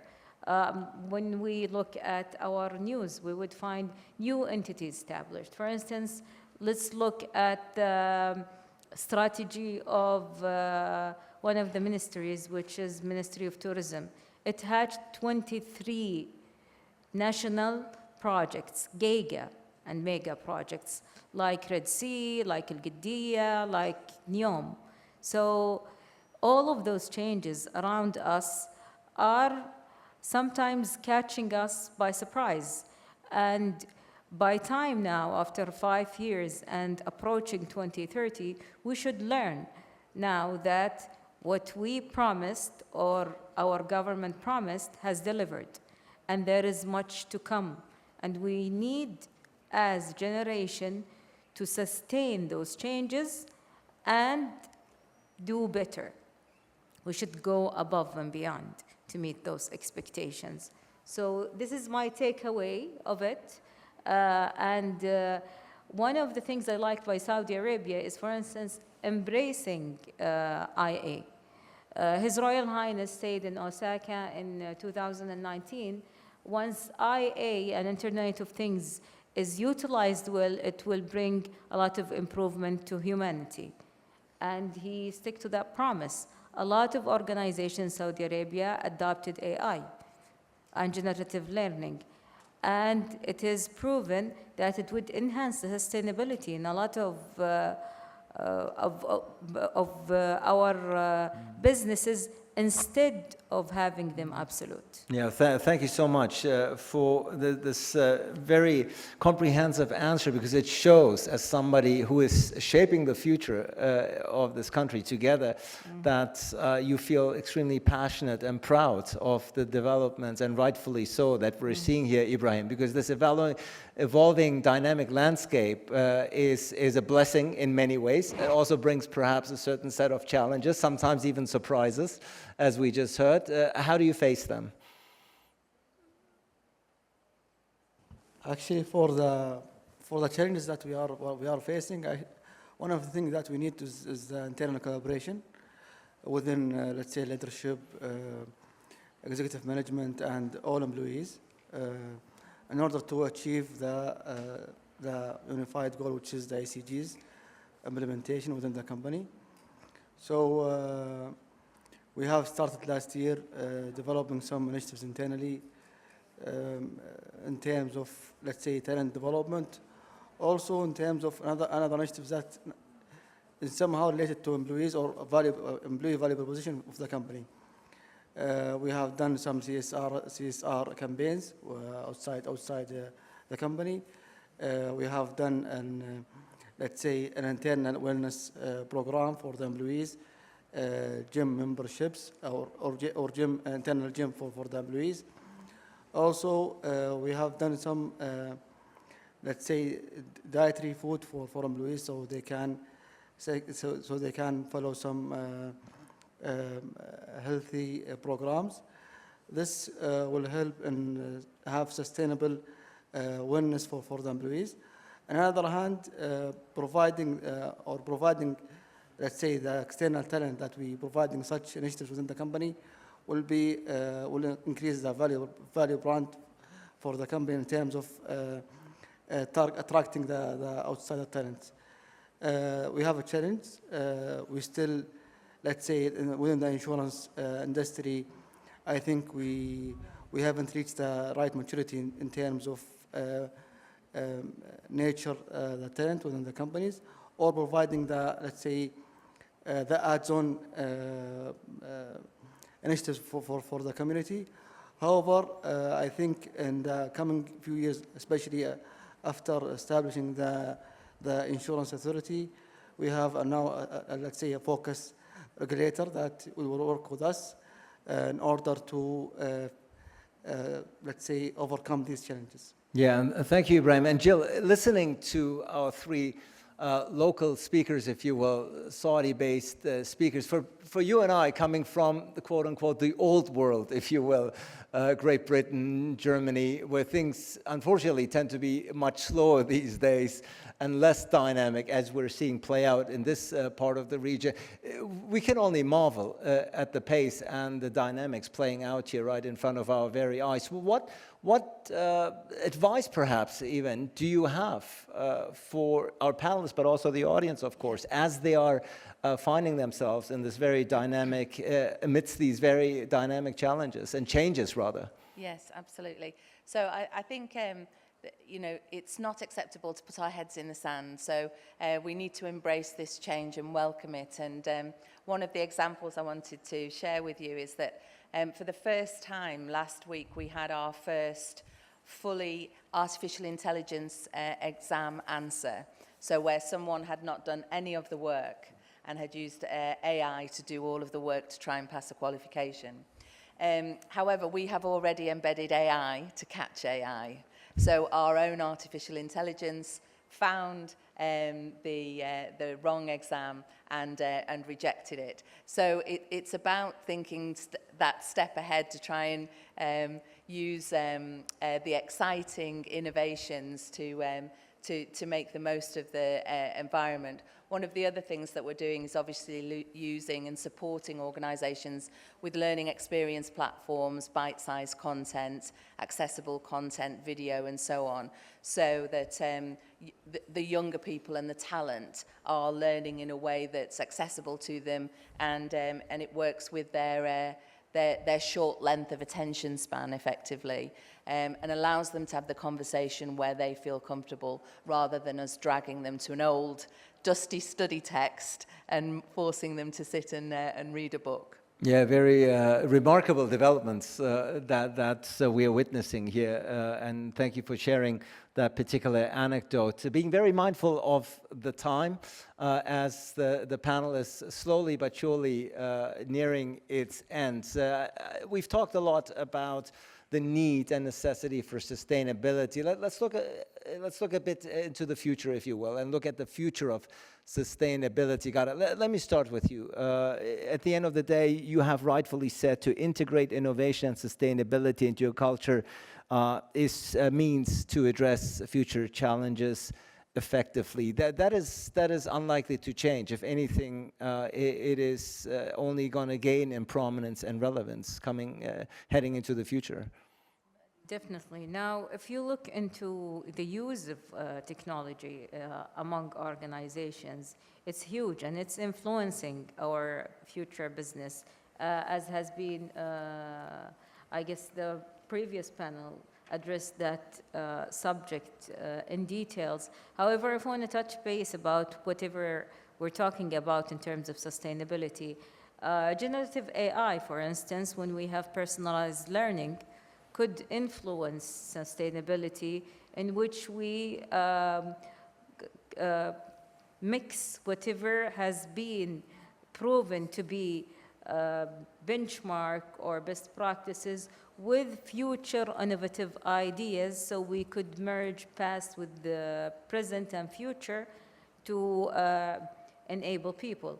Having simulation or sandboxes, for instance, to have people do testing of their work would bring us sustainability of a lot of businesses that could be absolute because nobody is trying to find solutions for them out of the box, but experiencing it with a safe environment that would give you models and alternatives would enhance the future.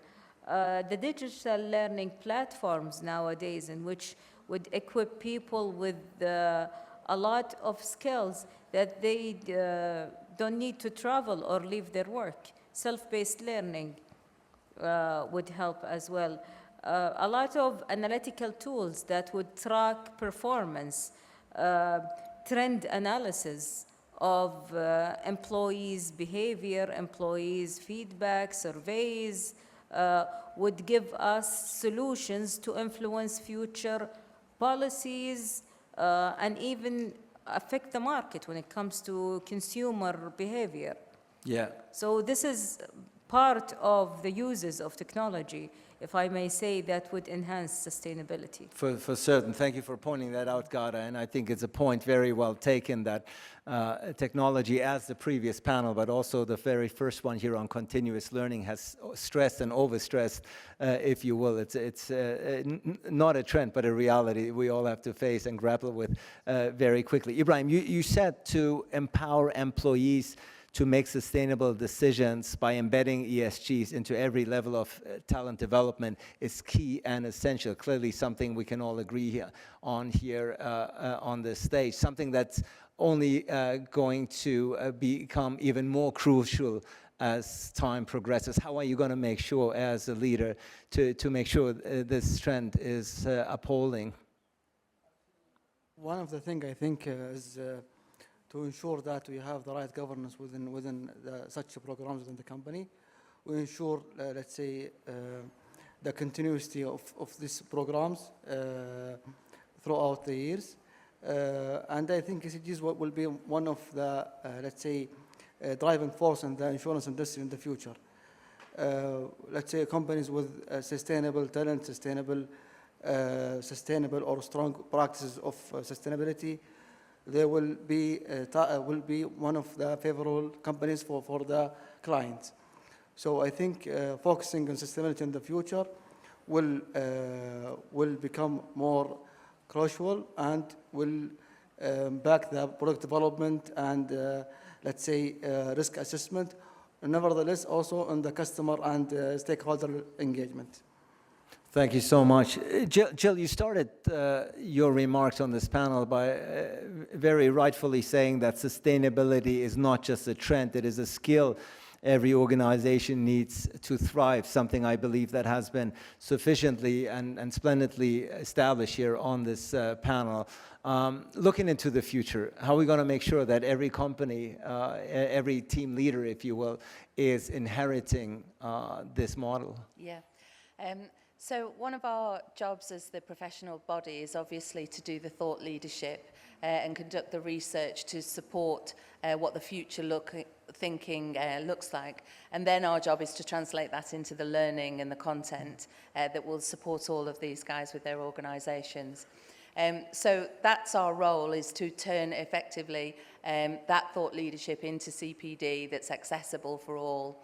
And use the tools that are appropriate. So one of the things we've just launched is, to the earlier point, is a virtual workshop for financial advisors, where all of the best financial advice is inside the avatar, and the financial advisor in a safe environment is able to have a discussion with a potential client, and depending on the answers and the questions they ask, they get either a great outcome or a not so great outcome. So that's using the wealth of experience of years and putting it at the feet of people who are learning today. Yeah, thank you so much, Jill. Abdurrahman, we started this panel. We're going to conclude it with you. You're going to get the final remarks. And you said something very pointedly. Aligning talent development with sustainability ensures your workforce is future ready. And this is what it's all about at the end of the day. We talked about all the changes, the SEG, the tackles and challenges we're all facing, you as business leader, but all of us, if you will. And to be future ready, to be resilient and proven material, if you will, for what is to come is essential. That has to be and is probably your main task for the years ahead. Sure. I will will add to that. You have to link your core values to ESG principles. You must do that to keep it and sustain it, and make it within the DNA of this institution. You cannot just keep it around here and there, and whenever you remember it, you go back to it. Integrate it within your core values. That will assure practice and implementation, and I would say collaborate with others. You cannot do it alone. Collaborate with experts, and yes, build capabilities around that. Bring people, especially young people. The buy-in is essential here. If that is done, I think you will be capable of sustaining your business and meeting your customer expectation. And seek benchmarking. Go to the sustainability index and see your country, see your institutions, see your whatever you're seeking, and find out how can you improve just one step ahead. That will at least give you a North Star that you're seeking to reach. But I think within next 5 years, this topic will be something unique, and the achievement will be great. And I'm sure we will have another session when we celebrate success. Yeah, without a doubt. In 5 years' time now, when we sit here for the Future Academy Forum 2029, I'm sure that will still be the relevant topic to be discussed. And I think your plea for individuals but companies to be open for collaboration is something that is very well appreciated here at the Financial Academy Forum, which manages year in, year out to bring spectacular individuals such as yourself, both based in Saudi Arabia but also internationally, to come together and do exactly that, to collaborate, exchange thoughts, learn from best practices, and then move ahead. Ladies and gentlemen, the role of TND in navigating sustainability, what a spectacular final panel this has been. I think is a wonderful and splendid way to conclude the panels here at this year's Financial Academy Forum. Abdurrahman Al-Moteri, Ghada Ben Bas, Jill White, and Ibrahim Al-Howish. Thank you so much for your insights and leadership. This is your applause. Much appreciated.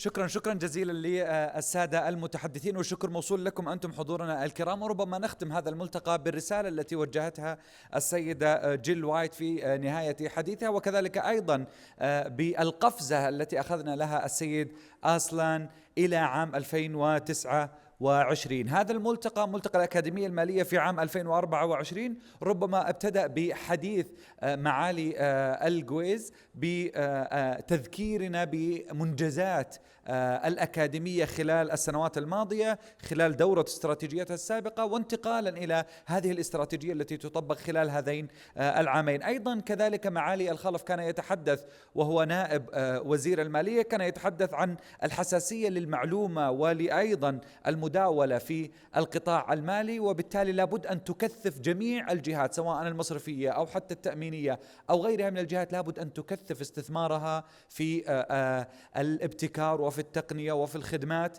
خصوصا أن التشريعات في المملكة العربية السعودية تخدم مثل هذه الابتكارات في مرونتها وفي رشاقتها إن صحت التسمية. قلت المرونة قبل قليل، ربما لاحظتم في الجلسات التي طرحت خلال هذه أو خلال هذا الملتقى، المرونة أولا، كذلك أيضا القيادة، التدريب، التقنية، الابتكار، الذكاء الاصطناعي، كل هذه المصطلحات وهذه التعبيرات تشكلت حولها الجلسات الحوارية والأحاديث الرئيسة التي استمعتم لها. طبعا استمعتم هنا إلى عقول وخبرات التنفيذيين في القطاع المصرفي وقطاع التأمين، وأيضا في المعاهد والجامعات الدولية والعالمية.